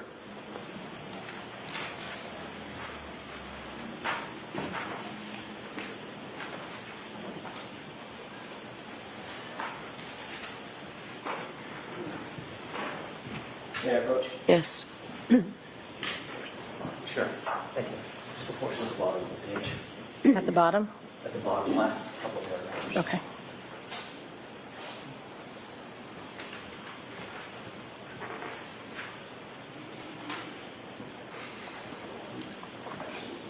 Yep, I say I think, so I'm not I have positive. a question for you. Okay. Is that refresh your recollection? Yes. Okay, thanks. Thank you. And you testified basically that you think, at least that's what you were telling the grand jurors, that you Yep. think that was the point at which they lifted John up Yes. and moved him into the ambulance, correct? Is that right? Yes. And then you were asked a question, what, if anything, did she, Miss Reed, ask Miss McCabe while they were sitting in the back of the cruiser that you heard, correct? Objection. Do you recall that? I did not hear the question about Google being asked. That's not my question. May I ask? May I inquire? Just repeat that question. Sure. Isn't it true that you were next asked by Mr. Lally in front of the grand jury, quote, what, if anything, did she, Miss Reed, ask Miss McCabe while they were sitting in the back of the cruiser that you heard, end quote. Do you remember being asked that question? No.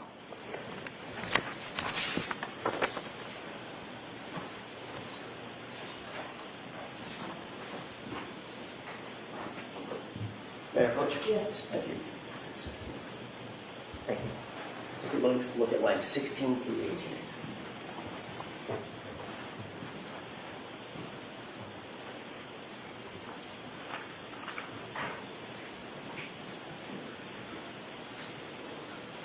Okay. May I? Yes. Does that refresh your recollection? That was the question that you were asked? Yes. Okay. And in response to that question, you stated, quote, at one point she asked her to Google hypothermia and how long Google hypothermia. Correct? Mm-hmm. I'm sorry? Yes.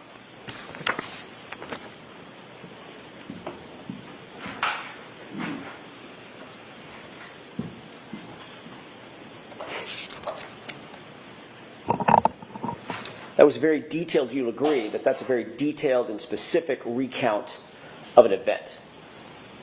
You recounted where you were, back of a cruiser, or they were in the back of a cruiser, correct? Yep. You recorded or reported the time. It was right around the time that you thought they were lifting John up and scooped him up onto the gurney, correct? Yep. I thought it was about that time. I wasn't sure. I'm sorry, I didn't get that answer. You were talking over each other. That's my mistake. What was your answer, Ms. Robbins? I thought it was about the time they lifted him up, but I wasn't sure. Okay. You were very detailed about who was there. It was you. It was Jen. It was my client, Karen Yes. Read, correct? Is that right? Yes. You were so detailed that you talked about where you were standing next to the cruiser open door, correct? Yes. What the others were doing, holding hands and praying, is that right? Yes. And the actual words used. You were as detailed about all of that as the actual words used. She asked her to Google hypothermia and how long, and then you stopped, Google hypothermia, end quote, correct? Correct. You will agree, at least for that purpose, you painted a very, very detailed picture in front of the grand jury, didn't you?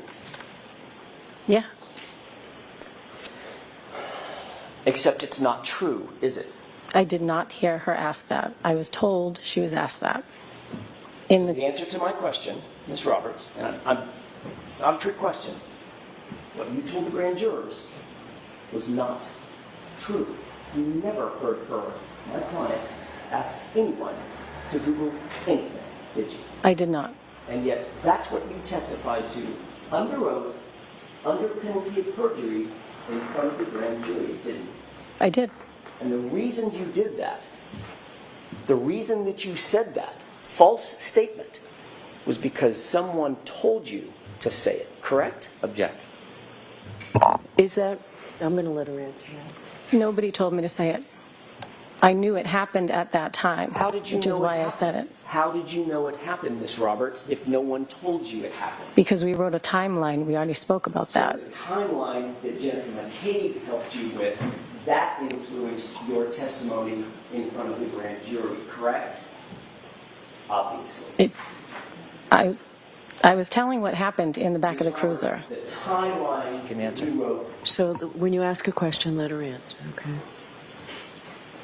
the timeline you wrote, with Jennifer McCabe's help, influenced your testimony to testify in front of the grand jurors to a statement that you never heard, correct? Yes.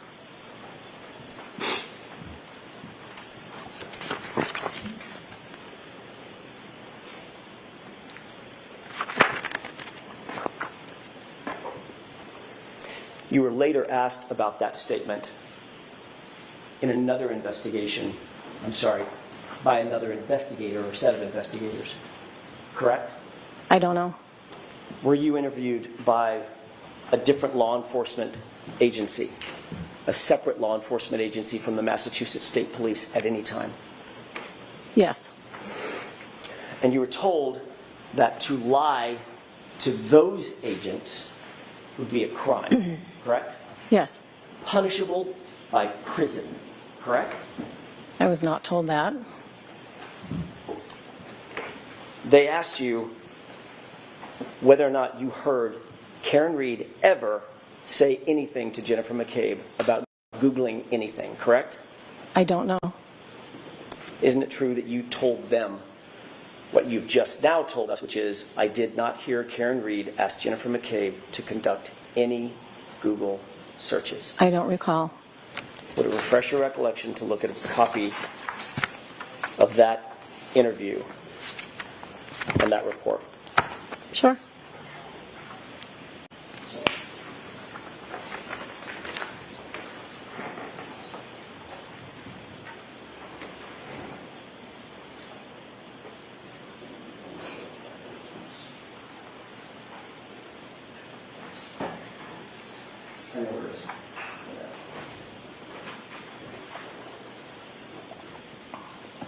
Can I approach? Yes.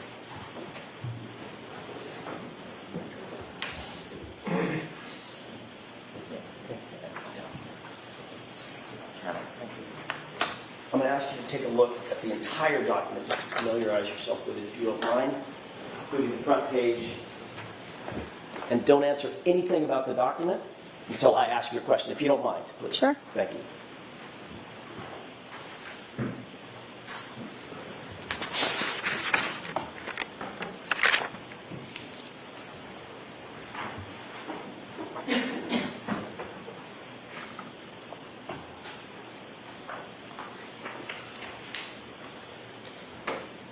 Ms. Roberts, do you recognize that as being a report of an interview that you conducted? I've never seen this before, but Understood. You may never have seen it, but does it remind you that that's Yes. a report of a conversation you had with another law enforcement agency? I'm going to ask you to turn to page 7 of that report.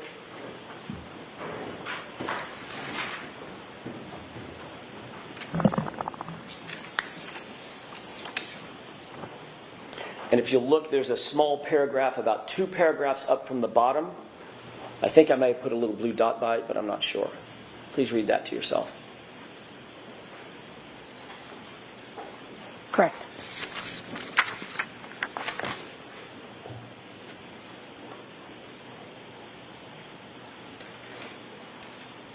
Done? Yep. Thank you. May I approach? Yes. Thank you. Ms. Roberts. Ms. Roberts, does that refresh your recollection about what you told these investigators? Yes. And what you told them was you, quote, did not hear KarenRead ask Jennifer McCabe to conduct any Google That search. is correct. And you went on to say you saw McCabe on her phone. I'll allow it. You saw McCabe on her phone, but you did not hear Karen ask Jennifer to Google anything. Correct. So what you told the grand jurors was in fact false. I misunderstood Mr. Lally's question. Got it. Thank you, Your Honor. Okay. Mr. Brennan, any questions? Thank you. Thank you.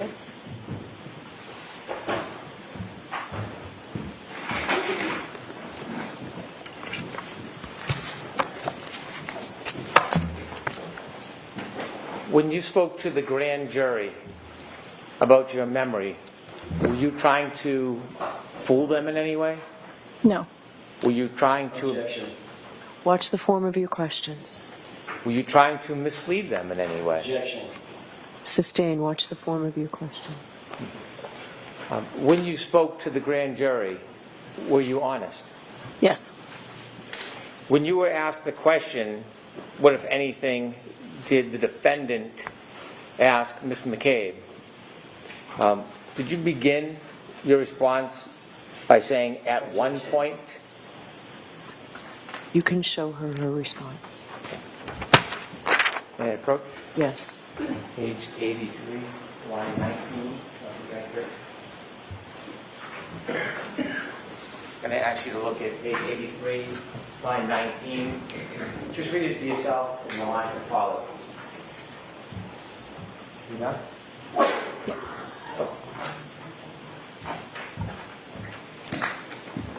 When you were asked that question by Mr. Lally at the grand jury, did you ever say you specifically, personally heard that statement? I'll allow that.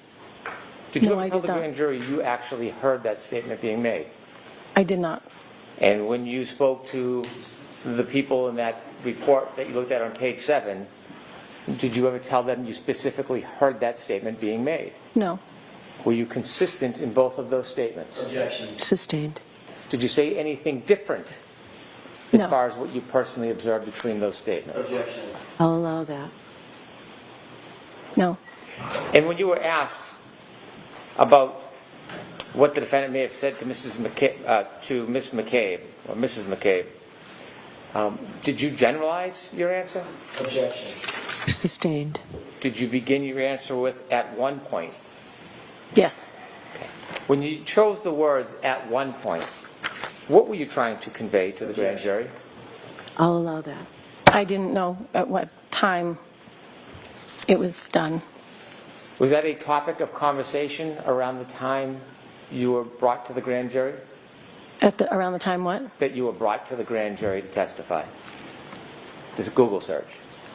Was it? I don't know. Okay. Were you asked here in front of this jury whether or not you personally heard that statement? Yes. By me. Did I ask you that question?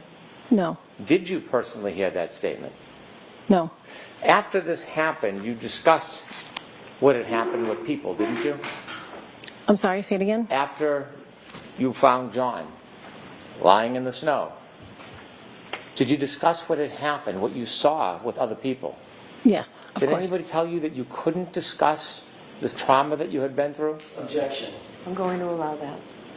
Say it again? Did anybody tell you that you couldn't discuss what you had just seen? No. Say it again? I'm Yeah. sorry. After you found John that morning, did anybody, civilian or law enforcement, ever tell you you weren't allowed to discuss what you had just went through? No. Did anybody ever tell you that you couldn't have support of other people? No. I'll allow that. No. Was this a traumatic event? Yes. Have you spoken to it to a number of? Yes. Tell us why you would want to speak to somebody about what happened that morning. I'm going to allow that. I've spoken to many people, obviously, that we all grew up with. But Jen in particular, I do speak to her. I am friends with her. We went through a really traumatic experience together. Did you ever confide in other people other than Jen McCabe about what you endured that morning? Yes, many people. Why? Because it helps me get through, and it's whether John's family, friends, whoever, I've talked to a number of people about it. You're friends with John's parents? Parents? John's parents, the O'Keefes. Yes. You still friends with them? Yes. Do you ever discuss what happened? Yes.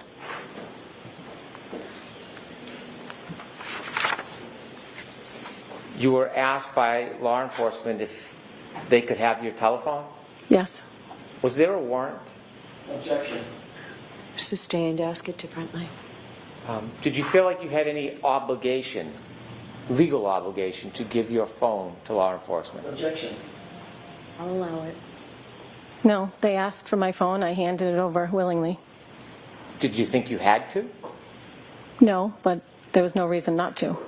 When they went through your phone, do you know whether they saw all of your phone calls that were on that phone? Objection.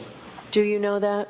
I don't know. They cloned my phone, so I assume they saw everything. Objection, please. I'm going to strike that answer. So the answer is I don't know. What type of information did you have on your phone when you voluntarily gave it? Objection. I'll allow that. Text messages, phone calls, call logs, pictures.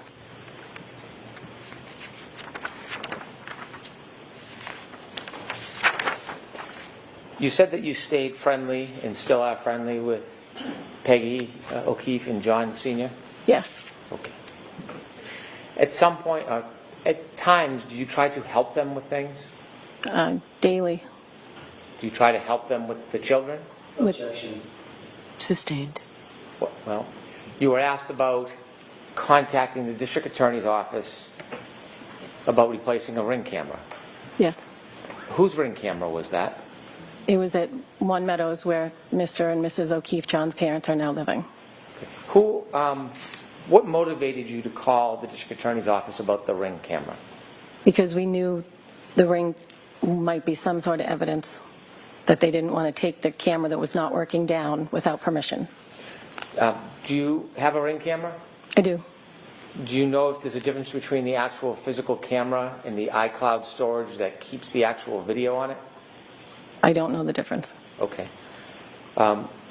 Did you ever ask to replace any hard drives or storage, or were you asking to replace the camera itself? Just the camera. And that was in March 7, 2023? I don't know when.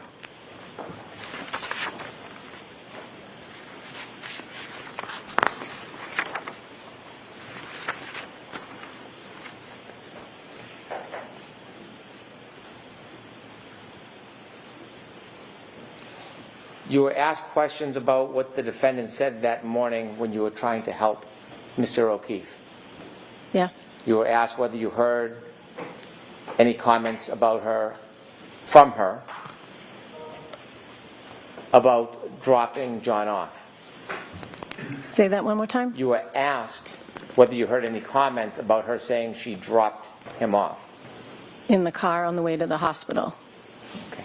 She said it to Mrs. O'Keefe. When you were outside trying to help John, were you ever told where the defendant dropped John off? No.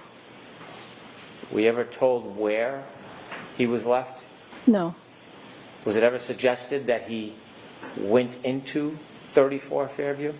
No. Was it ever suggested that he went into any house whatsoever that morning? No. Were you ever asked to go into the house to look for him? No.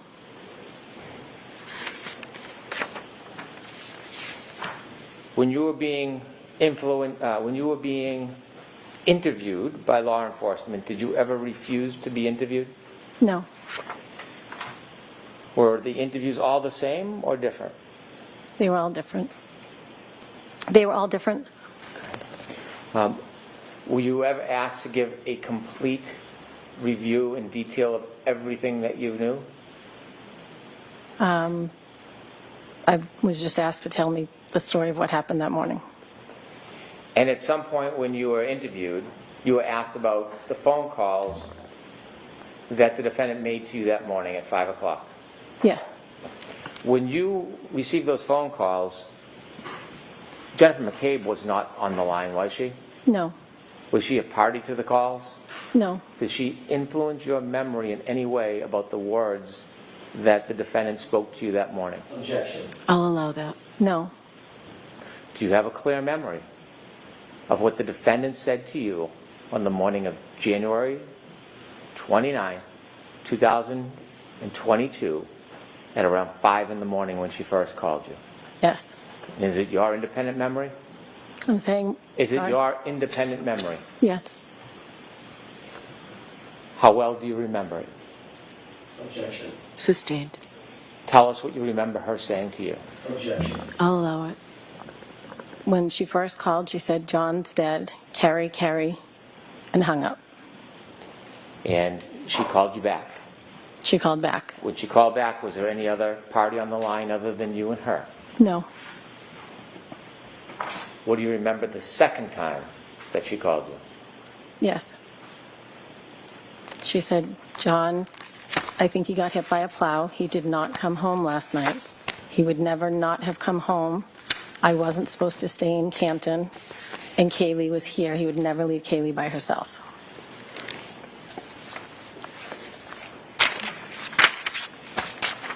Did anybody ever ask you to lie No. or exaggerate? No. Would you? Say that? Would you? No. Sustained.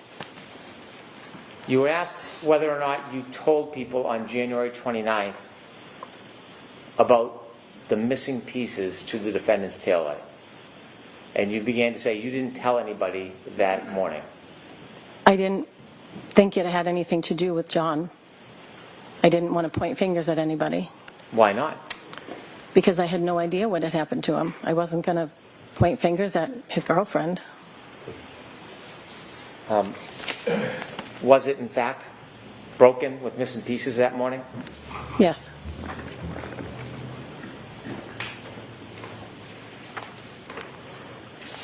You saw the ring video of you and Miss McCabe and the defendant going into John's house? Yes. Had you seen that video before today? Yes. Had you been shown it before in Yes. other proceedings? Yes. When you went into the house with Miss McCabe and the defendant, did you do anything before you went into the house, actually in the house? When we took off our shoes in the. You took off your shoes? Jen and I both took off our boots Why did you take off your boots? because you had to take off your shoes to go into John's house. Well, you say you had to. Explain to us a little bit of the background on that. John was a neat freak. You were not allowed to wear shoes in the house. Had you ever worn shoes in his house? No. Had you ever seen anybody wear shoes in his house? No. You and Miss They do McCabe? now. They do now. Let's see. You and Miss McCabe took your shoes off? Yes. Did the defendant take her shoes off? She did not. How do you remember that? Because Jen and I were standing there for about a good 2 minutes trying to get our boots off, and she had already gone in the house.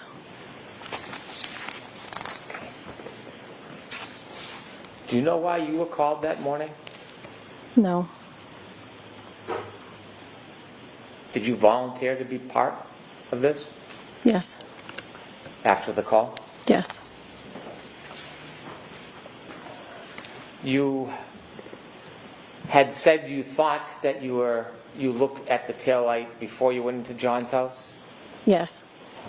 Do you remember actually seeing the tail light that morning? I do. Was it simply cracked? No.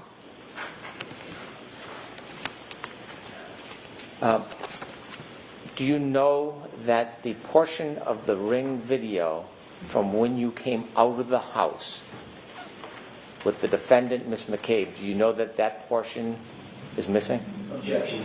Sustained. Have you ever seen any ring video depicting when the defendant was showing you her missing pieces of taillight that morning? No. Despite no video, are you certain that you saw it? Say it again. Are you certain that you looked at it with the defendant that morning in that driveway? Objection. Sustained.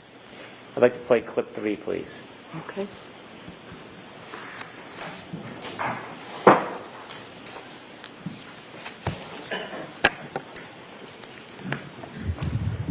Objection. Okay.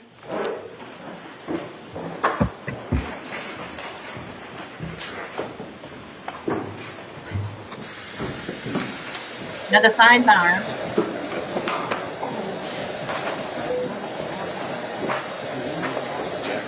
Quiet, folks, still on the record.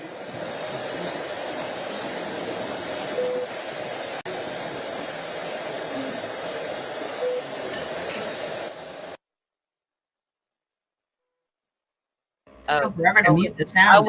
I wasn't on the record.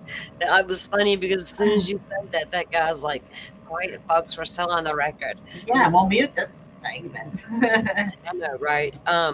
Did you catch that when Brennan was started asking her, and he's like, when you were influenced, interviewed. I caught that. Did you not catch that?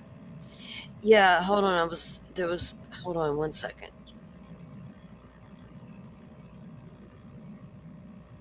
The point he was trying to make, hold on, I'll come back to it when we get to break. Okay. Because it's not going to work right now. Not if I'm her defense attorney. All right, go ahead, Mr. Brennan. When you first got to John and you were trying to save him that morning, do you have a distinct memory of it? Yes. Counsel had asked you if it was your story. Was this a story? Say it again? Was it a story that you told? A story? Yes. It's what happened. Do you wish it was just a story? Objection. Sustained. There's no further questions. Okay, so recross. What is it? Just asked. Just a few minutes ago.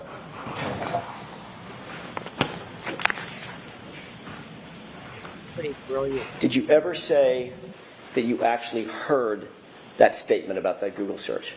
And you said no. Correct.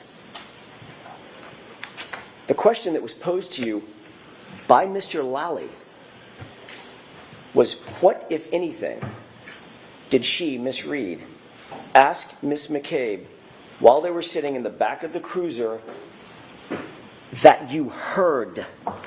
Correct? I misunderstood the question. And you misunderstood that question? Yes. What did you misunderstand about that question? I didn't know it was that you heard, so I was explaining what happened in the back of the car. I see. So you just ignored the part, literally, the part of the question where he said, what did you hear her say? That's what your testimony is now? The word was heard, and I didn't hear it. I obviously got the question wrong because I did not hear anybody ask about a Google search. Well, I know that's what you're saying now. I get that. But when you were asked, what, if anything, did she ask Miss McCabe while they were sitting in the back of the cruiser that you heard, your immediate answer was, at one point, she asked her to Google hypothermia and how long dash Google hypothermia, end quote. Correct? Correct. That was your answer. Yes. Correct? To a question I misunderstood. And that was a false statement, wasn't it? Technically. Technically? Yes, technically. Being a little bit pregnant, Ms. Roberts. Okay, so remember, jurors, I said earlier, comments of counsel are not evidence and you're to disregard them. Ask a question. Thank you, Your Honor. What do you mean technically? Technically, I was under oath and I did not hear Karen asked Jen to Google it. And yet under oath... But I knew it happened at that time. And yet under oath you said you did. Correct. And that was a lie, correct? Objection. Was that a lie? Did you lie? I did not intentionally. But you did. And not intentionally. Okay, that's the end of this. Understood the question, Mr. Jackson. All right, is there any other question or is that it? I didn't hear what you just said. I said I misunderstood the question, Mr. Jackson. That's what you're saying now, correct? That's what happened. All right. Can I ask one more question? Okay. In that quote, you said, at one point she asked her to Google hypothermia and how long. Then you corrected yourself and finished with Google hypothermia. What did you mean by how long? What were you about to say? I don't recall. Had someone told you something about a phrase that started with how long? I don't recall. I don't recall. Like, for instance, how long to die in cold? I don't recall. Okay. All right, Ms. McCabe, I'm sorry, Ms. Roberts, you're upset. Thank you.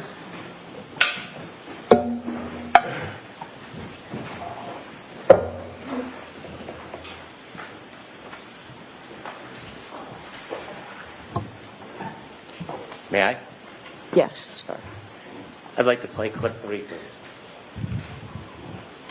It sounds like he's holding his nose. Before this is played, That dude. is it possible to take a quick break so we can review Not this? this guy. There's a lot of clips. I'm not sure what this is. I'd like to see it before it's played. All right, how long a clip is this? Probably about 10 seconds. 15 seconds. That guy. Seconds? That's a long time. All right.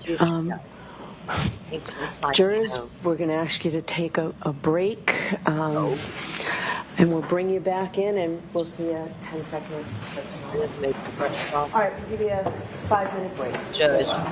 Court, all rise, please. You're getting whiskey in your... Jurors, close your book. She needs her. She needs her, I was about to say nightcap, but what do you call it? What are those drinks they call them? What do you call it? Like, I don't know what you call it. 11:30. Nightcap. Yeah, I don't know either. I'm not a drinker. Nightcap is before bed, right?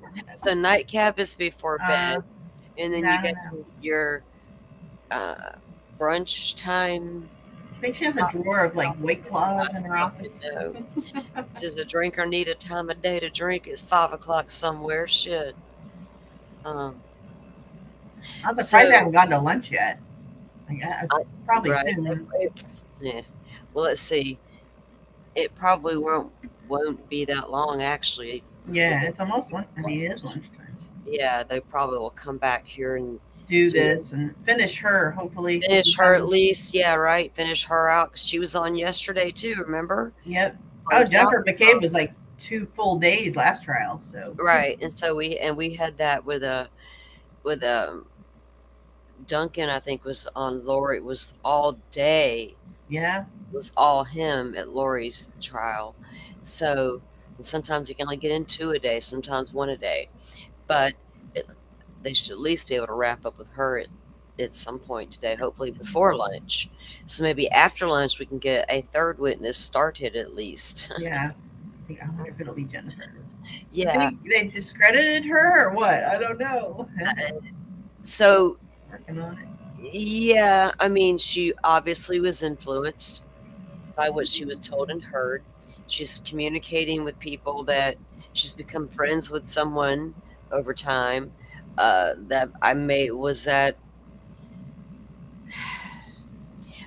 Sometimes people will pretend to be your friend to receive information, and she was being asked to ask the law enforcement officer she was communicating with certain questions by certain somebody. That was said a few minutes ago. Who was it? It's all highlighted here. And the fact that they tried to make it like, okay, well, John didn't want anybody wearing shoes in the house, so it would have like dishonoring him to go inside his home with your shoes on. But they're like, Karen went in without taking her shoes off. She had her shoes on. We stopped panicking, looking for him. They did. Apparently, they have not stopped long enough. Anybody that thinks opposite of that hasn't stopped to think about that. Because if you're rolling up on scene, you're getting home from the grocery store or work, it's different. You're going to kick off your shoes. You're going to go through your little routine, do your thing. But if you're coming up and you're already worried, right, and you're thinking something could be wrong, my first thought is not going to be to take the time to take off those shoes. No, ma'am. That's not your priority at the moment, right? That I could be saving a life by the time I get these bastards off. Fuck. So I'm like, why? What? That didn't make any sense. I'm like, that could be played to her benefit, right? You see what I'm saying? She was so concerned she didn't care about the damn shoe rule. She was going in anyway. Like, that makes perfect sense to someone like me. So, but yeah, there's just certain things like that they're saying, you know, and they're like, they're trying to make her look bad, and it's like, come on, yeah, it's just a natural. She's a lot of it.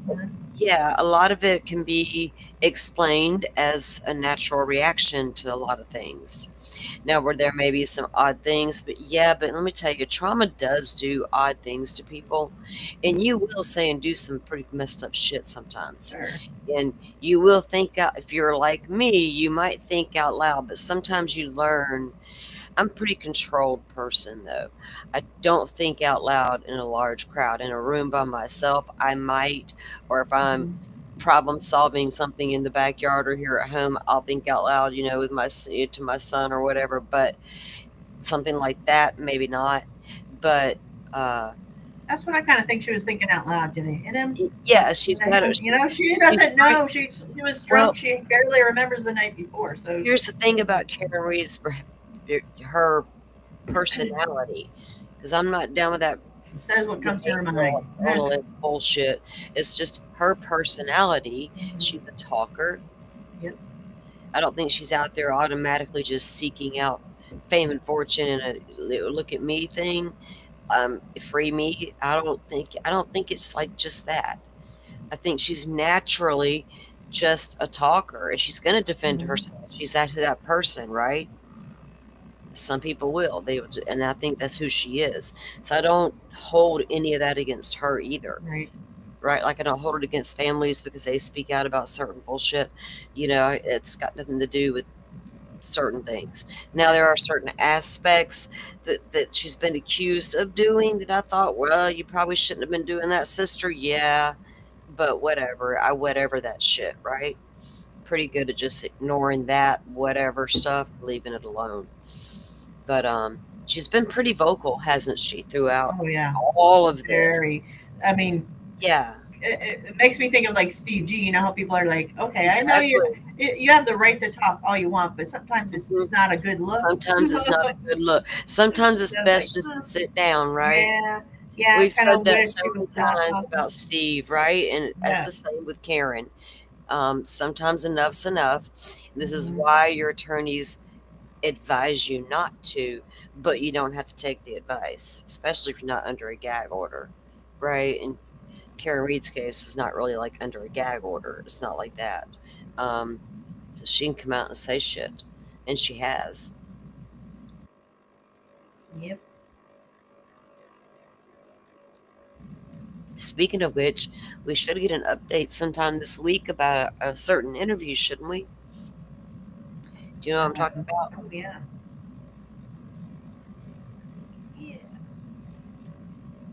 Someone's going to be interviewing Steve Gonzalez. Is that Gonzalez? What somebody says it wrong and I can't. It's Goncalves with a G first. Goncalves. Gonzalez. His interview with Drunk Turkey should be coming out. Yeah, okay. According to Drunk Turkey.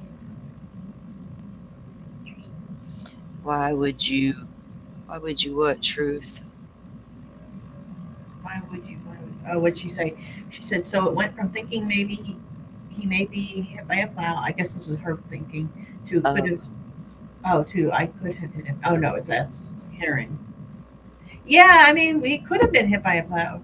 Or maybe I still say, even if she did hit him. That whole plow story shit.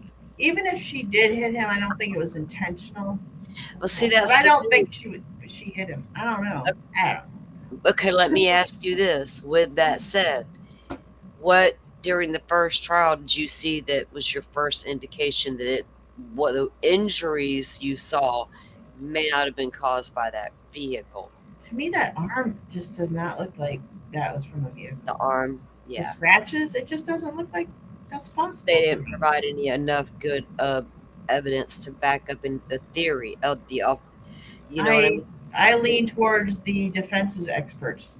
I what they say, yeah, about how the injuries could have been sustained, or how it would have played out via if that had been the way it occurred. And we're going to look at those videos, I guess, during lunch break, because I don't want to start them. And it says back at 12:43, and it's Eastern, so that would be 11:43 for me, and it's already 11:47 for me. They're late. Yeah. So yeah, I would hate. She'll probably come back and immediately go to lunch. I guarantee you. She might, right? She's like, I've been thinking about this, and I think I'm just done for right now. We're gonna go get some lunch. You are unmuted. Uh-oh. Okay, well, I can do a mute then.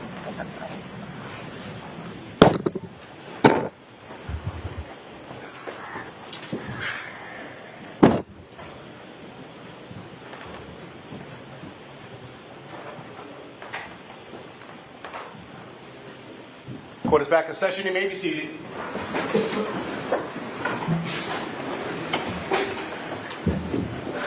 All right, Mr. Brennan, whenever you're ready. I'd like to play clip 3, please.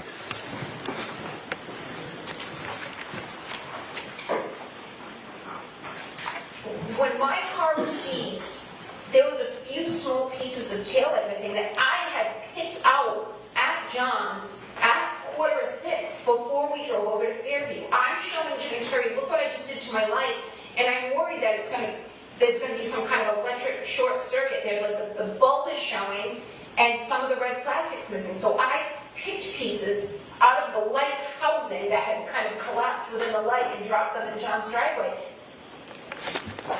I'd like to have that marked as an exhibit, please. Okay. No objection. Right. Is it 15? All right. Rather than calling your next witness, who it'll take 10 minutes to bring a witness in and do all of that. Yes, Your Why Honor. don't we take the lunch and recess? I'm sorry, is the food here? Okay. Folks, we'll take a 40-minute lunch and recess, okay? All rise for the court, please. 40-minute Jurors, lunch. close your books. Put on your chairs and follow me. Coffee. So that'll be what, 12:30 or 1:30 or 12:30 your time, right? 12:30 Central. Mm-hmm. So we'll keep an eye on the feed as well. I'm gonna run grab a cup of coffee and use the bathroom and come right back. Yeah, I'm gonna take a break as well. All right, if you guys want to hang out for a minute or take a break, get up, stretch, go get you a drink, a snack, meet us back here in a few minutes, and we'll take a look at a couple of things. We'll be right back.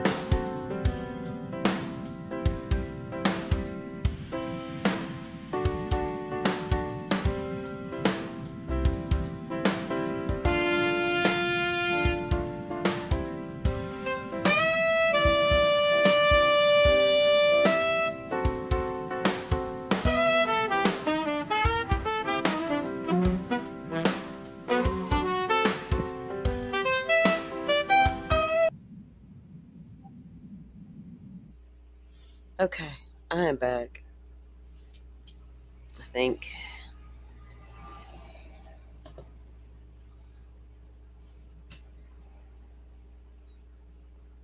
I'm moving stuff out of my way, guys, so I can move my coffee so I don't knock it over accidentally and have like the worst day ever.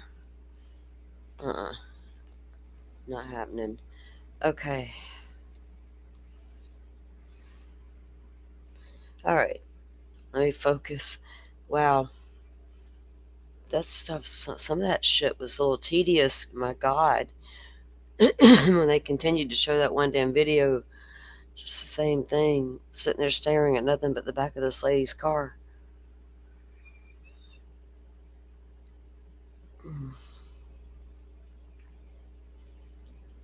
You guys bear with me for a minute. I want to take a look at a couple of things that I want to make sure no updates have come out on. Let's see. On what we were talking about earlier.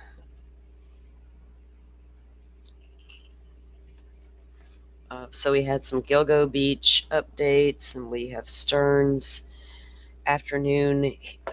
So it's supposed to be a 3-hour hearing update. And then, of course, those jurors from Lori Vallow Daybell. So we'll see how much we can pack in. Let's see. Let me look at what we had here for today.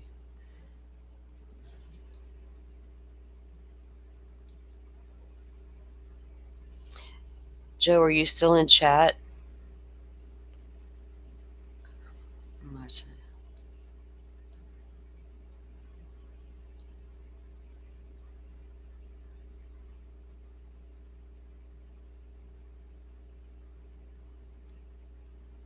Hold on one second, guys.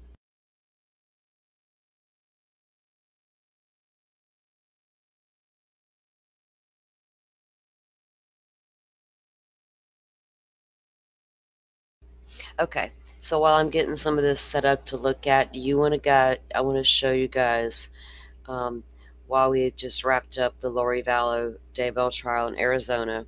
Joe was there, our boots on the ground coverage guy, friend of the show, and we appreciate his hard work throughout the whole trial and his nightly recaps over there on his channel. Like I said, a couple of the jurors spoke out, but the family spoke out as well. And I wanted to play you, first of all, Charles' family. So it was Kay and his, she was there with her two siblings, Gary and their sister Susan, I believe is her name. And this is right after they came out of court. And so that wasn't Larry there with her. It was her brother Gary, because Larry was at home with they got the two granddaughters at home, and they just got the house finished. So from the remodel after the hurricane and all that good stuff, real life happening on top of all the Lori's bullshit. So this was Kay and her siblings yesterday, right after court. All right, here we go. Thank you, Butterfly. She just dropped Joe's channel link in there for you guys. How you feeling? Great. I'm sure that everyone has heard by now that Lori Daybell was convicted Introduce yourself. in the first degree conspiracy to commit murder against my brother Charles. And it was a relief, a long journey, and I'm just glad it's over with. I really am. My whole family is, my sisters, and I just want to thank everybody, the Arizona Prosecutor's Office, Trina Kay, and everyone else that was here and got us through it all. Our court advocates and the whole 9 yards. Today's a good day. We won. Were you worried, Jerry, that the jury might come back with a not guilty at all, or were you pretty confident? I had a little concern, but when it came back so quick, I pretty much knew that it was done. Nate, so. What did you think of her demeanor during trial? I thought she was,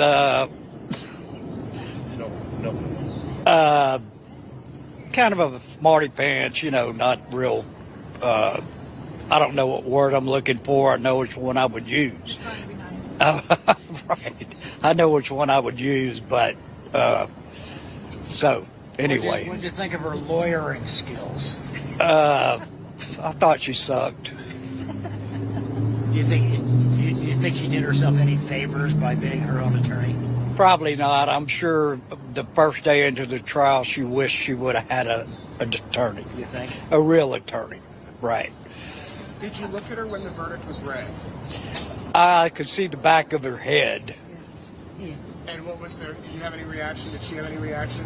I couldn't see, but she didn't shake her head or that I saw. So. Okay, what did you think looking at her? Who, me? Yeah. Come on, Kay, your turn. I just saw the back of her head too. I couldn't see anything, and she didn't. A lot of times during court, she'd shake her head no when she didn't agree with something being said, or she would just shake her head no, and she didn't shake her head no. So, I guess that means she really did do it. She seemed Oh, okay. Sorry. She seemed to really have Okay, a visceral reaction to you. That's what I heard. And when you were on the stand, what was that moment like for you? I didn't know that she was that shaken by me being there. And then when I got off the stand, I really didn't even know what I said. And then once Jerry and my sister Susan and our friend Laura Ferris and who else was right there? And Colby was right there. And they were like, "You did so good. She was shaking like a leaf when you..." And I was like, "What? No way." And it was, the more I thought about it, I was like, yeah, okay. That's all I needed to know. That made my day. That of all the people she should be shaking for, and she was shaking about me, good. I was very pleased. When she read, the verdict was read as guilty. What did you feel? Oh, just 6 years of walking the pits of hell every day, and about halfway through, I realized, okay, I'm going to make it through. But it was a long time. Elation. It was a long time before I got to that point, but it's still difficult, but it's okay. I'm ready to move on. It's time. We've got a 10-year-old granddaughter we're raising now, and I've got my hands full, and I'm real happy to be being her grandma. So she just, 6 years, does it feel real after 6 long years of walking through hell, as you mentioned? Yes. It feels real, because for about 3 years I didn't feel anything. I was totally just didn't feel anything, numb. Then I started feeling like justice for Charles. Yes, and this the order in which it's happened. You know, this was the first incident, the first murder, and then everything up in Idaho, and then so. Charles would have wanted, take care of Tammy and the kids first, and get to me when they're ready. And so he would have been. He's fine, and I know that he's pleased with us. And excuse me, there's a bug. I know he's pleased with us, and I feel good. We had a juror tell us that your testimony stuck with them, and they even saw you after and felt like there was justice for your brother. What does that mean to hear that? Great. Whatever I said, I struck a chord, and that's what I wanted to do. That's what I was trying to do, and I'm grateful. I mean, hey, the Lord gave us, this was thrust upon us, and our lives just went into like a tornado for a long time, and then getting to say things in the first 2 trials, and then getting to speak about Charles finally, because he's been so silent, and I mean, it's just been silent where he's at. I know people thought we forgot about him, and no way, and But law enforcement never stopped. Like Lori said, they didn't stop because I was right there behind with law enforcement here in Arizona, talking and saying, what's going on now? Tell me. You know, I was in contact with them nonstop. So I knew at some point, you know, it was going to happen, and then all the other stuff, and, you know, I'm just glad I'm just glad this is done. Now we just have to get justice for Brandon, and I will be back. I can't stay the whole time for his, but I will stay as long as I can, kind of more towards the end of it, I guess, and because then it will truly be over. I say I've still got a little bit left before I can close my book, but when that's over, then I can close my book. And Kay, I don't know if you noticed, I saw 2 jurors look at you as they were walking out. Did you notice that at all? No, I didn't. I watched them walk in because I know that if they look at you when they're walking in, that's a good sign.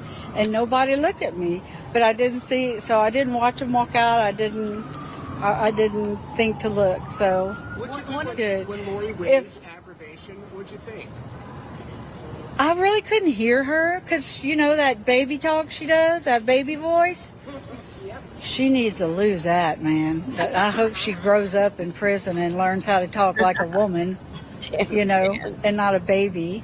But anyway. One of the jurors, the woman with the long hair, she said that she really just wanted to give you a hug. She's like, you know, afterwards, I really just wanted to give her a hug. Just you know, in Idaho, all the jurors I've met from up there, from both trials there, that was the one thing they were like, I just wanted to hug you. I just wanted to hug you. So I hope I get to meet her. I hope she reaches out to me. Nate, if anybody calls you, give them my number. And just make sure they're a real juror. And yeah, I want to talk to them. Absolutely. I was going to say, Kay, I'm wondering if there's anything you'd say to Lori at this point. We got you, and you're not the smartest person in the room, and now it's time for you just to hide away, and well, after Brandon's trial, but you can just hide away, and everybody's going to forget about you. We'll be on our way through our life, and she'll be rotting in prison where she deserves to be. Like Charles always used to say, love always wins. Yeah, so. and oh yeah, thank you for saying that. Yeah, love always wins was Charles's thing, and yeah, so it does. She described this as a family tragedy. That is absurd. When you heard that mantra over and over again. And calling Charles my husband, whom she was hated at the time, whom she was ready to kill him. You know, it's like that just shows you what she's an actress. She turns on this persona and goes with it, and then boom, she turns it off, and then there's the real her, whatever the real her is. I sure never knew her. Tell us a little bit, just for me, about Charles. You know, let's bring it back to him and his legacy. Hey, you want to take that one? Oh, I'm sorry, what was that? If you could just tell us a little bit about Charles and his legacy and how you want us to think about him. He was my big brother, you know. I followed in his footsteps. I did everything he did. He was only a year and 2 months older than me.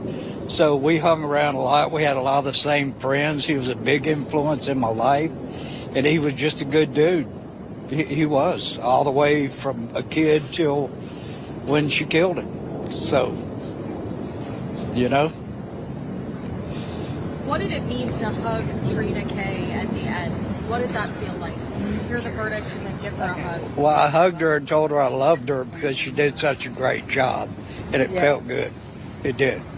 And she did do a great job. And all the detectives and everybody that has worked on this case, from Nicole Byer to she's our victim advocate, and Trina and Nate Duncan and all the detectives that have come, and even we had a few visitors from Idaho that came, and that was welcome. And I got a thank you from, not a thank you, I got a congratulations from Rob Wood, from the prosecutor in Idaho a while ago. And we have gained, we lost some dear family. We lost a lot, but we have gained family as well. So, you know, there's the silver lining. And even in the worst times of your life, there is something good there. You just take sometimes a little while to find it. But y'all, we're dying here. And so, Susan, do you want Lauren? to say anything? No, she doesn't want to. And as a parting shot, they got the bitch again. Thanks, y'all.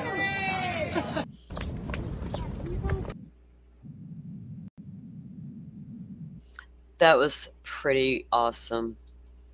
I absolutely love that interview. I love Kay, her whole family. Getting to know her a little, you know, through the Idaho stuff, and a little about who she was, and following her on X. Jerry's up there now too in my book. We got the bitch Oh yeah. again. Oh yeah. Now exactly. Dude. Yeah. He's got that K fire. That he brings that K energy as well. That Woodcock energy. Well, no, because that's her married name. So the Valo energy, I'm gonna say, right? Yeah. Since they're all siblings, but that was a great interview they did. So that was right after the verdict was read, and they finally came out and spoke with the media. So, guys, yesterday, like I was saying earlier, we still have some time to waste before they go back to the KarenRead stuff here. So anyway, as Joe was preparing to go live last night, you know, got done with dinner and I'm all the things, and I'm ready to relax. So I start trolling Twitter, and I found these interviews, right? They were coming out with these jurors, and I found 3, and then Joe and they found the same ones during his live, and he was playing one, and something was said by one of the. So juror 15, Joe, is the juror you've been talking about, correct?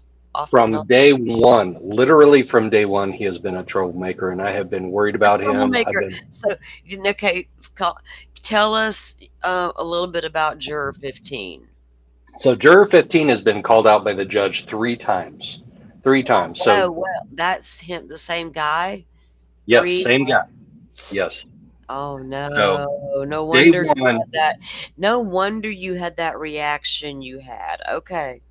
Yeah. Yeah. I'm picking up what you're putting down. he's been trouble from day one, and I can't believe the only reason that I believe that he didn't get kicked off of the jury was because we lost 2 jurors in the first 2 days for hardship issues. So we're down to only 2 alternates, and I think that as these other issues came up, the judge is just like, you know what, we're going to be a little more lenient and a little more tolerant of these issues because we're down to only 2 alternates. So if we kick another guy off, we're only down to 1 alternate, and that's an issue. But he had two phone issues. So he had his phone on the wooden wall in front of the jury box. This was the first issue. This was near day one. Yes, they allow phones. They allow the jurors to take their phones into the jury box. They're supposed to turn them.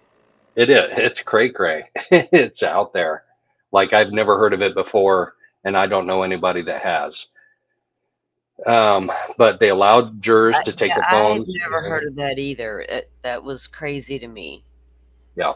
So he puts his phone down on that wooden wall that's in front because he's in the front row. So he sets his phone down there, and all of a sudden, in the middle of testimony, we get this weird, like, first encounters or third, whatever that movie was, like back in the 80s. And like this weird noise, and it sounds like we're all going to be portaled out of the courtroom. Like Lori has enacted her abilities, her exalted being abilities, and we're all going to be portaled out. Everybody's looking around. The judge is looking around. The courtroom assistant is looking around. The bailiffs are looking around, and nobody can figure out what it is. And like after 20, 30 seconds, it stops. But after we come back from the next break, the judge says to juror number 15, who is this guy who's interviewed, I think your phone was on and you caused that, so you need to turn your phone off. And he's like, oh, okay. He calls him out like individually, like he sends the rest of the jury out, but he says, juror number 15, you stay here. And he has a little chat with him, and obviously that's off camera. So the only way we know about is the people that were in the courtroom who saw that the judge said, yeah, that's not okay. You need to stop doing that. Then incident number 2. After Captain Keller, so he was the fire department captain that was there. He didn't actually like perform chest compressions, and he didn't do any like action in there. He may have checked the witnesses or the witness. He may have checked the victim's pulse when he first got in there, but he just took notes the rest of the time, and he directed the crew, and they eventually called off the life-saving measures because Charles was gone. Right. Right. So Captain Keller, during Captain Keller's testimony, apparently juror number 15 was on his phone. And at the end of Captain Keller's testimony, there were 4 very specific, So wait. So while the guy was testifying, because we're watching the trial, but we can't see the jurors. Yes. Because they don't show the jurors on the TV. So while that guy was testifying, this dude's over here on his cell phone. Yes. They're allowed to have them on and operational and be on them. That's not. No, they're not. They're not supposed to be. But the only way we found out about it is because there were 4 very specific medical questions that were asked that were juror questions at the end of direct and cross and redirect. Right. So after direct and cross and redirect, the judge says, are there any juror questions? And there were 4 very specific medical questions asked. And they were all submitted by juror 15. And they were like, did you try a venous intervention to inject epinephrine in the victim to help revive him? And did you use ACLS? And like, very specific things that most people watching, when they heard those juror questions, are like, somebody on the jury is a doctor. And jury, Right. I heard that, people were speculating, or nurse. People were speculating in our chat that there was somebody in the medical field, we'll say that, on the jurors. But was this guy just asking rando questions because he wasn't paying attention? Or was he on his phone Googling medical questions during the testimony? Well, he got caught though, right? Yes, he got caught. Once again, the judge sends the jury out and he says, juror 16, you stay behind. I have some questions for you. And he said, in there, fuck that. Yeah, if I were the judge, okay, if I were the judge, I say 2 strikes, you're out, buddy. No, I would have said, so the judge asked him, were you on your phone during Captain Keller's testimony? And he admitted, yes, I was on my phone. He said, verbally, he testified to the judge, my daughter had just woken up, so I had to text her something. I had to text with her because she just woke up. And if I were the judge, I would be like, let me see your phone right now. Let me know your passcode. I want to check your text messages. Wait. You want it what? You want a what, sir? Without a warrant?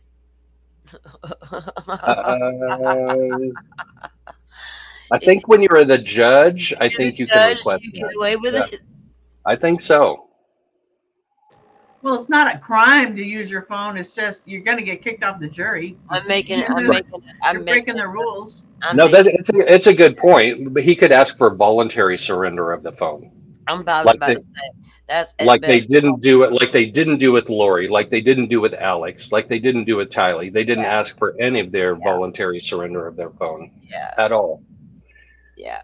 So this guy, guys. So Joe was doing his live last night. And I'd already watched the guy give an interview where he's standing next to a lady juror. And every time I go to say juror, even if I'm by myself and I go to write it in my head, it comes out juror, because that's the way the guy in the judge in the Murdaugh case pronounced it. So we all it's kind of like sidebar. It's jurors and sidebars. So anyway, this guy was next to the female juror, and they were talking. And then there's a separate female juror that they interview. But then when Joe played this one, it played a part of that clip that wasn't attached to the first clip I saw. But then when I was like, huh. And I saw Joe's reaction was priceless. And I was like, Joe, I'm going to use that. I got it queued up right where he's talking about this. So, then when I listen to the ladies talking, though, Joe, I get the impression they had no clue until right after they came to that verdict and came out of the deliberation room. So, Yes, somebody told them to Google it as they were leaving the oh, I know. courthouse. We're good. Well, they say that one lays it out brilliantly. The minute they walked out the doors, they were told, do you need to Google this case, right? You need to Google Lori, Google her name, all the things. And they're like, oh shit. Well, this guy, though, made a statement claiming that he might have known a little more than he should have before he reached his verdict. But my question is, did he tell the other jurors? Because their reactions tell me he didn't tell nobody. So that's my question to you, Joe, is your take on that part. Because I know I saw you drop, drop a little video this morning. Didn't you drop a little video earlier? Yes, absolutely. Okay. He kept it a secret. I believe that 100% because he was being sneaky. Sneaky, juror 15. Juror 15. One juror, though, violating the admonition can cause a mistrial. Fucking one juror. Lady. Jesus, we had the egg lady in the Murdoch trial, where there's always that fear of juror tampering. And juror tampering is a very real thing, just like cover-ups and all the things that we know that can happen. So, did you notice, because he came out, he's like, he didn't want to talk. Or I didn't know what to say or what I can say. And they're like, it's okay, you can talk. We're going to play this, guys. This is a part of Joe's live last night, his recap. Let me pull the screen up. And I got it timestamped. We're going to go look at the other interview too. But this is timestamped where this guy's talking. And you got to pay attention to what he's saying toward when he's saying it, here toward the end there. Because he's going to talk about how... So Joe set this up. Was it the night before the verdict was reached? He says, word for word, when I felt sorry for her because when I was driving home yesterday, she was going to spend 3 life sentences behind bars. I'm encapsulating. It's okay. I can't say word for word, but it's pretty close. I felt sorry for her because when I was driving home yesterday, which is the day before deliberations, she was going to spend 3 life sentences in a jail cell. How did he know about 3 life sentences? Anyway, pay attention because those are his words. Well, that's the point right there. Yes. If this was the day before they reached their verdict, and he's saying that he knew about her 3 life sentences, that means he knew about her time in Arizona. And he had to have known why. I mean, I'm sorry, in Idaho, and would have had to have known why. So then how would he have gotten that information? Because he already knew stuff. So what is this going to mean, right, moving forward? Is it a liability? Is it a 606B worthy interview? Is that what you're... I have not had a chance to even review what you dropped earlier. So let's drop Joe's link, Butterfly. You guys, is it on your shorts, Joe? A video? What was it again? I think it's a video. I don't think it's a short. It's probably short enough to be a short, but I don't think I created it as a short. Okay. I think it's a video. So Joe dropped something on it this morning, guys. Go check that out. And I'm going to let this play. We can understand. So volumes up. That's yesterday I was still on the fence. Was it just maybe the magnitude of how big this decision was, or maybe the lack of evidence, the missing pieces? What was it? For me, it was, where is the proof of conspiracy? You know, I mean, the bullet's over there, the bat's over there, there's a hole there. You know, none of that has anything to do with conspiracy. It has everything to do with Alex shot him. All right. So my big thing was, if you're going to say something, how does that go along with the conspiracy to commit murder? That was my big thing. And like I said, it was the text that threw me. Was there a specific text message? There were two specific ones, but I'm not sure I should talk about them. Yeah. And because we've seen, you know, a lot of this evidence too. Does that make that any different for you? Or Maybe he should have stopped talking right there, Joe. He didn't want to talk. He wasn't sure if he should talk about those text messages we all saw in court, in open court. He wasn't sure if he should talk about those. Right. But this was a lesson learned for me, because I was looking for this juror specifically, and somehow I missed him coming out of court. Joe, I was thinking that shit last night during your live.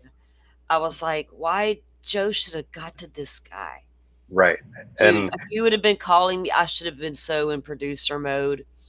I'd been like, run to the east, run to the west. There he is. Go left, go left. Yeah, I would have been like, don't go east or west. I'll confuse you. Go left, go right. That's more my thing. but I don't know if I had got to him first, or the other juror that I walked right past and didn't see because I wasn't in observation mode. I was in idiot mode.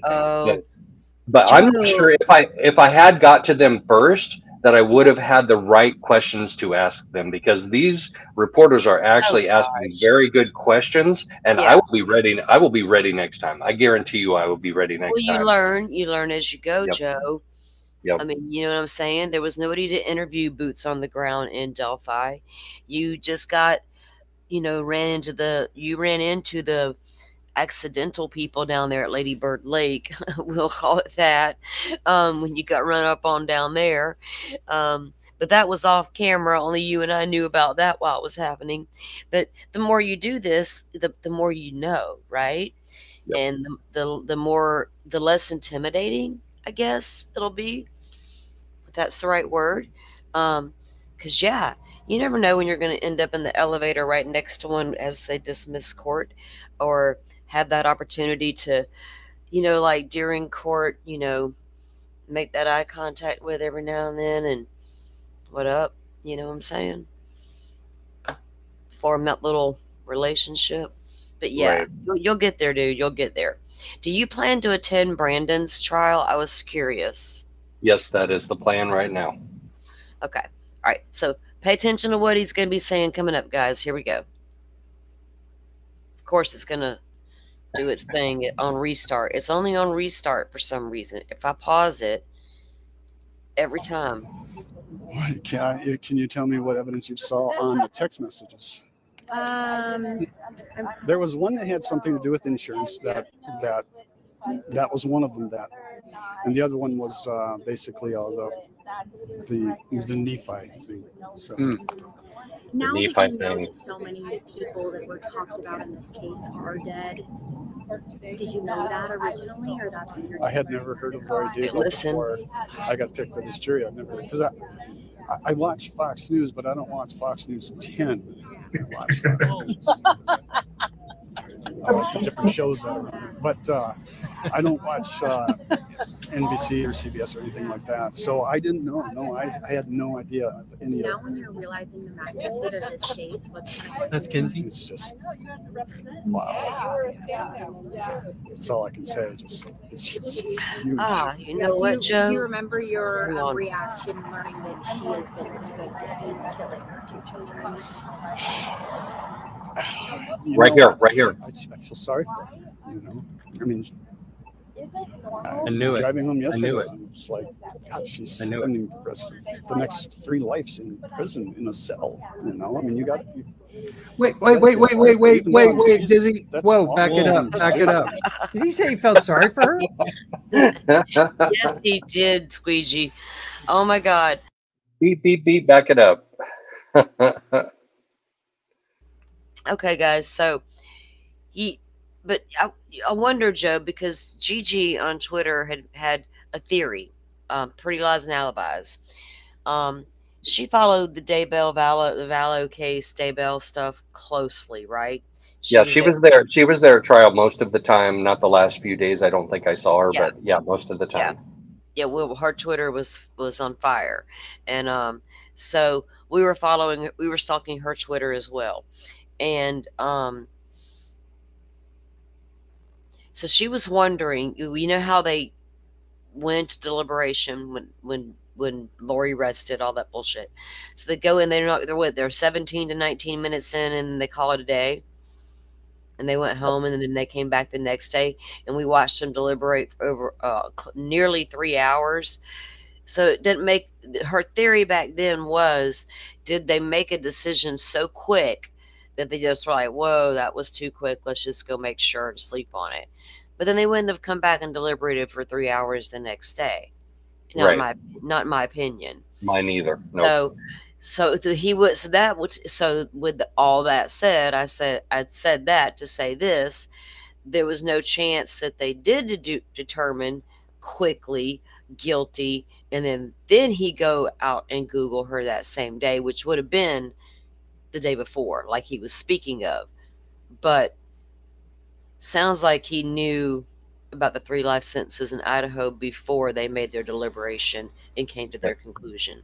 It sure does, based on what he says right here. It sure as hell does. That's So why. what could that possibly be? Absolutely does. Because didn't he say, "Oh, I was driving home yesterday. I feel sorry for her." Yeah. What? Yeah, and some Fireflies, exactly. What's that? I feel sorry for her bullshit statement.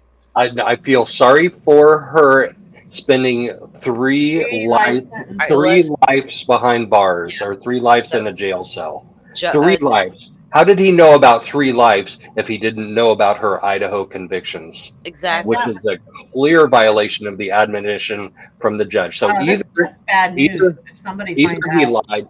Yeah, either he lied on his juror questionnaire that he didn't know about the case, and then he lied again at the voir dire of jurors for jury selection. Don't they ask every day? Don't they ask every day? Do you have No, done he didn't know. research? The judge did not ask that every day. He did not ask them. Okay, because I know Bevan does that Yes, and I think that's appropriate. I think that's totally appropriate. Yeah. Because how do you know? Like, especially over the weekend. Well, especially anytime. How do you know? Yeah. You know, make sure they didn't go and look up something or inadvertently see some news broadcast. You know what I mean? Like, just, you gotta check it. You gotta make sure. This guy clearly knew already. That's terrible. I hope he clearly knew. I hope it's not a mistrial because of that. That's terrible. Well, it's like, do we even draw attention to it? Do you know what I'm saying? It's like that kind of thing. We can't be the only ones that have seen it. But hey, it's trust me, girl. We are not. The thing is, we didn't. Fox Local interviewed his talkative ass, and he decided to go out there and run that little mouth. Right? Well, if you listen to the end of this interview, the camera guy or the reporter that is right there says, "What did he just say?" Oh, really? I think they heard it too. Listen to the camera guy at the very end of this. So we're gonna let Joe. We're gonna hit play on Joe's show here. No. He just said driving home yesterday, knowing that she was going to spend 3 life sentences. Right? He said driving home yesterday. Driving home yesterday. It's like, God, she's spending the next 3 lives in prison in a cell. What? You know? I mean, no. You got to feel sorry for her, even though, I mean, that's how does he know that? How does he know that? That's it. That's what people were talking about. And you said it was the text messages that really changed it for you. You were confident. We got to clip that, Disney. We got to clip that. Absolutely confident. We're gonna splatter that everywhere. Text messages. Let's do it. That's going to be a mistrial because he just admitted yes, it is. While they were deliberating, Googled it or something, found out. I think about right along in there is when I typed into chat, "Don't speak it into existence." Well, you know what's going to happen. At least somebody's going to complain. That's all I could think of to type back when they were like, because they were right. I was like right there with them. Nobody tell Lori. And I was like, I was in the backyard chilling with my coffee after dinner, and I was like, oh, did he really just say that shit for real? This kind of guy is the kind of guy that's going to look for more places to interview him, and he's going to spill it somewhere else. Oh yeah, too, he's that dude, right? You get that vibe? He's that dude. Yeah. Somehow that she would have been sentenced to 3 I've gotten that vibe from day one. No, it was the holy kind of like everything's coming to a reaction. Soon you'll be Nephi, and so will I. That was one of the texts. And then the other one was... Chris, Squeegee. How do we squeegee this off? How do we squeegee this? Basically, before we got to him. Oh my gosh, he just said driving home yesterday. I felt sorry for her serving 3 life sentences. Yeah. So he obviously found out. Oh my gosh. Oh my gosh, is right. Ermagerd. Have you checked the news to see if anybody's talked about it? No, actually, I haven't. No, I haven't had time to Very, check. very few people are. Very few people are. And I'm like, I'm trying to plaster it on X, and I'm like, pay attention, people. We have an issue here. So Luckily, I she was haven't her made, own I haven't attorney. made so- a clip about it yet, or anything about it. I've been making. I made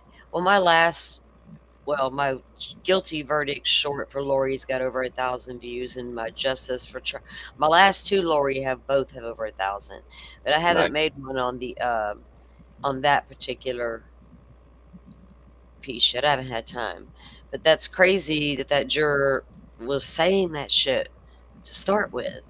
Like what could be the ramifications from that? We all know what it means.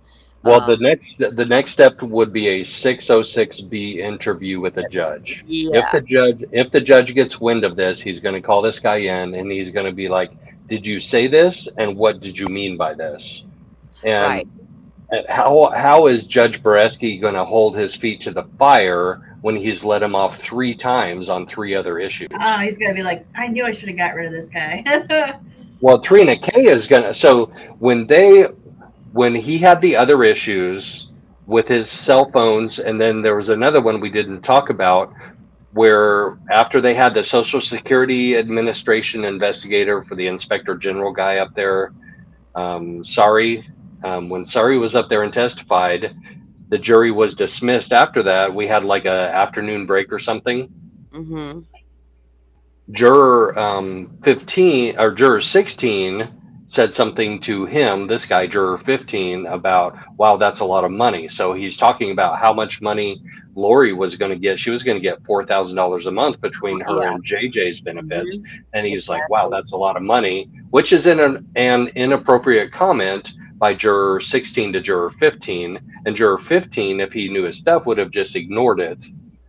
But he didn't. He was like, well, I had my own issues with Social Security, and that I had to fight with them to get payments for something or other. So somebody hears wind of this. They report it to the judge's staff, and the judge calls them both back individually. First, he calls in jurors 15, which is this guy we see right here with the white hair and the dark rimmed glasses. Mm-hmm. And he says, so what was this conversation you guys had? And he was pretty honest about it. He's like, well, he said something to me about how much he thought that payment was a big payment. And I said to him how I had a personal experience with Social Security. The judge says, well, does that affect your ability to be impartial in this trial? And he says, no, of course it doesn't. I'm good. I'm good to go. Judge says, all right, you're dismissed. Calls in juror 16. Juror 16 asks the same thing, says the same thing. No, it doesn't affect my ability to be impartial. Judge says, okay, you're both dismissed.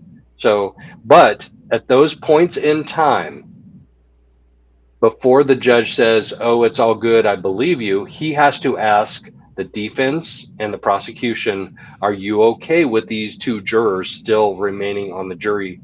And Well, they both have to agree to it, and they both did. And So they both Trina, did? yes, they did. Trina K agreed to let juror 15 remain on the jury. They might be regretting that decision here soon, huh, Joe? Yep. Wow, that's crazy. It's like, everybody worries about the jurors, this day and age, right? Knowing too much stuff because of mass media and social media and change of venues and all the things. And then, of course, you would think that it would just be so... Nobody would want to get caught tampering with a juror. You know what I mean? But it happens. And like even a casual talk in the hallway could turn It would have been so easy in this, because they did not separate the jurors from the media and the public during breaks. This guy Juror number 15. So here's another example of an incident outside of court, outside of the courtroom. We all went on a lunch break, or maybe it was just a stretch break. I don't remember. Probably a lunch break, because we were waiting for a longer period of time and we were sitting in our rows. But juror number 15 was out in front of the elevators, which are, 40 feet away from the courtroom and 50 feet away from where we as the public are sitting. And he walks past me, and it was purely coincidental that while he was walking past me, his cell phone goes off. So I'm like, dude, you've had lots of issues with your cell phone. Why don't you turn that damn thing off? But he gets on his cell phone in front of the elevators where I'm standing, and I'm actually on my cell phone on my Bluetooth headset on a business call. He goes past me, and he goes and he stands on the corner. Yeah, let's go. Am I getting $1 million if I answer? Oh, This is from Adrian. sorry, I'll finish later. Okay. That's all good. I'll finish that story later. They're not back yet. That is just Law and Crime showing their little podcast or whatever it is they're doing in between while the break is still on. Go ahead and continue. You're good. Okay, so juror 15 goes past me, and the men's restroom is right around the corner from the elevators. So he stands on that corner between the elevators and the men's room, which is 30 feet from where the public seating is. And he just stands there on that corner. And that's from where the public seating is, but the public isn't just seated in their seating area. They're also behind it. And there are people that are talking about this case, like we all do. We're all true crime junkies, and we're all there attending the trial. We're talking about the case. Yeah. So I get off of my business call. I go sit in my seat, which is in like the third row of the public seating. And I turn around and look, and he's sitting there like staring intently at all of us public and media standing there talking about the case. So I spoke out loud in a quiet voice, as quiet as I could for everybody to hear. And I'm like, guys, listen up. We have a juror that's standing like 20, 25 feet from us that can hear what we're saying. We need to not talk about the case. And they paid attention to me, and they all dialed it down, and they all stopped talking about it. And I turned around. I didn't look at him after that for like 5 minutes. I turned around and looked, and he was gone. But it was just so odd that he went there and intentionally stood like 20, 25 feet from where we're all talking about the case. Right. That is crazy. Because Delphi, they hustled those jurors in and out and dared you to come close to them, right? They cleared the whole floor before they let the jury go through. Yeah, well, there was like so much protection around those guys. I feel like Idaho would end up being the same way, actually. This is the other juror. Joe, did you guys ever review her? I ended up we played her for a little bit, and I like her a lot. Like, she's genuine, she's honest, she's direct. She thinks about the questions before she answers. I like her a lot. Like, she's my favorite. I liked her a lot too. She was, out of the three that we've witnessed so far, she's my favorite. But the guy we just seen, juror 15. There's a female, like I said, that we can review if we have time before lunch, because they're still not back into the courtroom yet. They're showing the ceiling fan again. But this is the other juror. Like Joe said, when you were partway through your show, my grandson was needing some time too, so I was in between doing both things. But so this juror I liked as well, Joe. She was methodical. She was smart. It wasn't like she came off as someone just out to come out and talk. You know what I mean? Like, just to be talking, right? It didn't feel that way to me. Okay, so here we go with this juror, and we'll hear what she's got to say. And when I start her, I'm going to go grab fresh coffee. In your decision today? One of the biggest factors was probably when we were sitting there.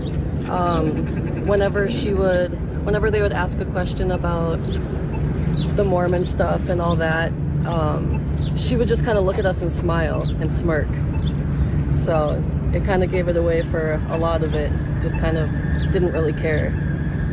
What were those conversations like in the jury room? I mean, going back and forth when everyone was deliberating. Can you kind of put us inside that room with you? Let's see. It was kind of, so a lot of us already knew. A couple of us just needed the extra, we need to re-look back through the evidence, the text messages and all that. So it was a little bit of back and forth, but all of us were pretty sure we already knew what we wanted. Was there one piece of evidence that really convinced you she was guilty? Probably when she said that he was Ned before they got rid of him. That was probably the part where we were like, okay, now it's real. Did you ever wonder why Tylee wasn't testifying as a witness? Yes. We didn't really have much to say about it though, because we didn't really know anything, why she didn't, stuff like that. And do you understand now that every other witness that was there that day is now dead? Yes. When did you learn that? At the end, when we first were walking out. Everyone was talking about it, and we got told to look up her previous stuff so that we were aware. And in that jury room, this woman's been convicted of 3 homicides. Mm-hmm. You guys didn't know that? We did not. None of you guys knew that? Correct, yeah. Yep. And then hearing all the missing pieces in the trial, the people who didn't testify, there were a lot of holes when you went into the jury room that were not explained to you. Yes. Must have made it more difficult. It did, which is why we went back through everything, just to make sure we didn't miss anything, to make sure that we were 100% on what we were choosing to do. Was there anything that made you think she might not be guilty?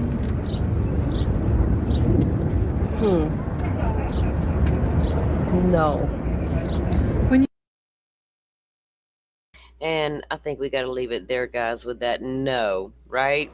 At least she thought about it for a little bit. That was almost the very end of it anyway. She was really good, I thought, as a juror, in the way she spoke. She's well spoken, and So it looks like we got an old lady on the witness stand. Hold up. Let me pull the feed up real quick. Oh, get back to him in a minute, lady. Okay. Who is this old lady? How many children did you have? 3. That's John's mother. Kristen and John O'Keefe's mom. Yes, Paul, the youngest, the baby? The baby. Did you raise your children, how long were you in Mattapan before you moved closer to here? I'm sorry, repeat that? How long did you live in Mattapan before you moved closer? 2 years. And then the rest of the time you were in the area? In Braintree. And tell me a little bit about your immediate family. My daughter.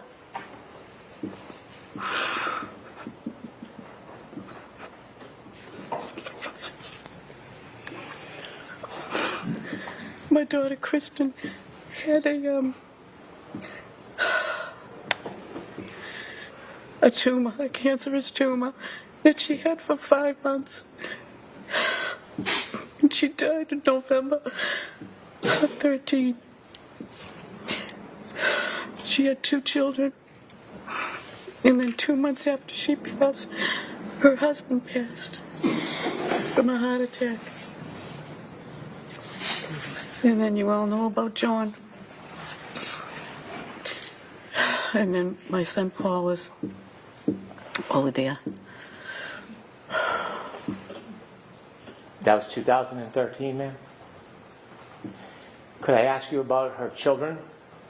She had 2 children, Kaylee, who's now 17, and Patrick is 14. And he's a run for my money. Do you remember how old the children were when your daughter passed? 3 and 6.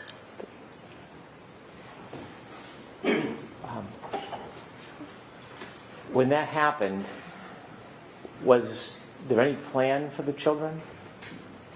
As far as? Well, what was going to happen with the children? When she passed? Yes, ma'am. And when he passed? Yes, ma'am. We decided, my son decided to be the head guardian, and then we had, I was the other guardian, and there was Steve's brother and sister with the other 2 guardians. There's 4 of us. May I approach to adjust the microphone? Yes, please. Thank you. Talking too soft? Okay.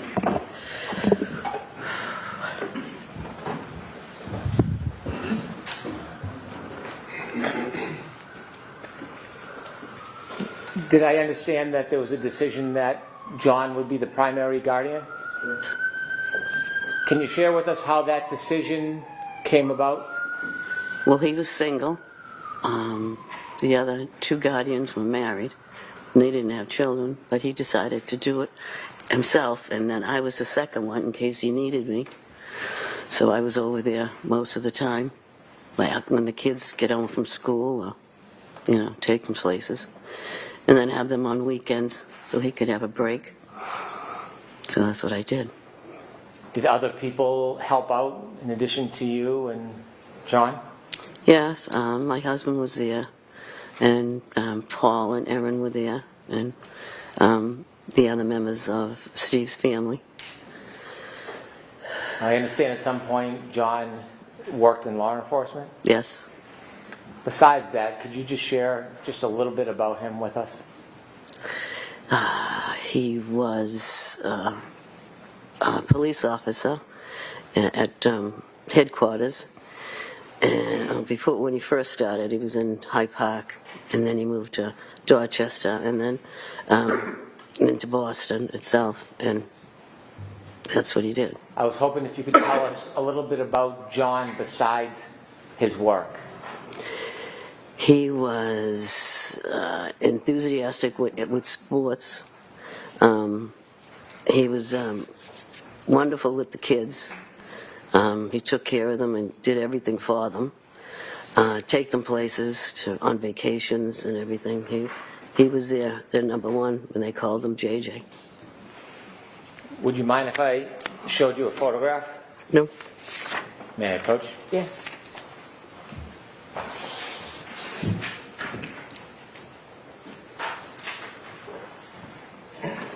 I'm showing you a photograph. Okay. And could you tell us what you see?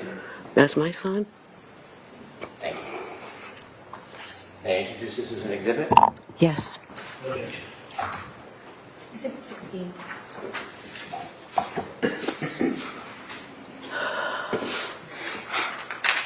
Thank you. With the court's permission, I'd like to publish. Yes.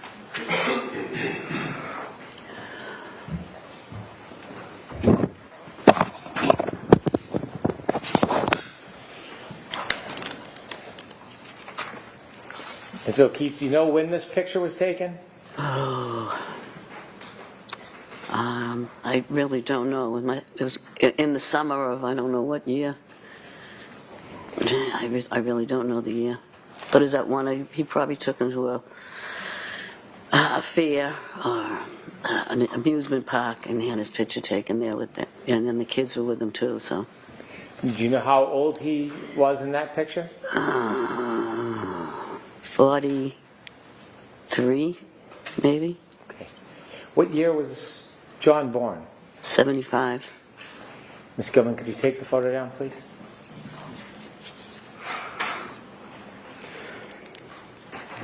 How old was John when he passed? 45. My mind's not working right now. I understand. It's okay. Can I ask you a few more questions? Okay. You let me know. I want to go back to the morning of January 29th, 2022. Is that okay? Yeah. Were you home? I was home in Braintree. In Braintree? Mm-hmm. Who were you with? My husband. Did you receive a phone call? Yes, from Carrie Roberts. It was about 6:15, between 6:15 and 6:30 in the morning. Did you know Carrie Roberts? Yes. How did you know her? She lived in Braintree for a while. John and her were friends. They went to the junior prom together. And then we found out that she moved. She lived in Canton, and she was around the corner from us, and she helped us out with the kids. And when you were helping take care of the kids, would you often see Miss Roberts? Yeah, because she'd take Patrick and her son Ryan places. And yeah, so I saw her all the time. Often? Yeah. When she called you that morning, do you remember the conversation? Yeah, she said John was found in a snowbank. And I didn't understand, which I said, what do you mean found in a snowbank? She says, they found him in the snow. They don't know what happened. She says he's brought up to the Good Samaritan Hospital. So she says, I'm going to come get you and Papa because I don't want you driving. And I says, we can drive there. We both have four-wheel drives. She says, no, I'm coming. So she came to get us. And it took a while to get there because the snow was bad. And in the meantime, I had called one of my nieces to find out, because one of my other nieces worked at Good Samaritan. I just wanted to know if she could find out anything about it. And I just couldn't get a hold of her. So when we get up there, they told us to sit in this room, and they would bring us down shortly. So finally they said, okay, you can go down. So we started walking down the corridor, and as I'm walking down, I hear KarenRead yell, Peg, is he dead? Is he dead, Peg? Peg, is he dead?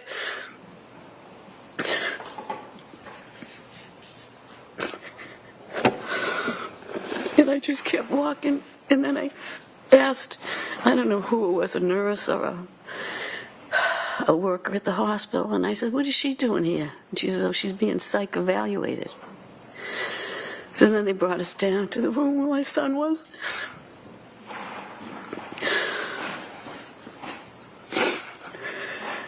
He's bruised up, his eyes were closed. It's just not a good scene. Okay.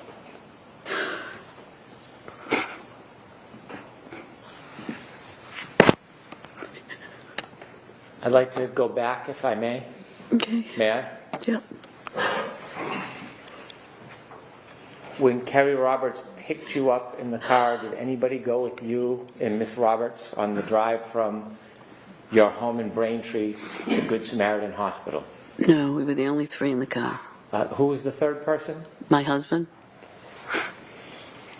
During the drive to Good Samaritan Hospital that morning, yep, did you ever have a chance while you were in the car to speak to the defendant? Yes.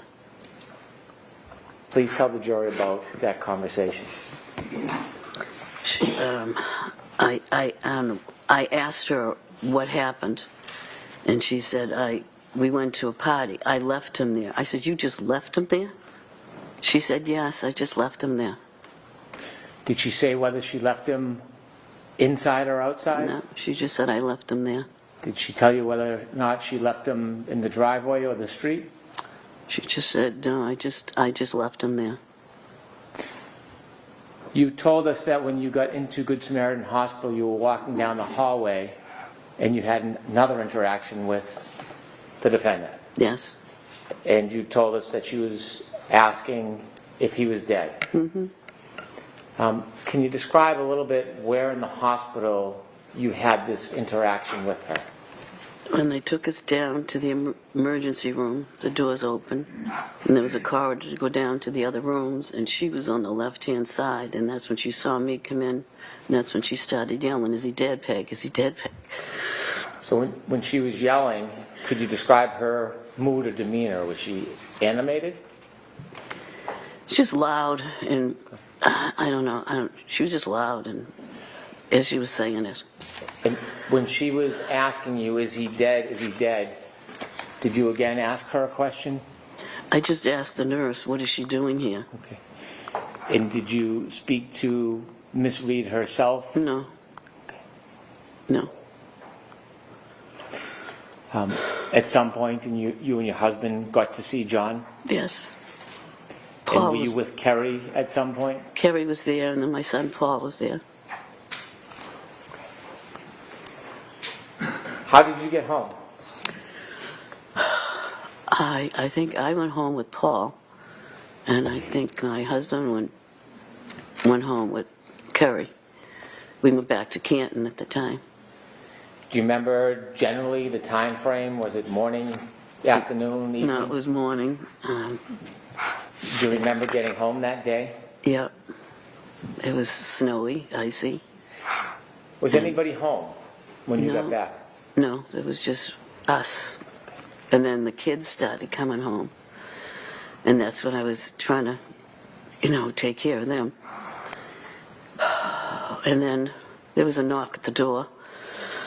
And it was Karen, her father, and her brother asked if they could come in. And I was just trying to calm the kids because Patrick was just out of control, yelling. And then they came in. And then he said, do you mind if we go upstairs and get a couple of her things? Which I never should have let them go up there. But at the time, I just couldn't think straight. And I really didn't have anybody else to help me keep them down in the kitchen. So I don't know what they got up there, what they did up there. How long were they, when you say upstairs, do you know what room they went to? I assumed the bedroom. So I'm going to strike that, Mrs. O'Keefe. If you could just, what you actually know, okay? And Mr. Brennan can ask a better question. Thank you. Could I lead a bit? Yes. Ma'am, how many rooms are upstairs in John's home? 1, 2, 3, 4 bedrooms and an office. And off the master bedroom, there's a bathroom, and then there's a closet. It's a big house. Did you see the defendant and her father go upstairs? I didn't really see them go up, but I knew they were up there because I could hear them. You didn't follow them up or go to look? No.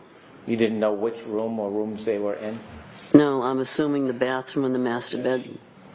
My question was poor. You didn't see which rooms they actually went in? No.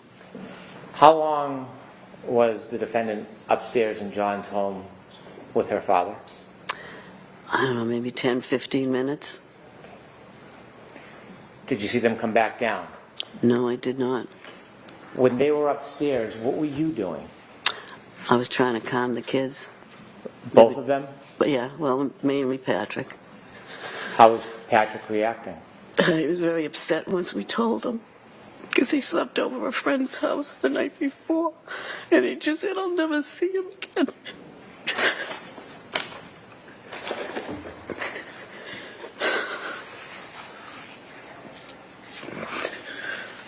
Sorry. Would you like a moment?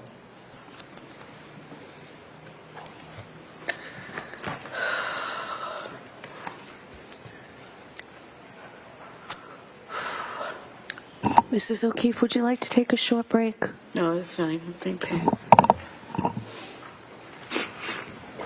You can just let me know when you're ready. Take your time. Okay, go ahead. You ready? Go ahead. Okay.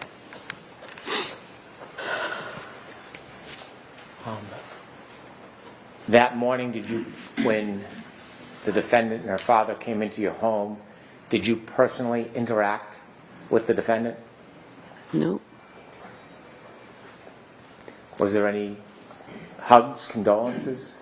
No.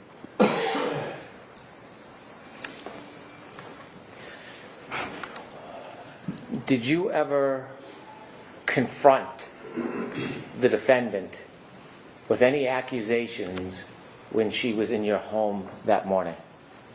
I don't even remember her being in the house. When she went upstairs, that's the last I saw of her. Did you ever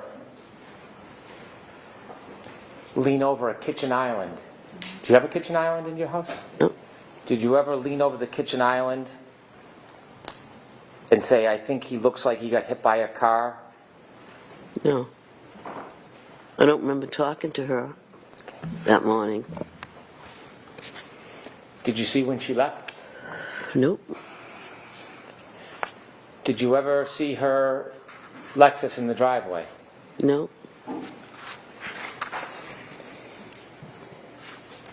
The children, who's their guardian and custodian now?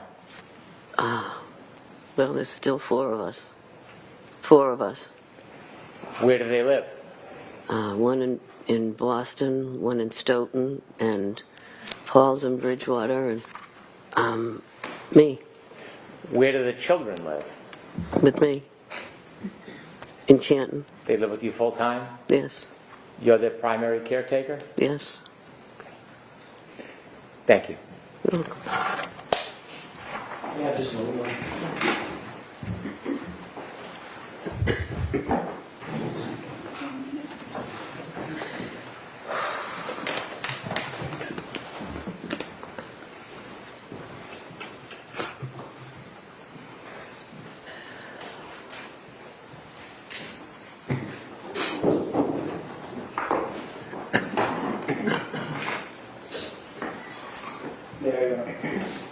Okay.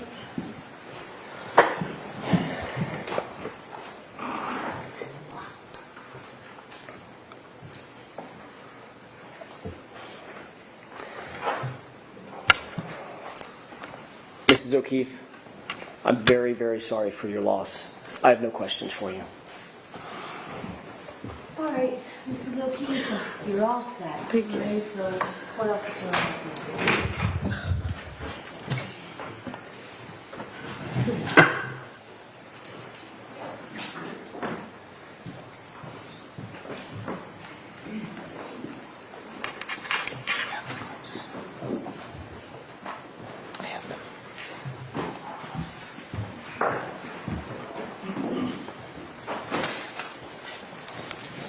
I would like to introduce 2 clips, labeled 4 and 5. Okay.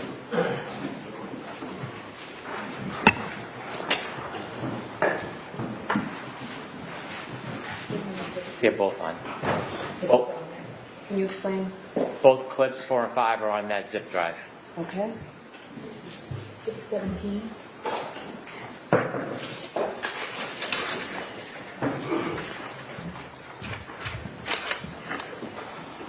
There's no objection to these?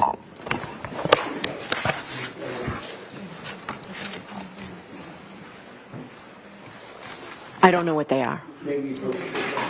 Sir, a second, please. We don't know what they are either, Judge. We'd like to know. That was respectful, wasn't it, Firefly?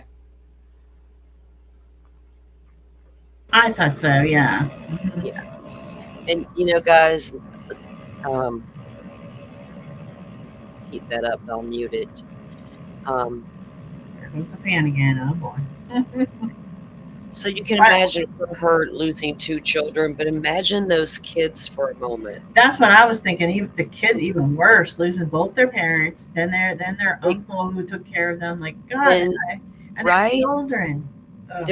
How does a child cope with the loss of both parents back to back, and then their caregiver, their uncle who stepped in and was now their caregiver? You know, that's There goes Paul flirting with some other chick. Is that what he do? Is that what his game is?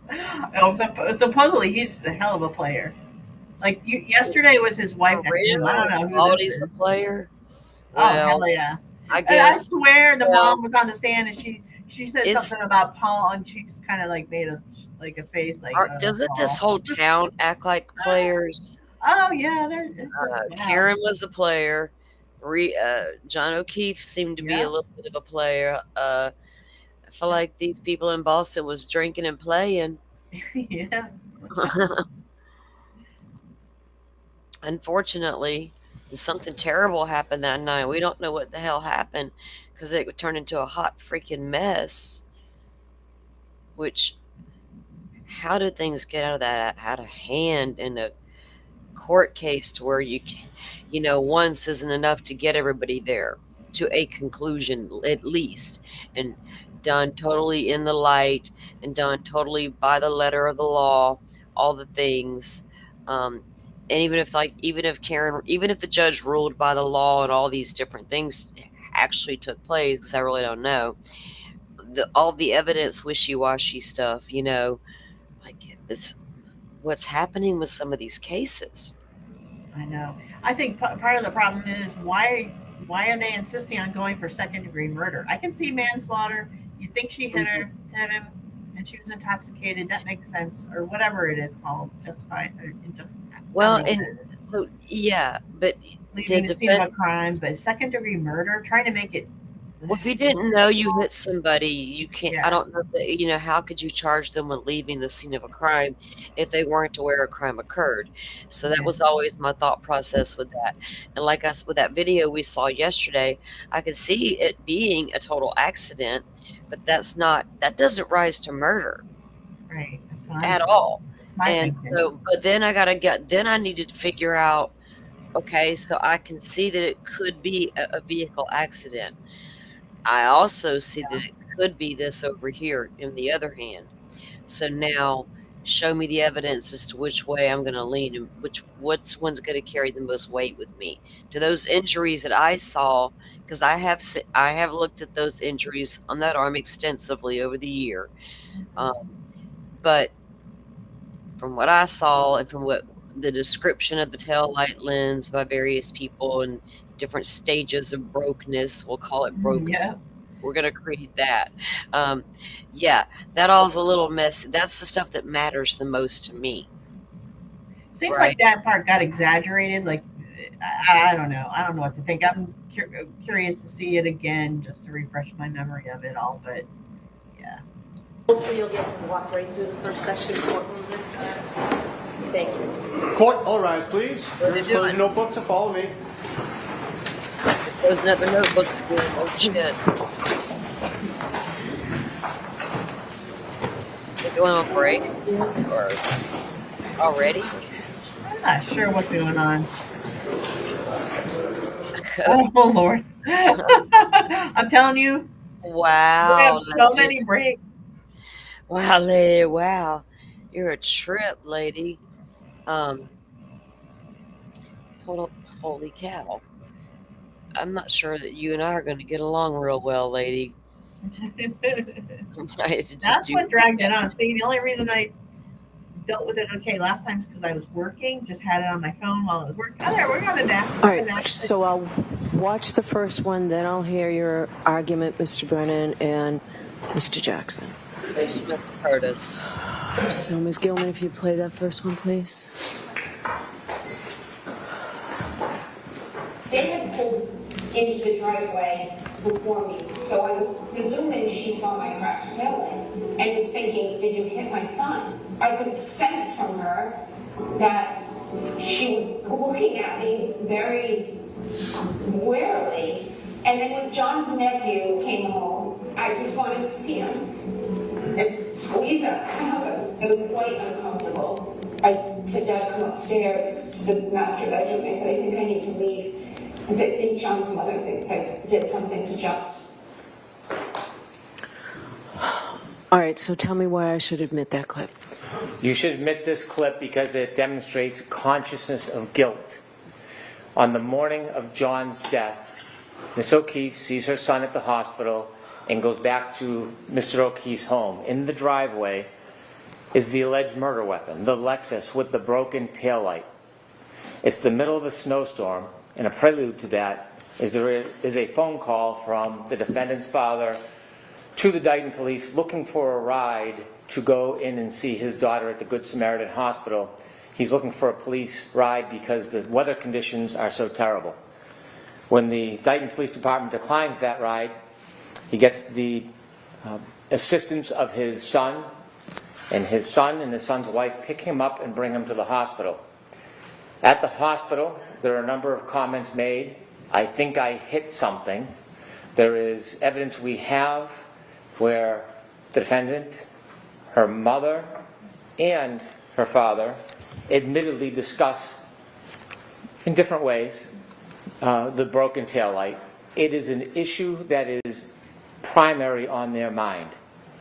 In this tumultuous, grieving moment, the taillight is central between these parties. Uninvited, the defendant and her father go to the O'Keefe house without invitation. They knock on the door and they ask to come in.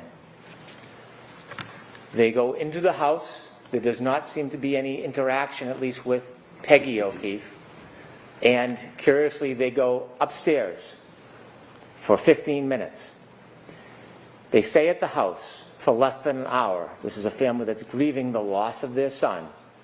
Less than an hour, they go back outside.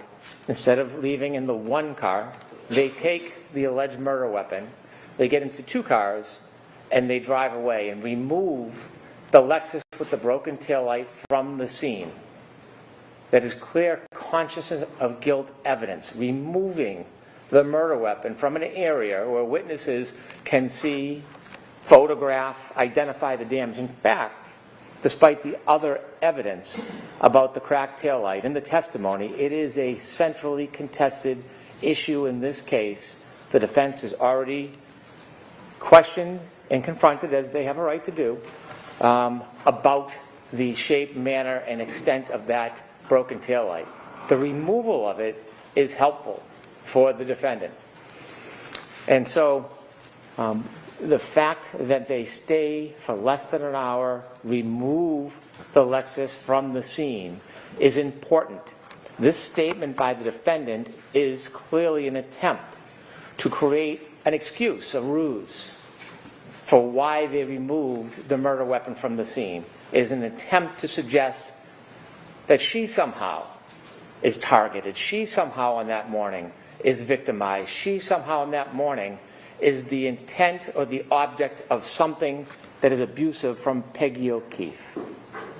And so this evidence will demonstrate a key part of our consciousness of guilt evidence on this issue, that there was no viable reason to take that evidence from the scene other than to obscure it. It was not because Peggy O'Keefe yelled at her or intimidated her or threatened her. This was, again, a central conversation between her, her father, and her mother in those early morning hours. This is what was foremost in their mind. And so that's why it's not only relevant, it is an extraordinarily strong piece of the consciousness of guilt evidence. And inevitably, the defense may or may not try to provide some type of explanation or excuse, but we have a right to the full force of our proof, and this is part of it. All right, thank you, Mr. Jackson. Thank you, Your Honor.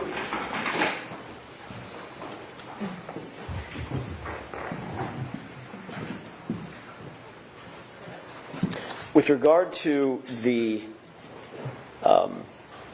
first clip, which is clip 4. That's the only one we're discussing right now.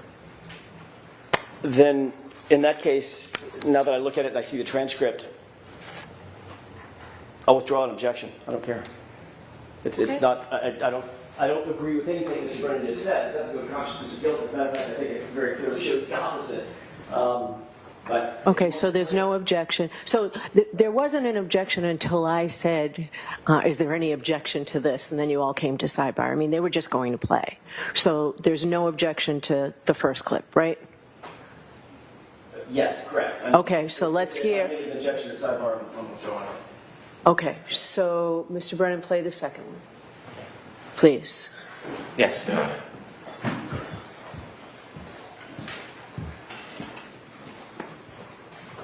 And his mother leans over the kitchen island and says to me, I think he looks like he got hit by a car. He looks like he got hit by a car. Okay, so tell me how this comes in. Similarly, in consciousness of guilt evidence, the defendant making what we allege is a false statement to try to excuse her conduct of removing evidence of a crime from the scene. This has additional import. It has 2 facets to it. One, equally as important for consciousness of guilt in the first part, as I supported for clip number 4 or 5. Secondly, it is important because we've heard testimony from Peggy O'Keefe that this claim never happened. So we now have direct testimony that she did not have a conversation with the defendant, did not make these claims to the defendant. And so while also conscious of guilt evidence, it has additional support from the previous clip. Right, Mr. Jackson? Thank you. With this video clip, Your Honor, it's very different. It has absolutely nothing to do with consciousness of guilt. The argument is baffling. How could that possibly be consciousness of guilt if my client is simply reiterating something that she believes somebody else said? This clip is obviously, very obviously, and strategically being used to try to vilify my client with something that's completely irrelevant. In Massachusetts, you can't call a witness just for the purposes of impeaching them. What this clip would be doing is purporting to impeach Mrs. O'Keefe, who just testified, I never said that. I never said it. I never leaned over the island counter. Never happened. So bringing this in would be used to impeach their own witness. And that's what can't be done in Massachusetts. With regard to consciousness of guilt, how does my client reiterating or stating that something that the victim's mother may or may not have said, how does that relate to consciousness of guilt? It doesn't. This is simply a wolf in sheep's clothing.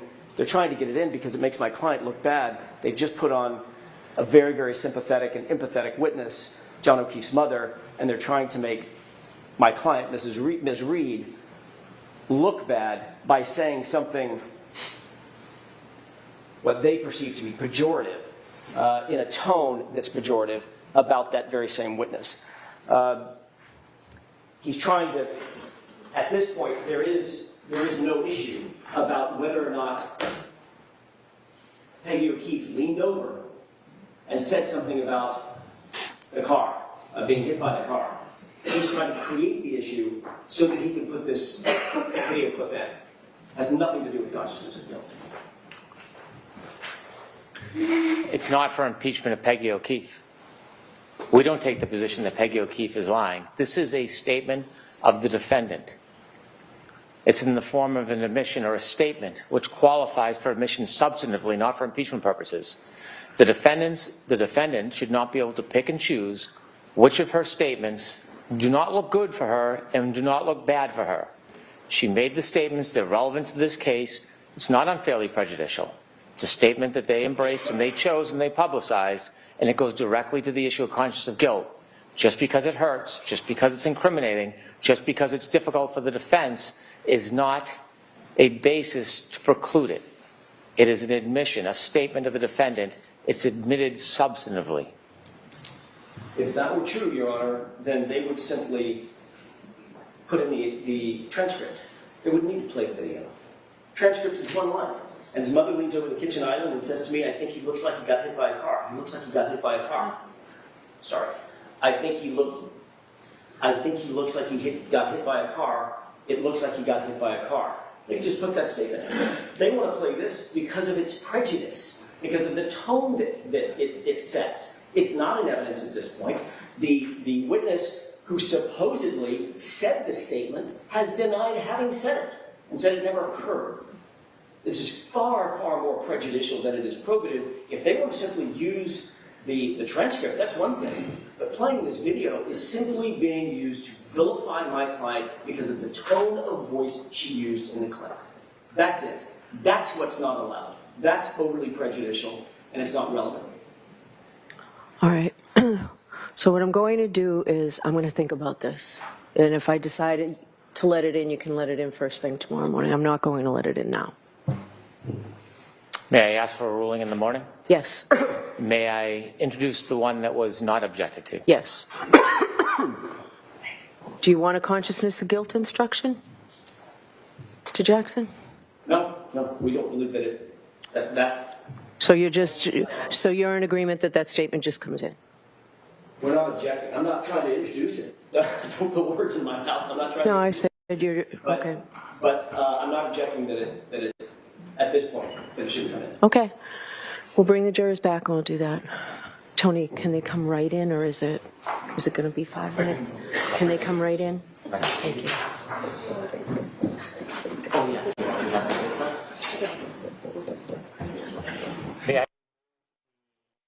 clip that's under consideration and just admit the other one? Yes, and give it to me so I can look at it, please.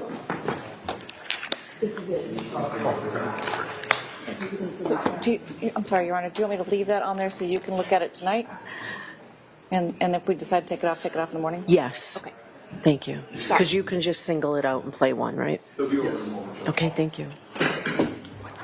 Chrissy.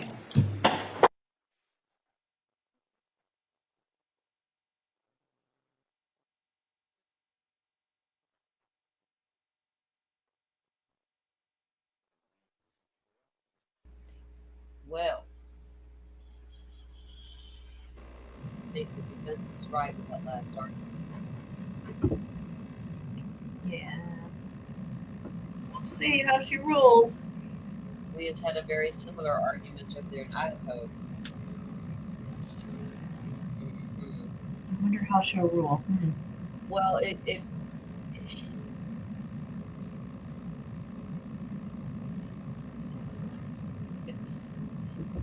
She does. She's not like Hitler. She doesn't wait, or she tends to make the rulings right away. But I don't. Hang on. I had a switch. I don't get why she needed to wait on that ruling, because if it doesn't apply, and the witness has already stated her comment, you know what I mean? And yeah, I don't think they. Yeah. They're trying to show that they're aggressive. Totally unnecessary. Right? And we're not allowing that in Koberger's case with that 404B pullover evidence stop. Right. Because it shows them in a bad light, right? It's the same thing.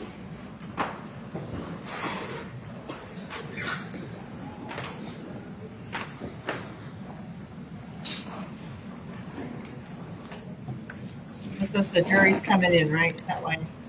I'm assuming so. Yeah. Forgot to mute the sound again.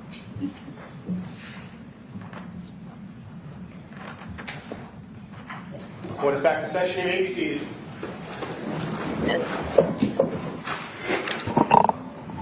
I couldn't tell you, Joe. I had figured it out that what's going on. Hey, Yes, please. Your Honor, I'd like to introduce clip number 4.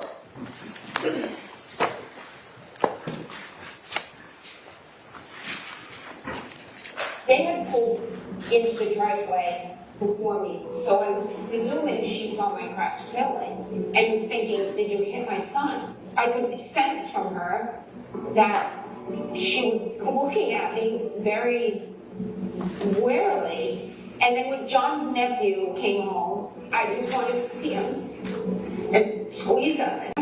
It was quite uncomfortable. I said, Dad, come upstairs to the master bedroom. I said, I think I need to leave. He said, I think John's mother thinks I did something to John. May I call my next witness, Your Honor? Please. The Commonwealth calls Nicholas Gorino.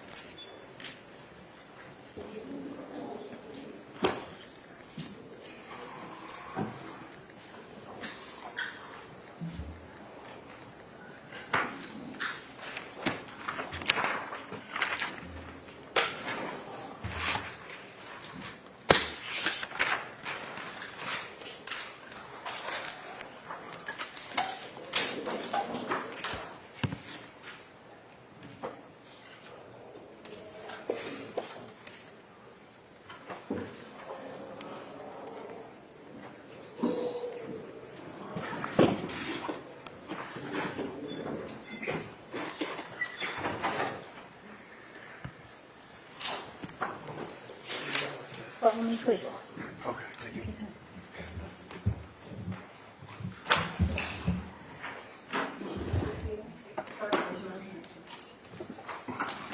Do you solemnly swear the evidence you give to the court and jury in the case down here and should be the truth, the whole truth, and nothing but the truth, so help you God? I do. Thanks. She continue.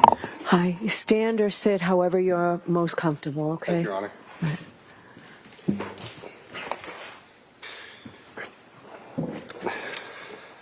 May I proceed? Yes. Good afternoon.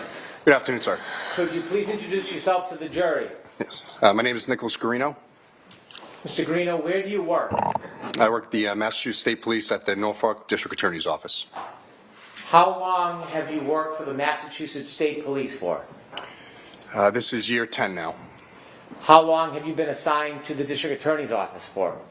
Since November of 2019, so a little 5-ish years, 6 years. I want to go backwards a little bit. Can you tell me a little bit about what you did before you began working for the Massachusetts State Police? Yes, sir. I was a Norwood police officer for almost 11 years. So how long have you been in law enforcement between being a Norwood police officer and a Massachusetts State Police officer? February of this year started my 20th year in law enforcement. Did you go to school before you became a law enforcement officer? Yes, I went to Westfield State College, Westfield State University now. Did you graduate? Yes, I did. Can you remember what year you graduated in? Yes, it was 2003. Did you have a particular degree from Westfield State? Yes, I double majored. I got a major in criminal justice and mass communications. When you began as a police officer with the Norwood Police Department, did you have to go into any type of specific training? Yes, I went to the police academy. And how long is the police academy? 6 months. Generally and briefly, what was taught at the academy? How to conduct investigations, respond to calls. They did a standard field sobriety testing week, physical training, Massachusetts law and criminal procedure. When you began as a Norwood police officer, were you a patrol officer? Yes, I was. And did you remain a patrol officer for the 10 or 11 years you were there? Yes, I was also part-time in the detail office. But what does that mean? Handling jobs when we're off, so filling details like road construction, I'm sorry. When you left Norwood and began working with the Massachusetts State Police, based on your prior training, did you have to go through further training or were you ready to just begin? No, I had to go to the State Police Academy for 6 months. After you got out of the State Police Academy, were you assigned to a barracks? Yes, I was assigned to the South Boston Barracks for my training, and then once my break-in training was done, I was assigned to the Holden Barracks near Worcester.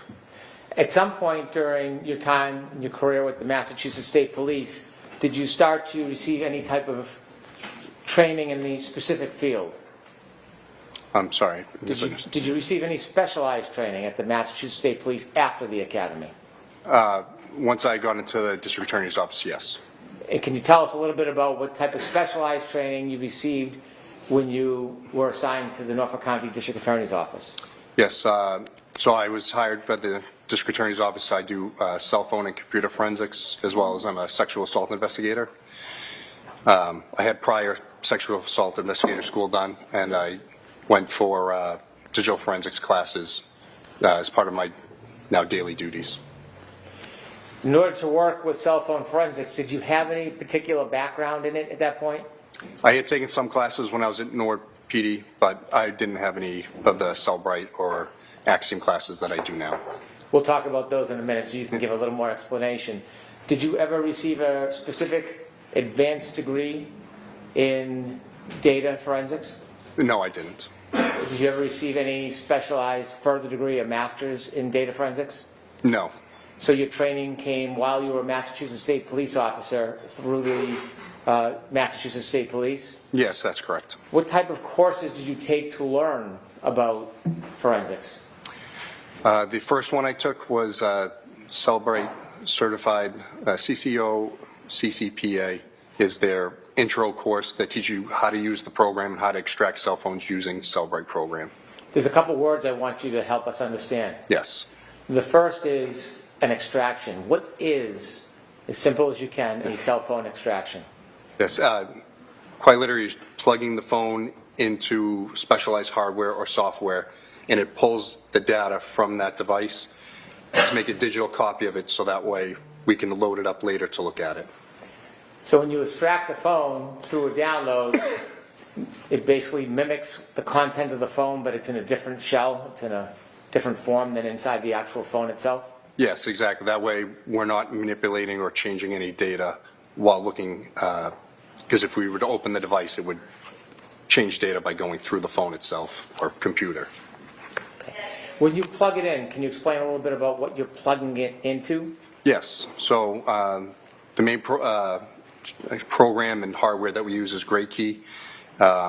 It is, again, specialized software and hardware that once the phone's plugged into it, the software is able to extract the information if we have the passcode. If we don't have the passcode and the phone is supported, it's able to guess that passcode depending on how long. Like for an iPhone, if you have a 4-digit, it could take months. If you have a 6-digit, it could take up to 35 years. So does the phone have to be accessible to actually do that download through GrayKey? Do you have to be able to open the phone with the passcode?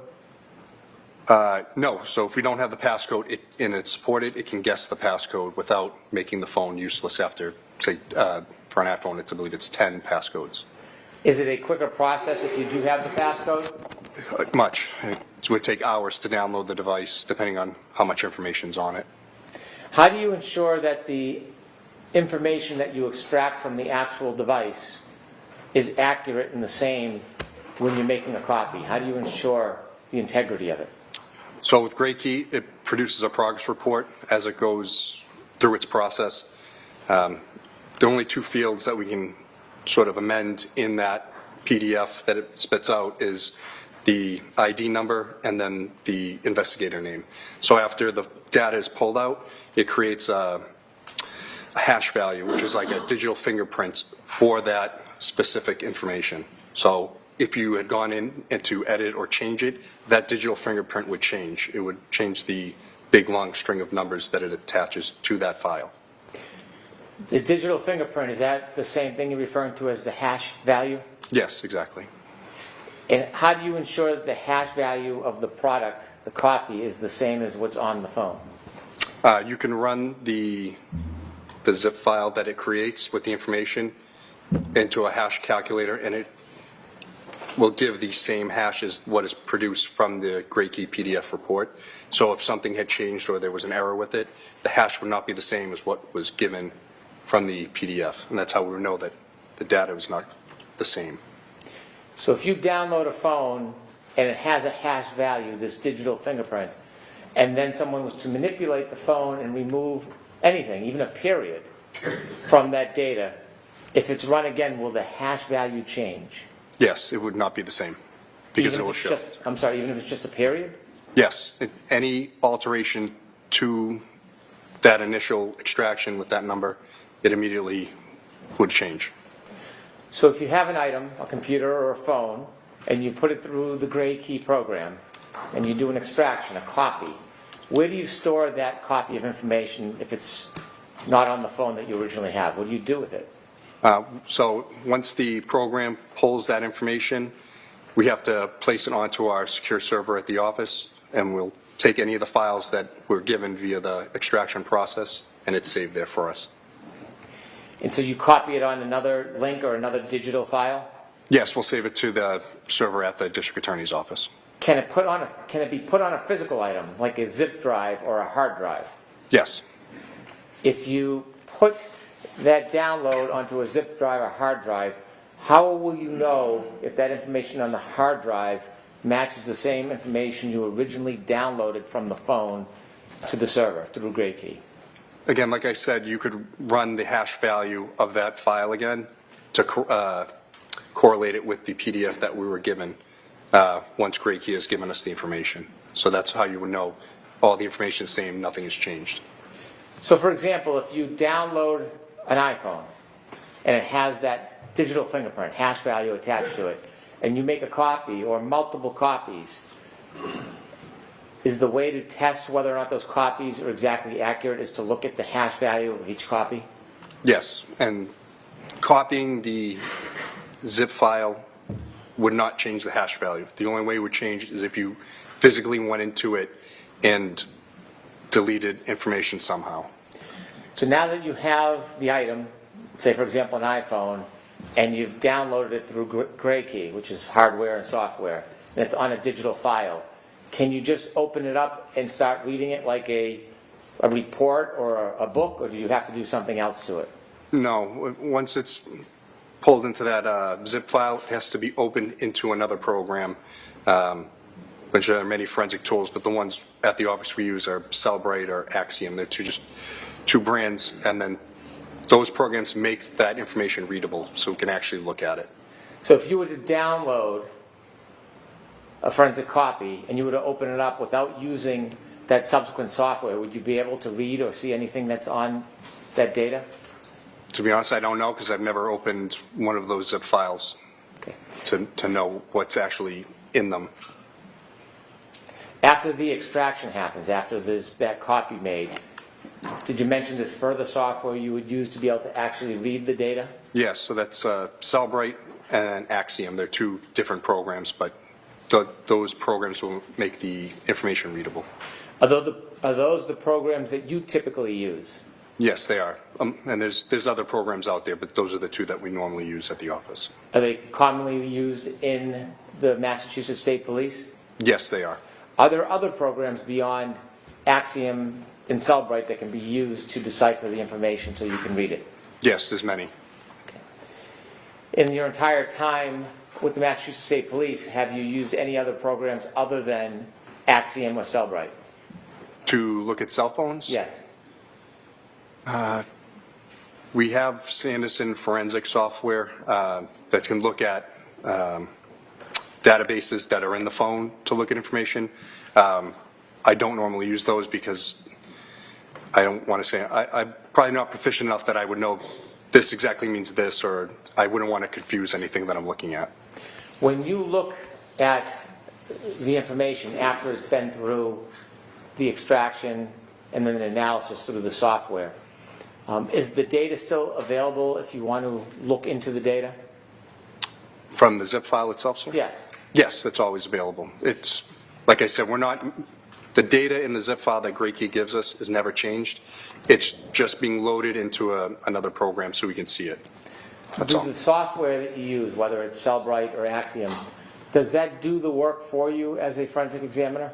Yes. So it runs, as the program runs, I should say, it will bring up different tabs. So it'll say phone calls, chats, photos, the databases, all different things that Cellbrite, their software, has run to pull this information out to make it easier for investigators to find what they're looking for.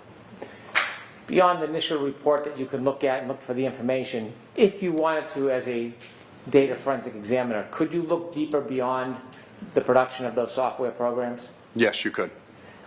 Forensic data analysis, when you look at these tools that provide these initial reports, is that the beginning, or does it dig deeper when you're a digital forensic analyst? No, these reports are finding the low-hanging fruit in the proverbial tree. So that's showing you the stuff that the program is set that most people are looking for. As I said, the phone calls, the chats. If you need to go deeper into it, as I said, there's other software out there where you can pull these databases and try to go through the code to find what you're looking for. Once you find something, you would have to corroborate it with other evidence or data to make sure what you're looking at is exactly what you're looking for. Have you been involved in the download, extraction, and analyzing data on phones as your role with the Massachusetts State Police?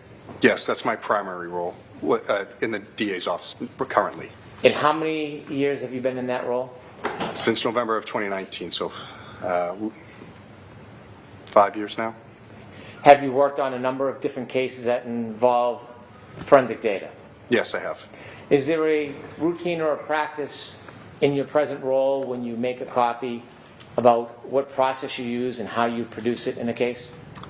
I wouldn't say there's a normal process. It's all case dependent. A lot of cases we get, people want PDFs of the information, portable cases that we can create, so it's basically the portable program that I'm using.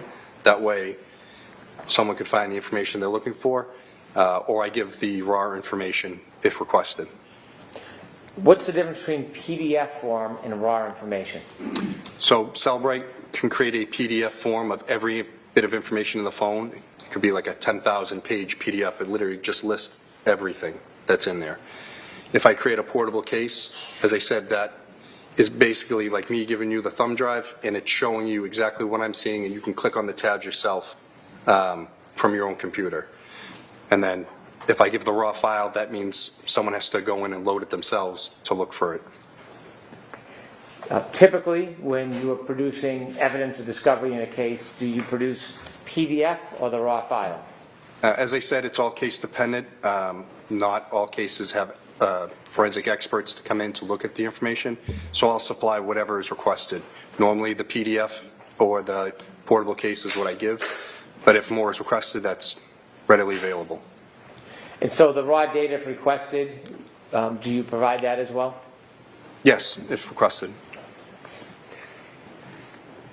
In this case, were you involved in any type of forensic data extraction? Yes, I did the extractions of multiple phones and analyzed multiple phones in this case. You mentioned that there's a software and hardware, the gray key unit. Where's that located? That's located in the Digital Forensics Laboratory, which is keycard access and alarmed. Excuse me, at the Norfolk DA's office. Are there other cases, or the multiple cases that are occurring at the same time? Yes, we constantly have phones coming in and out and being worked on. What if you have a phone and the gray key unit's being used? What do you need to do? We need to wait for that phone to finish, because if we say we unplugged it, it would interrupt that data transfer and we could lose it. So we wait until the phone's done, and then the next phone goes up. Did you become involved in some way in this case? Downloading devices, sir? Well, I'm asking generally for... Oh, yes, sorry, yes. Were you involved in investigating this case as far as speaking to witnesses or going to the scene? No. Can you describe the best you can what your role was relative to this case? Yes, so I was brought, as I said, phones from this case to have the data extracted and then have it ready in our Cellbrite program for the investigators to look at.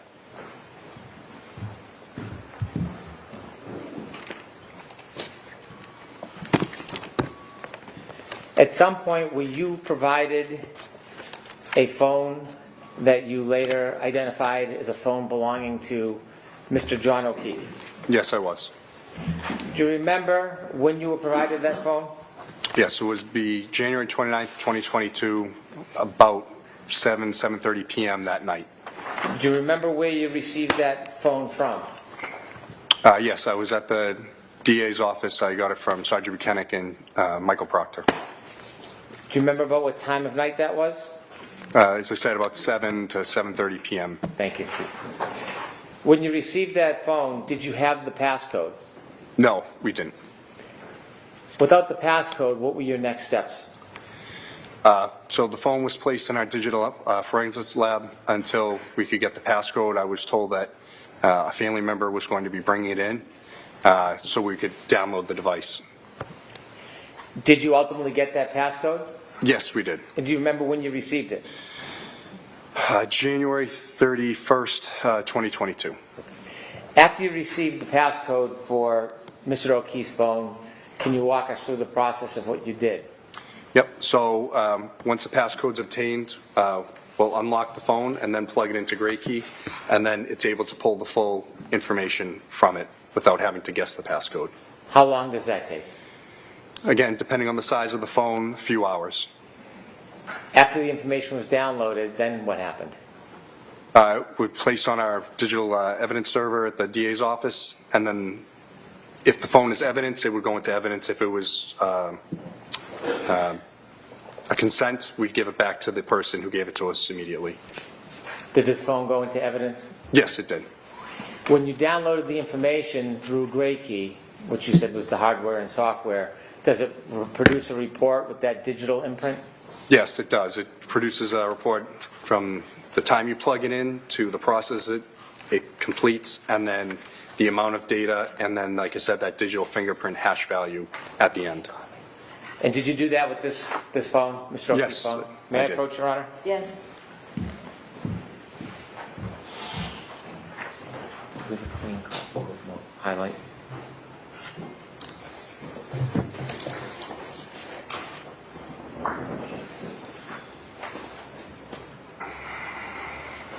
I'm going to show you a document, sir. Okay, sorry. Yes, thank you. I'm sorry. Did you show it to Mr. Leslie? I'm sorry. My apologies. Sorry, Mr. Leslie.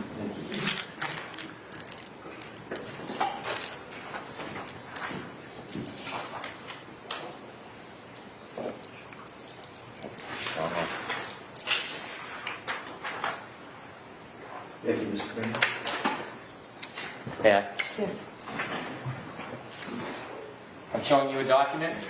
Can you look at both pages, please? Yes. Okay. Do you recognize that document? Yes, this is the. I'll just ask you a couple more questions, if you don't mind. What is it? It's the Gray Key progress report that they give once the phone extractions are completed. Do you recognize that as the report that is attributed to John O'Keefe's phone? Yes. And does that document have that digital imprint, the digital fingerprint that you were talking about? Yes. So it's in. Yeah. So it's here on the back. I just want to see if it was in two places. But it would be here for the. Sorry, it got cut off. But. Why don't I put it up for an exhibit so that Okay. you can see it? Okay. I'll ask you some questions. Okay. I'd like to introduce this as an exhibit, please. No objection, Your Honor. Okay, thank you. Exhibit 18, so March.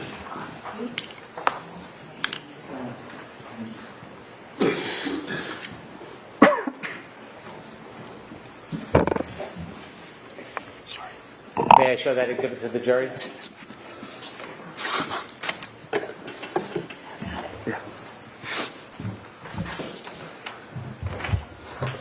May I approach the witness to show him the pointer? Yes.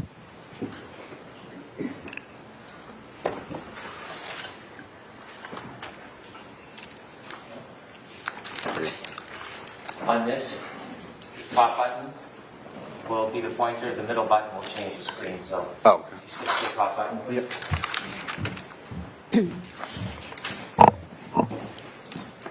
Can you walk us through what this report means?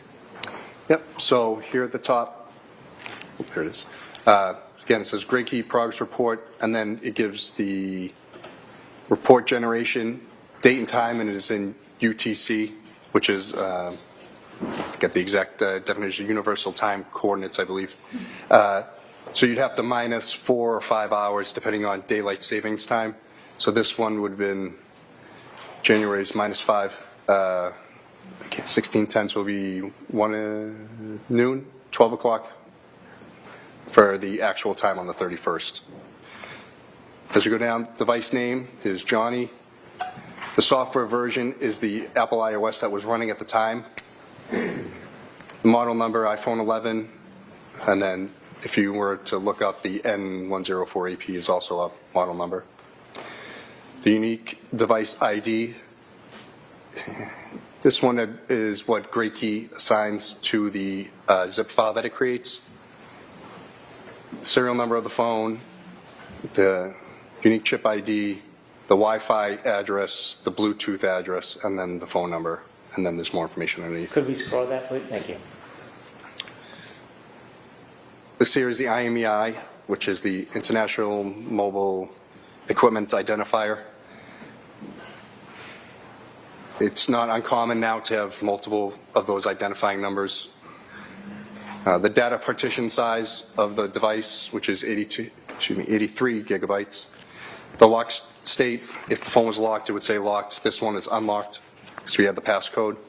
This was the Gray Key agent version for the software. And then this is the last time that the phone was backed up via iTunes or iCloud. This is the owner's name. You can have anything in this, but his phone had John O'Keefe set as the iPhone. owner name, and then the different accounts attributed to the phone. Okay. Can you show us where the digital fingerprint is? Yep, it's down. So that the top part here is literally every time when it's plugged in to every process that it completes until the progress report is generated. Here, there's the full file system was created on this date and time, and then even though the partition size was 82 gigabytes, it actually pulled 125 gigabytes of data. Underneath this, if you're on the next page, is that unique fingerprint right here. So it has a SHA-256 and an MD5. They're just two versions of hashing to show that the file, the unique fingerprint, and that's what these numbers are here. So there's one for the image of the extraction, and then one for the keychain for the other documents that GrayKey creates. And you mentioned that if anything has changed, even a period, that number and letter sequence will change as well? Yes, that's exactly right. Did you have an opportunity to download and extract any other phones? Yes. At some point, did you have an opportunity to download and extract a phone from the defendant? Yes, I did. Okay. Do you remember when you received that phone? I got the phone the same time as I got Mr. O'Keefe's phone on the 29th at around 7:30 at night.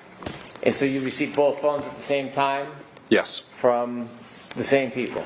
Correct. Trooper Buchanan? Yes. Trooper Proctor? Yes. What did you do with that phone? Again, that was brought down to the digital forensics lab for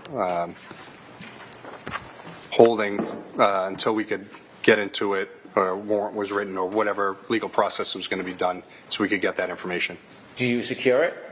Yes, that room is locked with keycard access that only myself and two others have, and it's also alarmed. Do the case officers or investigators that aren't part of your unit have access to those items?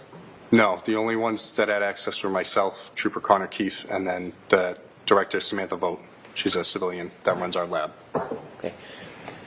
And at that point, were you able, after there was process, were you able to get into the phone at first? No, it wasn't supported by GrayKey, the phone model and number. What do you mean it wasn't supported? So the software, even if we had a search warrant and we plugged it in, GrayKey wouldn't be able to recognize it because it just wasn't supported at that time. When you say it wasn't supported, does this have anything to do with a passcode? For both. So we didn't have the passcode, so because we didn't have it, it wasn't supported for us to download that information from the device. If you had a passcode, would it have been supported? Yes, it would have been. So is there a process when you have a phone that you don't have a passcode for to be able to access the content of the phone? Yes, that's correct. We have to wait until we either have the passcode or the software and hardware is supported for the device where it can try to guess the passcode. So let me ask you some questions about software. In forensic data analysis, does software change frequently? Constantly. When the software changes, does it advance? Does the software get better? Yes. Yes, it does.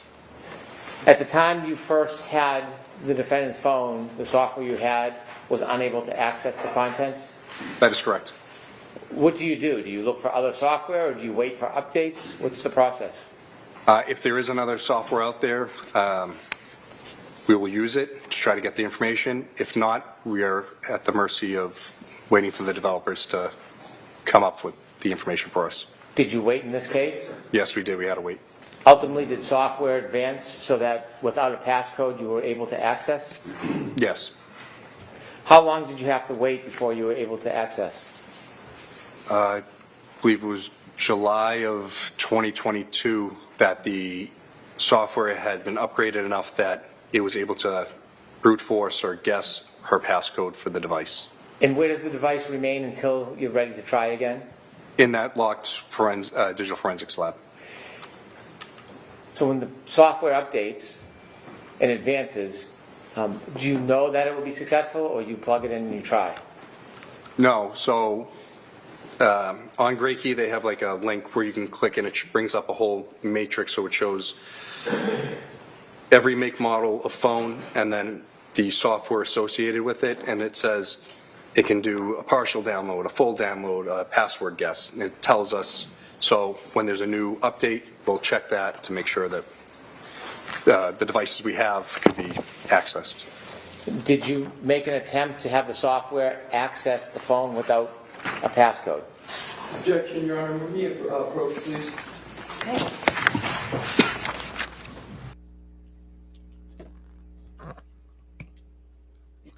Interesting questioning. Hang on, let me switch over. Okay, are you still here, Firefly? Let's see, Yeah, I'm here. I just mute while they're talking. Oh, okay. I just saw that your back chat message. Okay. Oh. Well then, still got you some nice little vacation time. So this guy, why is it? I know that a lot of local departments, people are shopping, they're learning about these technologies. So it's just like in Idaho with Maori and them.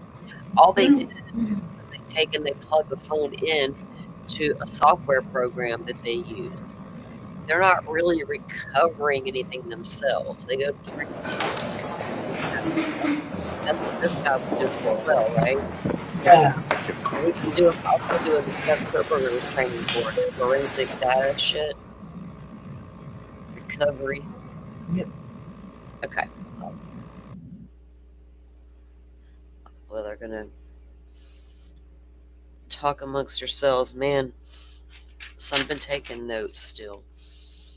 Tonight I'm gonna try to stay awake for all of Miss Shorty's recap. I was trying to do 2 things. I got the hiccups all of a sudden. This is awful.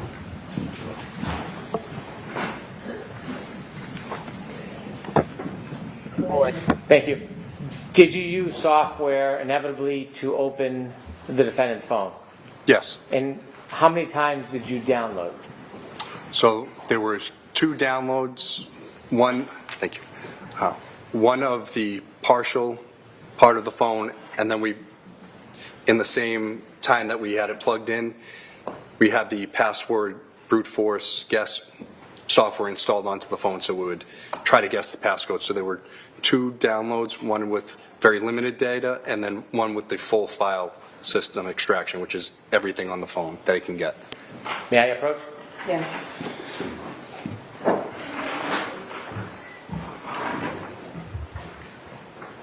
I'm going to show you 2 documents, sir.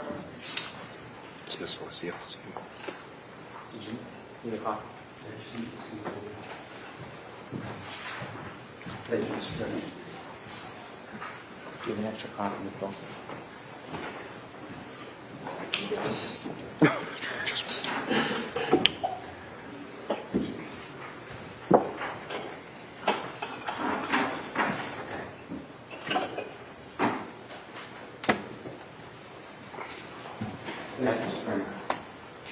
I'm going to show you 2 documents that actually, the first one, do you recognize that document? Yes, I do.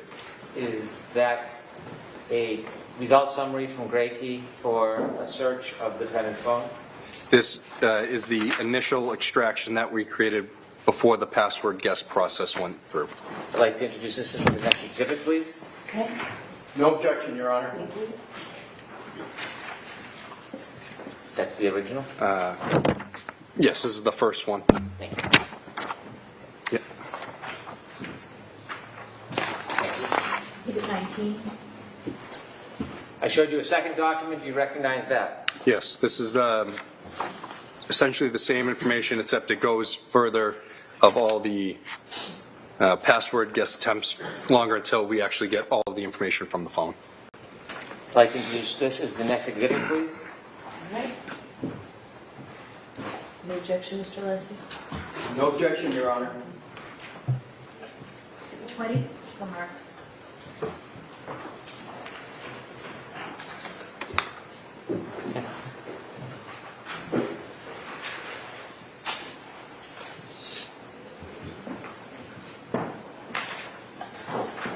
Could I have previous exhibit as well, please?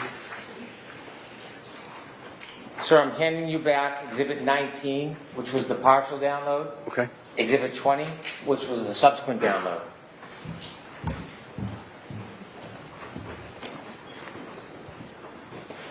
You mentioned hash value changes with the content of each download. Yes. Is there hash values specifically assigned to each download? Yes, there is. Are they the same number and digits in digital fingerprint?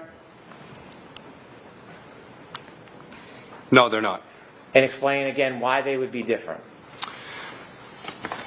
Again, the first one was the partial. It was only 45 gigabytes of data, so it has one number. The second download was 109 gigabytes of data once it got the passcode, and again, that number is completely different again. And again, like I said, the information is not the same, so the hash values won't be the same. Were the two other phones that you inevitably analyzed? Yes, there were. Let's start with the first one. Did you have an opportunity to create a file on a phone that came from Kerry Roberts? Yes, I did. Now, you said it's a two-step process. First is the extraction, the copying, and then it's creating the file. That's exactly right. With Kerry Roberts' phone, did you make the extraction? Did you plug it into the gray key? No, I didn't. Who did? Trooper Connor Keefe. How do you know Trooper Connor Keefe? He went to meet with Kerry Roberts, received the device from her. He brought it back to the office and did the extraction. His name is also on the extraction gray key progress reports as well. And he wrote 2 state police reports regarding it.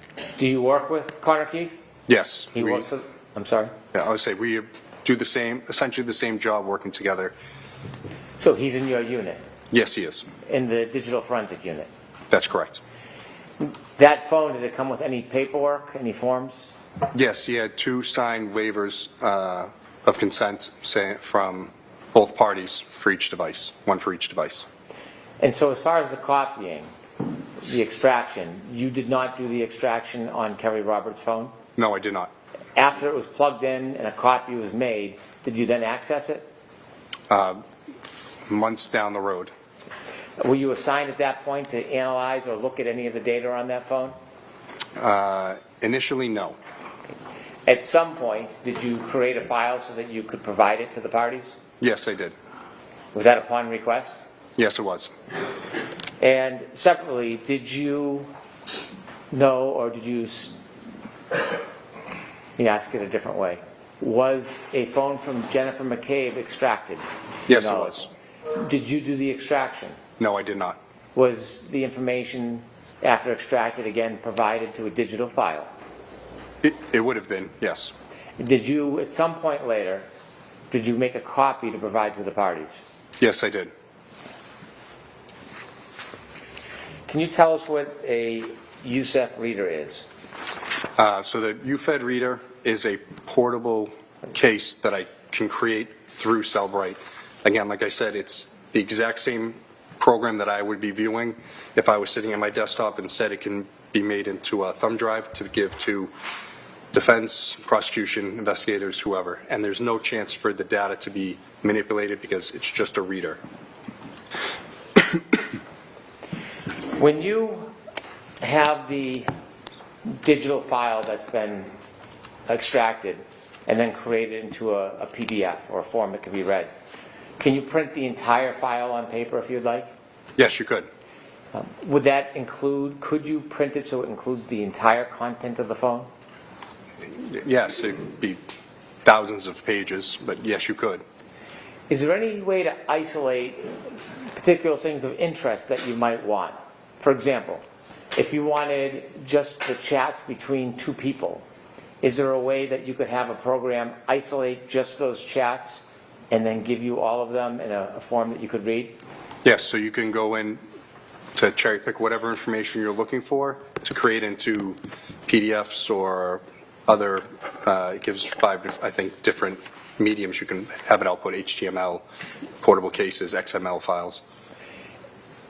If you wanted to create a document that had a number of people in communications, could you do that as well? Yes, you could. So you can pretty much set the parameters how you want if you want to search for particular items. Yes, it's very generous that way of being able to search for keywords, phone numbers, whatever it is, and then you can export that out into a PDF so you can print it. May I have a moment, Your Honor? Yes.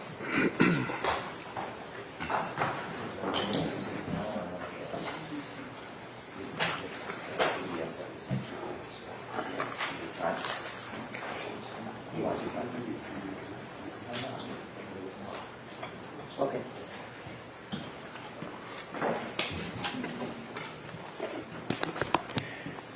Did you go through the program and create a number of documents that isolated specific information that you wanted?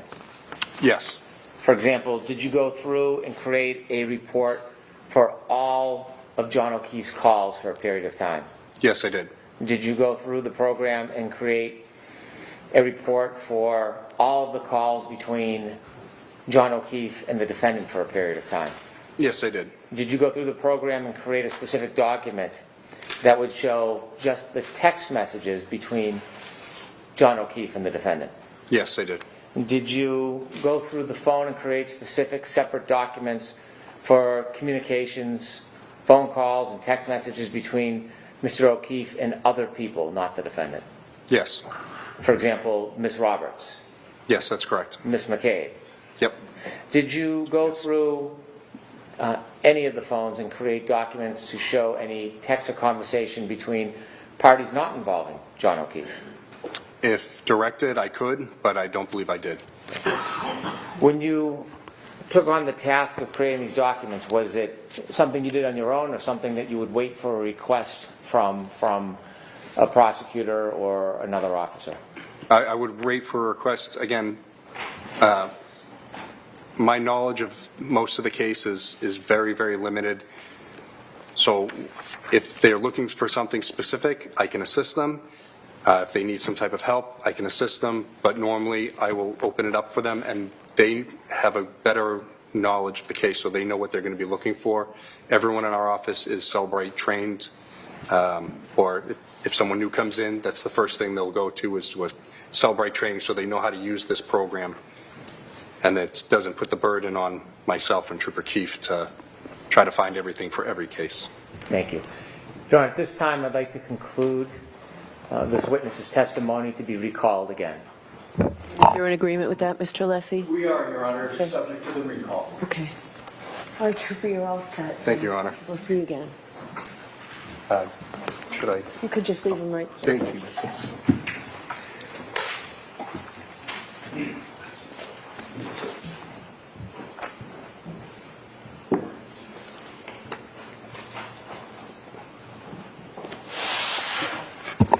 Do you have another witness, Mr. Brennan? May I? Yes, please.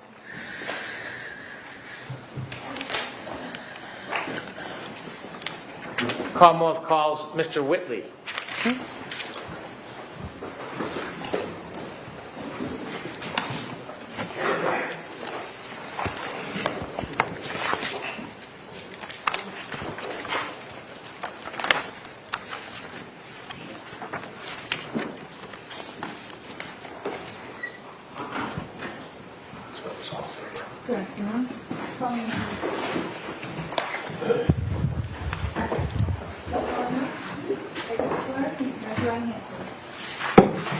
Do you solemnly swear the evidence given to the court and jury in the case now hearing to the truth, the whole truth, and nothing but the truth, so help you God? I do. Thank you.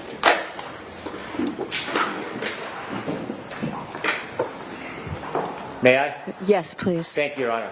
Sir, could you please introduce yourself to the jury? Hello, my name is Daniel Whitley, W-H-I-T-L-E-Y. I'm a paramedic with the Canton Fire Department. I've been a paramedic and firefighter there since March of 2006. Before you became a paramedic firefighter with the Canton Fire Department, did you work anywhere else related to that field? Yes, I had 4 years full-time as a EMT intermediate, and also a paramedic at American Medical Response in Brockton. I'd like to take us right to January 29, 2022. Yes. Do you remember that day? Yes. Were you working? Yes. What was your role that day? I was a field training officer working on the ambulance with my partner, Jason Becker. Mr. Becker? Correct. That morning, did you know whether there was a call where a group of your colleagues went to and addressed 34 Fairview? Yes. Were you accompanying your colleagues on that initial call? No. Where were you at the time your colleagues left to go to that location? I was at the Station 2, Ponkapoag Station, on the north side of town. Different station? Correct. At some point after that call came in and was responded to you, did you receive a call? Sometime after, I'm not quite sure exactly how soon or later it was, but we received another call to respond to that scene. As a result of receiving that call, did you make your way towards that location? Yes. Who did you go there with? Just me and my partner at that time was Jason Becker. What type of vehicle did you use to get there? It was an ambulance. What was the weather like? It was snowing pretty heavily at that point. Do you know about how long it took you to get to 34 Fairview? Not exactly, but definitely longer than usual. It should have been an 8-minute drive. I'm guessing 10 to 12 minutes. You could refer to my partner's report for exacts. When you got there, what did you see? We arrived on scene. Our engine was there before. We run on a response with an engine and an ambulance to medical calls. And then at least 2 police cruisers and another car parked on the street, a gray SUV. When you got there, did you meet with anybody? Yeah, usually we get out, we say hi to my lieutenant and the other gentleman, Sam Parker, was on the engine before we got there. They were up front of where we parked, and then we walked down further, or at least I did, to the gray SUV. When you reached the gray SUV, did you see anybody inside it? I believe at that point we were kind of, getting out. We were walking down, they were coming out to greet us. There were 3 women there. Okay. Did you speak to any of them in particular? Not at that point, no, not really. At some point, did you have any interaction with any of the women? Yes. In fact, did you know any of the women who were there that morning? I knew Carrie Roberts. How did you know Carrie Roberts? Well, first we're neighbors. She lives about 200 yards away from me, around the corner. And she helped organize a neighborhood block party, and I would volunteer every year to bring the fire truck to the block party and show the kids the fire truck for a little bit. So you knew her well? No. Were you friends with her? No. Friendly? I just would describe us as acquaintances. Did you ever socialize with her personally, other than the block party? No. But you knew who she was? I knew who she was. I don't recognize her, yes. Did you talk to her that morning? Not beyond probably a hey or hi or something like that. Okay. Do you know whether she ever gave you any items? I know at one point I had to exchange whether it was a purse or a cell phone or some object from Miss Reed.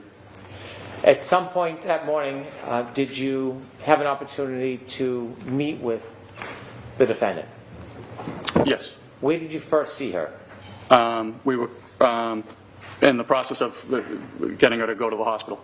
When you say we, who was helping you? That would be, my partner, obviously, Jason Becker, and then my lieutenant, Greg Woodbury. Where was she when you first saw her? Somewhere outside in the street. Do you recognize her in the courtroom today? I do. And could you identify her, please? Yes. Please. You're pointing to a person. Can you give just a very limited... The woman standing, sitting in between these 2 gentlemen here. Did you interact with her that morning, have a conversation? Yes. When you first started speaking to her, what was her demeanor? Pretty upset, crying.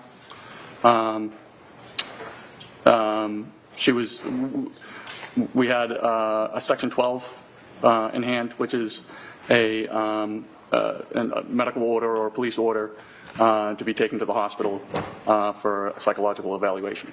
Okay. Did you discuss that with her? Yes. Yeah. Did you ask her to follow you or to come with you? Yeah, she did. And did that happen? To the ambulance, correct. So you went to the ambulance with the defendant? Yeah. And was Mr. Becker with you? Yes. What happens when you get to the ambulance? I mean, so it was snowing, and it was more to kind of just get everybody into a nice, warmer location where it wasn't snowing or windy or anything like that. And we were discussing that, we have a Section 12 that states regardless of if you want to go, we have to take you to the hospital. She was arguing that she really didn't need to go to the hospital, and we were trying to convince her to go to the hospital because once the Section 12 is written, it doesn't matter what the patient says, we have to get them there one way or the other, whether it's cooperatively restrained or chemically restrained with sedatives or anything. It's not a voluntary order? It is not a voluntary order. Inevitably, did the defendant agree to go with you to the hospital? Yes. When you were going to return to the hospital, was the defendant placed in the back of the ambulance where a patient would be? Correct. So how we operate for anybody that's a Section 12 or anybody that is under the influence of anything, we always operate with two people in the back of the ambulance. So myself and my partner, Jason Becker, were back there. And then we had to take somebody from the engine company and have them drive to the hospital, and that was Sam Park. Sam Bach? Park, P-O-C-H. Thank you. Before you left, before you started to drive away from Fairview, were you having any conversations with the defendant? Yes. Can you share with the jury what those conversations were about? So we were talking. She was upset. She kept asking if there was any chance her husband could be alive, and even sitting outside in the snow with no coat on for many hours. Did she indicate what many hours meant? How many? No. How often did she raise the issue of whether or not, or how long he could be out for? I'd say at least 3 to 4, maybe more. Part of your job is to care for patients? Correct, yes. Was part of your job to try to get them to the location safely? Yes. And sometimes you treat patients with physical injuries, don't you? Oftentimes it is physical injuries, yes. Are you trained when you're trying to transport somebody on how to interact with them? Yes. Well, sometimes if they're upset, in this instance she kept asking if there was any chance that he could be alive, and that we really didn't know what was the patient that Ambulance 1 took. We really didn't know what his condition was, and but figuring that it was a hypothermia type case, being the conditions outside, we were trying to give her hope that there is a saying in the medical field, you're not dead until you're warm and dead. And I was basically, there's stories of children falling through ice and falling into rivers and being underwater for multiple hours and coming out, being resuscitated and having no neurological deficits. So I was telling her those stories just kind of to say, look, let's be sure we'll get to the hospital, we'll find out more there. Just trying to give her any sort of hope that her husband would be alive. Can you describe her demeanor when she was in the back of the ambulance with you during your interactions with her? She would go from pretty upset, crying. One instance where she kept saying, I can't take care of these kids, I can't take care of these kids, they're not my kids, and they're not his kids. And at that point I understood who Ambulance 1 had taken. because John was pretty well known in the town for taking on the care of his niece and nephew. So I said, listen, it's okay. It looks like you have a very strong support system.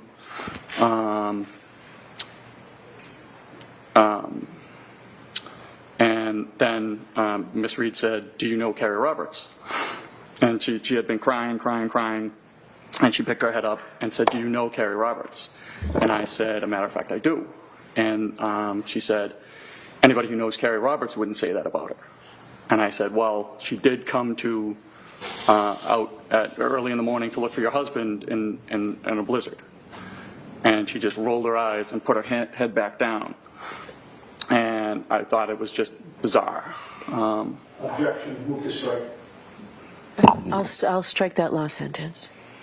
Would you describe her demeanor as even through that ride? No.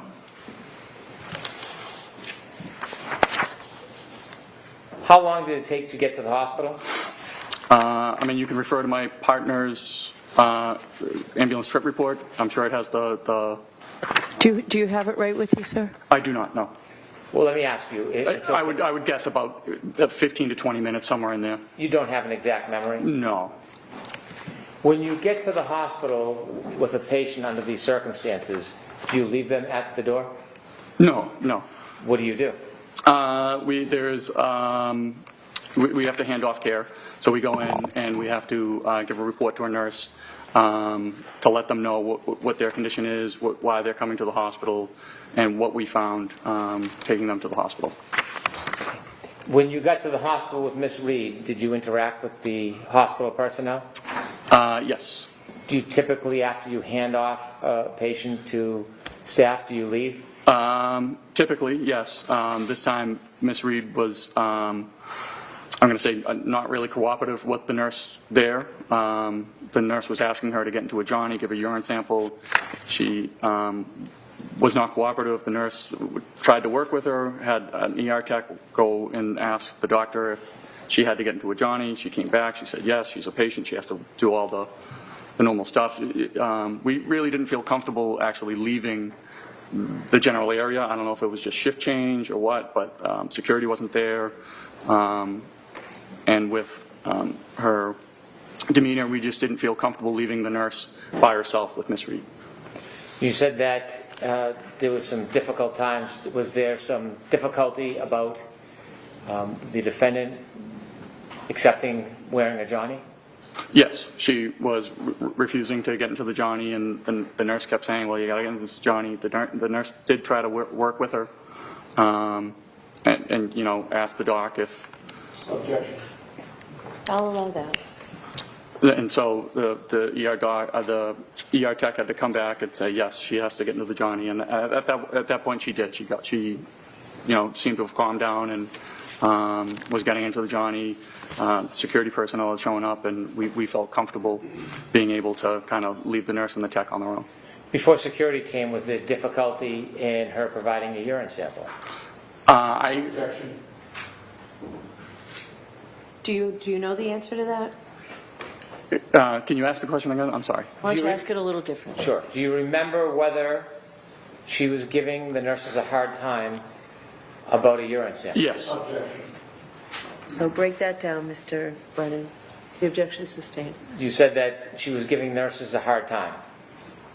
She didn't want to give a urine sample. And then the nurses kept asking her to, you know, this is the cup, you pee in the cup. Objection. Not funded. No, I'm going to allow it. You were there and saw this, right? I saw it, yes. Oh. Thank you. I have no further questions. May I proceed, Your Honor? Yes.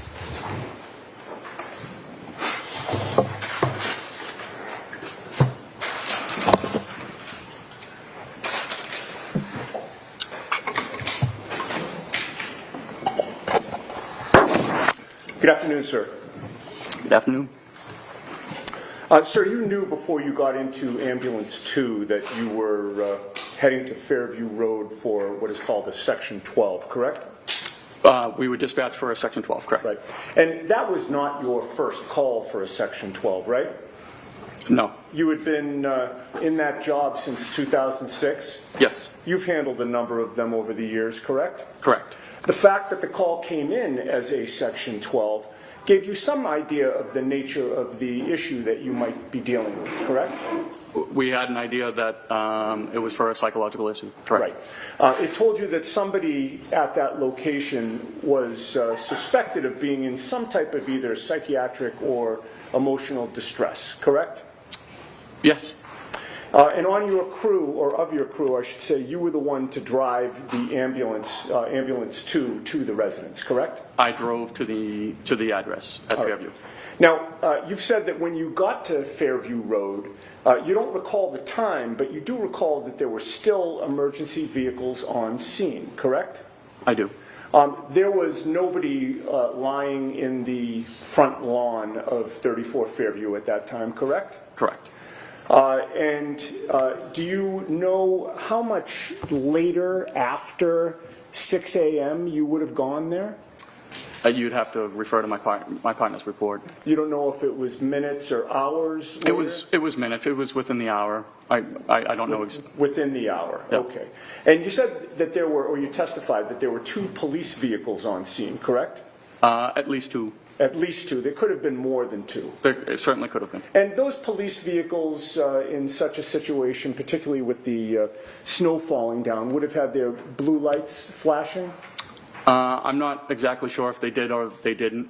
Sometimes the police shut off their lights when they arrive on scene. Sometimes they don't. Okay, so you don't have a memory one way or the other? No, nothing sticks out. But those police vehicles certainly were not hidden. They were in plain view, correct? I would say so. Minimum of 2, maybe more. Correct? Yes. And there was also a gray SUV parked near that residence? Correct. And there was a fire engine there as well, correct? Correct. You called it our engine, right? That was from your... Well, it would be engine 3. Engine 3, from or your at least the Station 1 engine. I'm sorry? The Station 1 engine. So Canton Fire has 2 fire stations. We were coming from the second station. The Station 1 engine is the one that responded to Fairview. Okay, and that was a typical large fire engine, correct? Yeah. And did the fire engine have its lights on?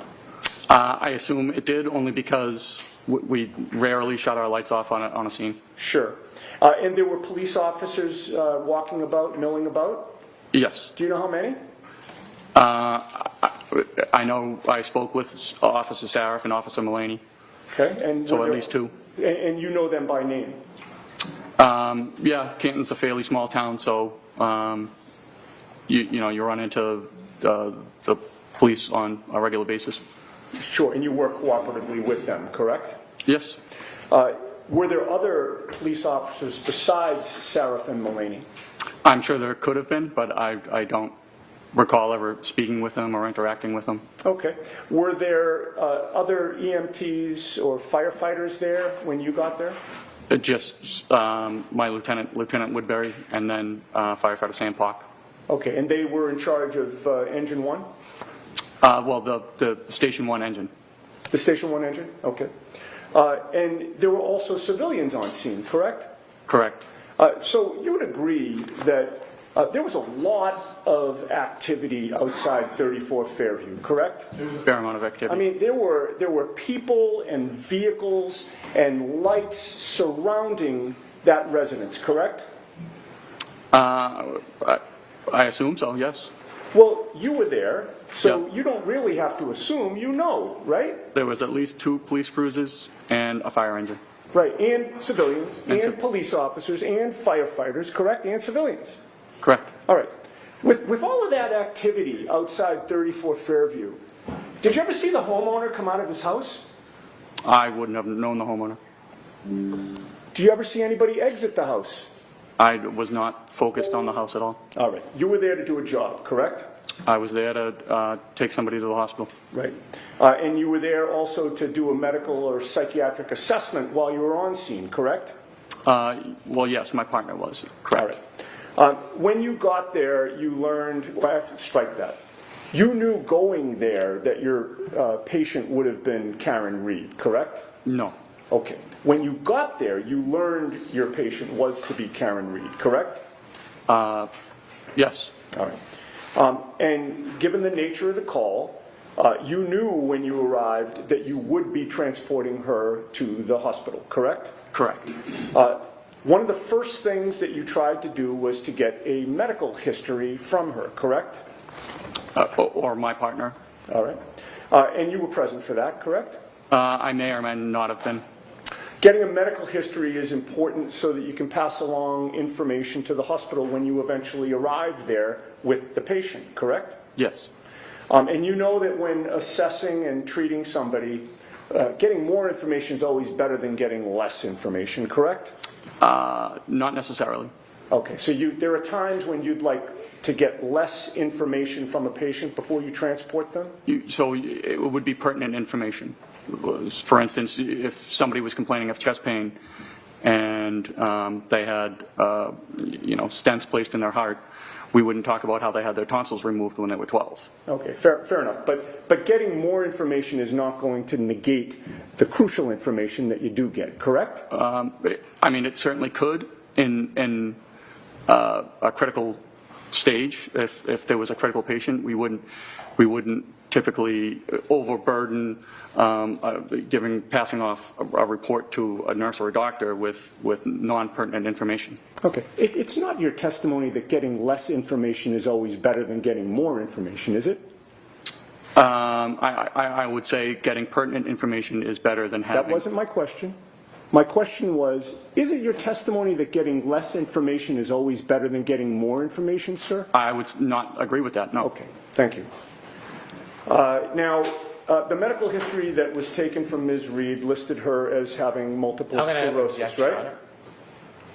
I'm going to see it side by, please.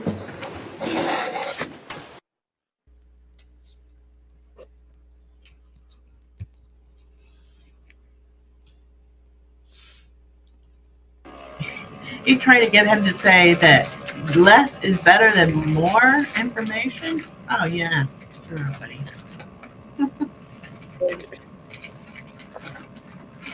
So this is the ambulance. This was the guy that was coming to the call once they called to come and evaluate Karen. Okay, for evaluation, rather. That's who this guy is. And she was she's questioning him if he knew Carrie Roberts. Did she feel some kind of way about her previously, before all that, or why would she, right? I mean, if that's the person you know is going to be helping the family with the kids, if something has happened, weird. It's weird, and he happens to know both of them. So I think she's very jealous, and he what? I mean, way back in high school, they went to the prom, so I don't know if they dated in between there, but. Oh yeah, that's right. Very controlling and jealous. So yeah, from what I've gathered, Karen Read was like a super jealous type of girlfriend.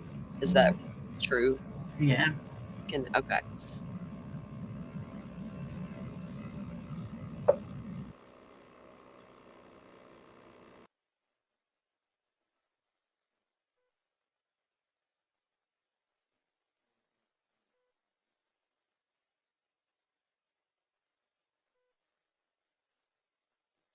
I thought they were going to talk.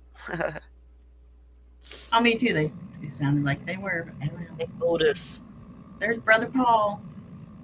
Yeah. Get your flirt on, Paul.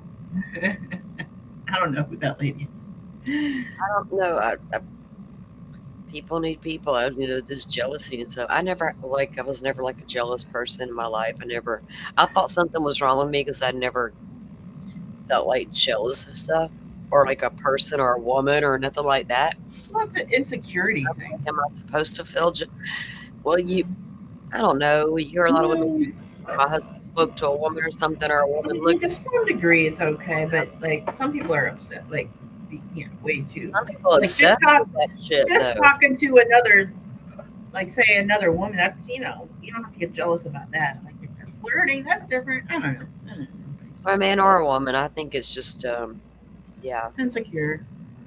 Yeah, I guess so.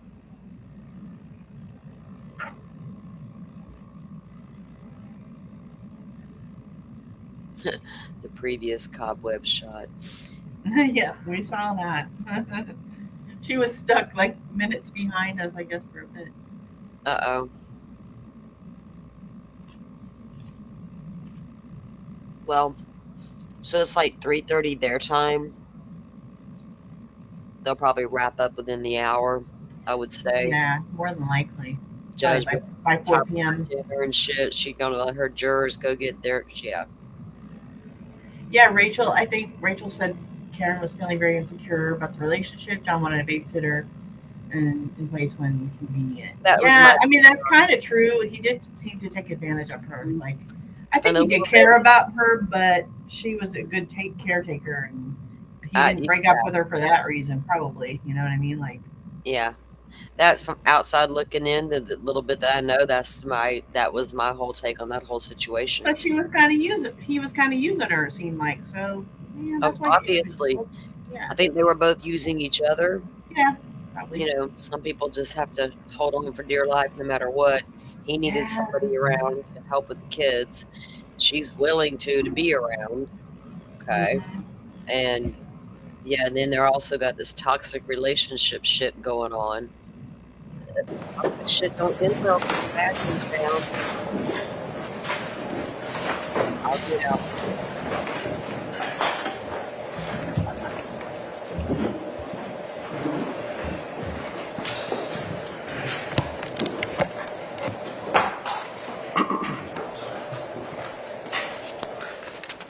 Thank you. Sir, the medical testimony, history that your partner and you took from Ms. Reed listed that she suffered from multiple sclerosis, correct? Correct. And you know that that's a chronic disease of the central nervous system? It's my understanding. And what does chronic mean? I believe any disease lasting more than a certain amount of time. It could be 2 years, 3 years, 4 years. Persists for a long time or constantly recurs? Correct.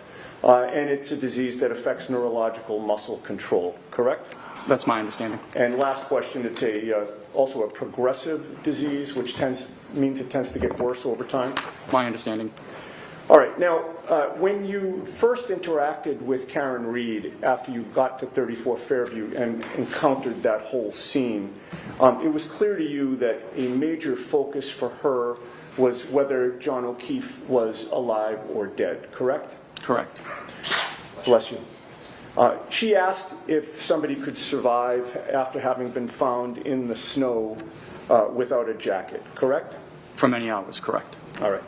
And you mentioned something about hypothermia, that you assumed that you may have been dealing with a hypothermia situation from earlier, correct? Well, she said that he had been out in the snow with no jacket on for many hours. And you assumed hypothermia was your testimony, correct? Yes. You are not qualified to diagnose hypothermia, are you? I'm not a doctor. Okay. And you don't know if your assumption about hypothermia was correct or incorrect, correct? Is my assumption correct? My question is that as you testify here today, after having dropped off Karen Read at the hospital for that Section 12, you don't know if the assumption that you made that you were dealing with a hypothermia situation was correct or not. Is that right? Well, they were certainly working on him at the hospital as a hypothermia patient. You don't know if your assumption was correct or not, sir. I guess I don't. And you told her, in fact, that you could not speak to that, correct? I'm sorry, to what? In terms of how long somebody could survive outside, correct? I couldn't speak to his condition is basically what I was trying to say to her. All right. But she still persisted in asking you over and over if he was alive or dead, correct? Correct. She wouldn't let that go. Is that fair to say? Correct. And that was despite your not being able to give her an answer, correct? Again, we were just trying to sort of give her any hope. Right. Okay. So she kept asking it, and you were trying to give her hope that he could still be alive, correct? Correct. All right. Now, today you claimed that her demeanor had changed when you mentioned Kerry Roberts, correct? Correct. And the term that you used to describe her demeanor when You mentioned Kerry Roberts as being part of a support system. What term did you use? I'm sorry. When you just testified on direct examination, did you characterize the way that she reacted when you mentioned Kerry? She had been crying in her hands, and I said, you know, it looks like you have a very strong support system. And she picked up her head. She had her face in her hands. She picked up her head out of her hands, looked at me, and said, "Do you know Kerry Roberts?" And I said, "As a matter of fact, I do." And she said, "Anybody who knows Kerry Roberts wouldn't say that about her." Okay. And you've previously described that in testimony last year as her being snarky was the term you used, correct? Correct. But you were first interviewed by the police on February 8th of 2022, correct? If that's what the report says, yes. About 10 days after this? About that. And the events of January 29th were fresh in your mind on February 8th of 2022, correct? As fresh as they are today. Okay, so you do not allow that your memory was better on February 8th of 2022 regarding January 29th of 2022. It wasn't better on February 8th than it is today, is your testimony? I would feel it's just as good. Okay. Your memory does not get better over time, correct? For this case, it seemed to stick out to me. Okay, so are you testifying that your memory gets better over time? No, but... That would be crazy, wouldn't it? Correct. In that February 8th, 2022 interview, you were asked about Kerry Roberts, right? I'm sorry, what day? February 8th of 2022. Okay. You were asked about Kerry Roberts, right? I do not recall if I was or was not. You told the police that you knew Kerry Roberts from your neighborhood, correct? Okay, yes.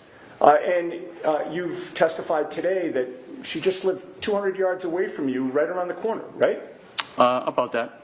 And you told police that you had seen Kerry Roberts on scene at 34th Fairview when you got there, correct? Correct. You also told police that KarenRead had told you about making statements about her wanting to die, correct? Correct. But on February 8th of 2022, just 10 days after these events, you never mentioned to the police during that interview that Karen was snarky in any way, correct? I don't know if I did or I didn't. I don't know if it would be in their report.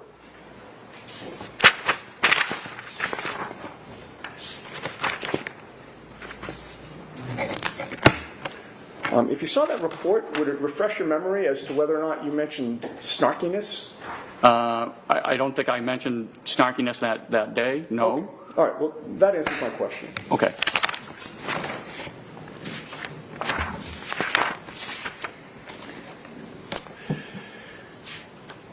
But after that interview, and of course even after January 29th of 2022, you went back to your neighborhood, the same neighborhood that you lived in with Kerry Roberts, correct? Correct. Do you still live in that neighborhood? I do. Does Kerry Roberts still live there? She does. So you and Kerry Roberts have continued to live in the same neighborhood for years after January 29th, correct? We have. And before you ever encountered KarenRead that day, you had interacted with Kerry Roberts in the past, correct? Briefly, yes. Well, you were both on the same neighborhood Facebook page, were you not? Yes, that's why I volunteered to bring the fire truck to the Right. block So party. one time she had posted on that neighborhood Facebook page that she wanted to have a fire truck at the neighborhood block party, correct?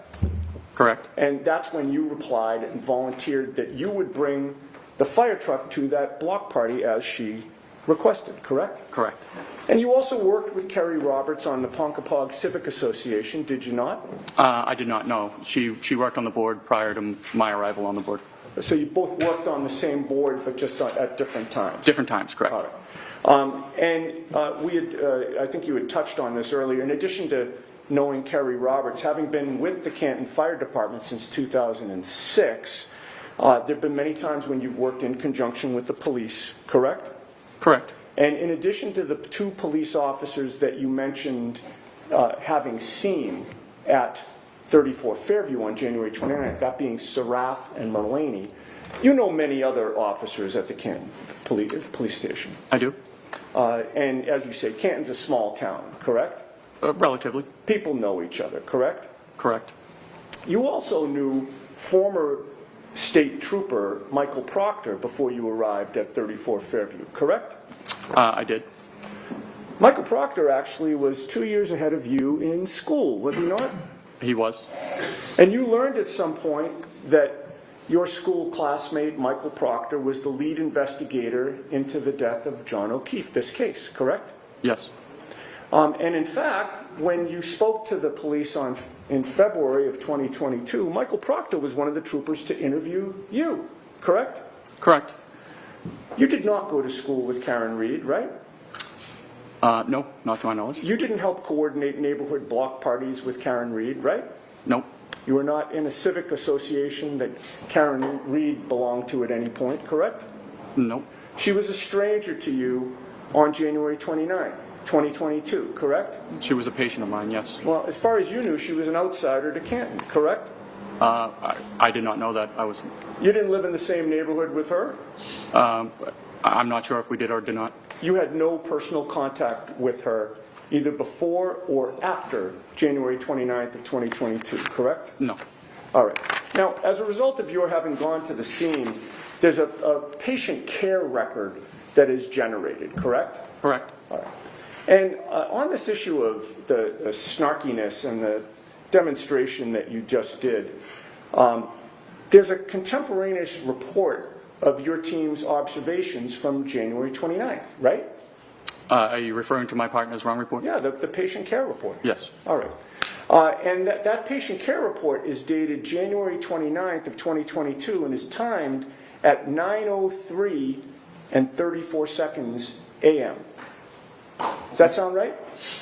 Sounds about right. All right. And that 9:03:34, from your knowledge of how patient care reports are generated, would that be the time that you arrived on scene or the time that the report is written? I mean, I would have to see what time, the exact time you're referring to, but it could be the time the call is closed, or it could be the time you finish the report.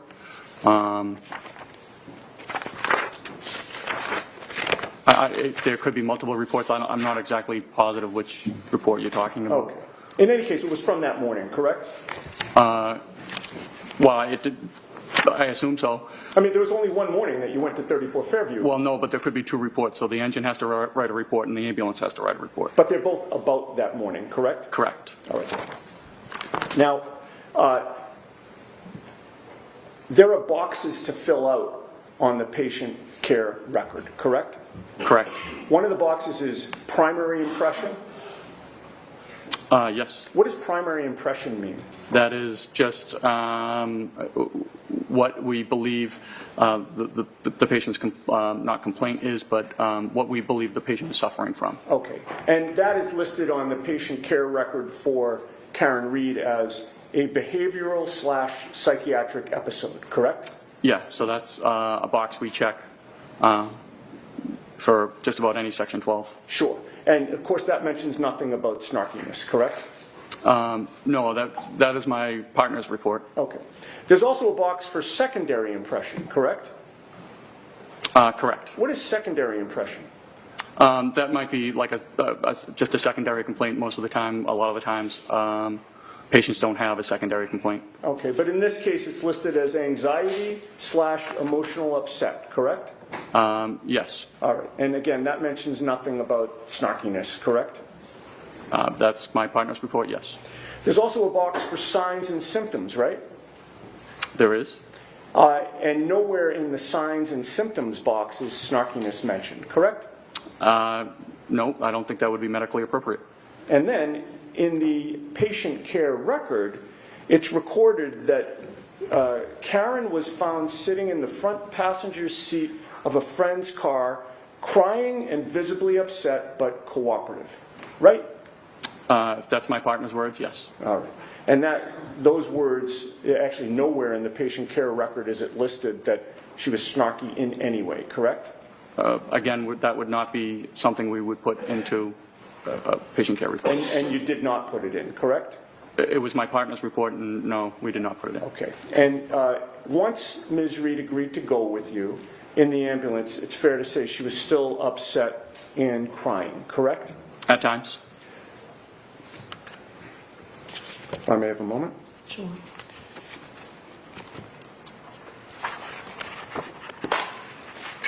Actually, if I can just get my glasses so that I can see. Thank you.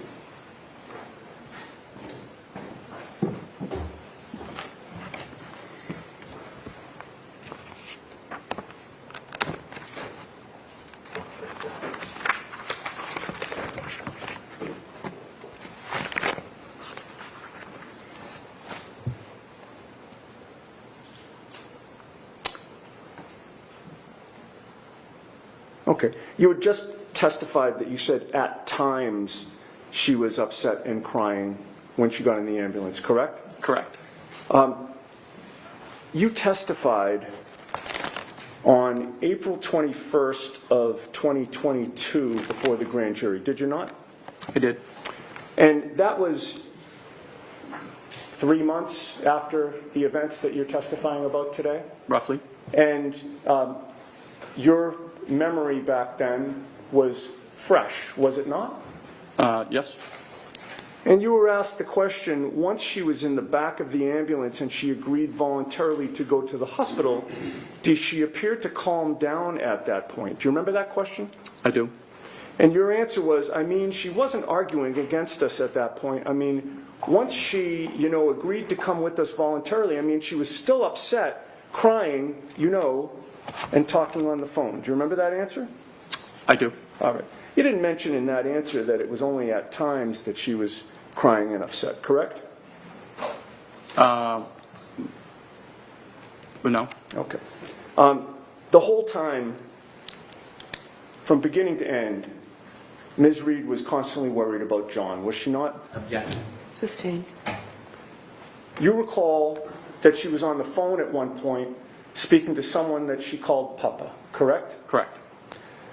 Did you later learn that Papa was John O'Keefe Sr.? I am just learning that just now. All right. And in any case, you heard her say to Papa, is he dead? He's dead, isn't he? Sustained. You could hear on the other end of the line that Papa was saying something to her, correct? The objection is sustained. May I approach? The witness or me? Sidebar. Okay.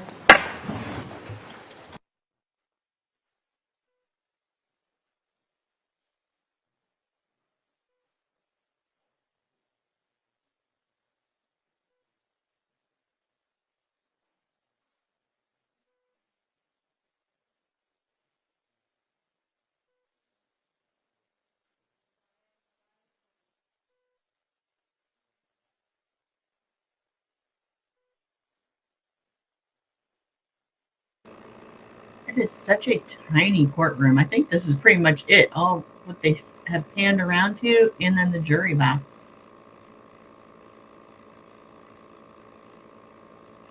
Not a lot of room.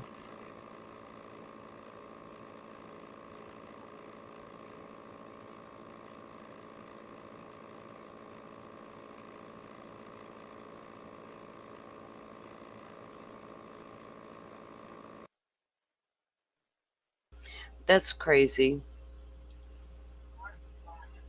'Cause it is small. Yeah, very, very small, isn't it? Like the back row, there's I think the court reporters or whatever. Yeah, I noticed it the other day that it appeared to be such a small courtroom. But it doesn't see. Oh, my phone's turned on. I didn't know it. I haven't noticed John O'Keefe's father in there yet. Or maybe he was there yesterday. I didn't notice. Yeah, I was watching the comments, and Joe seems kind of surprised they're showing the gallery.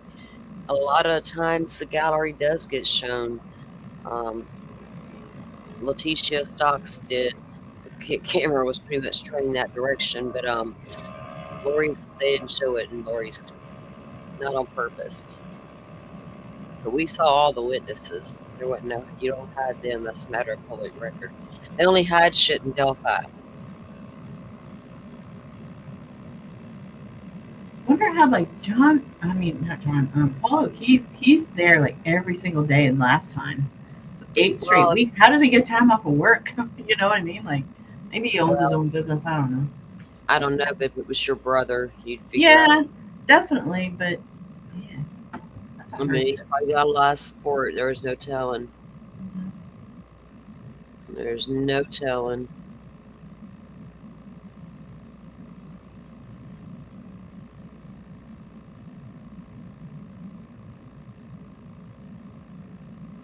But they need to figure out what they trying to argue about, what to ask this guy, how the proper way to ask it. Yeah. The right terminology so we don't mess it up. What were they trying to ask him? I don't even remember what they were asking him. They're questioning him about her mentality and state, you know, the things that her demeanor during the ambulance ride and all that. Yeah. I don't want to keep you folks here until 4:30. It's been a while. Oh, here we go. So she's wrapping up. We're back. Today, We're back. Yes, no, we're done. To start at 9 tomorrow. Just I like don't think she ever goes back for. She did the same shit yesterday, Amber. Don't do any independent research or investigation into this case. If you happen to see, hear, or read anything about this case, please disregard it and let us know, and be very careful on your social media, okay? Thank you. Have a good night. She did the same exact thing yesterday after their little sidebar. She came back and she's like, "Okay, we're done for the day. It's time for dinner." And I'll be up all damn night. I got shits to do, like sleep. She looked very tired, didn't she?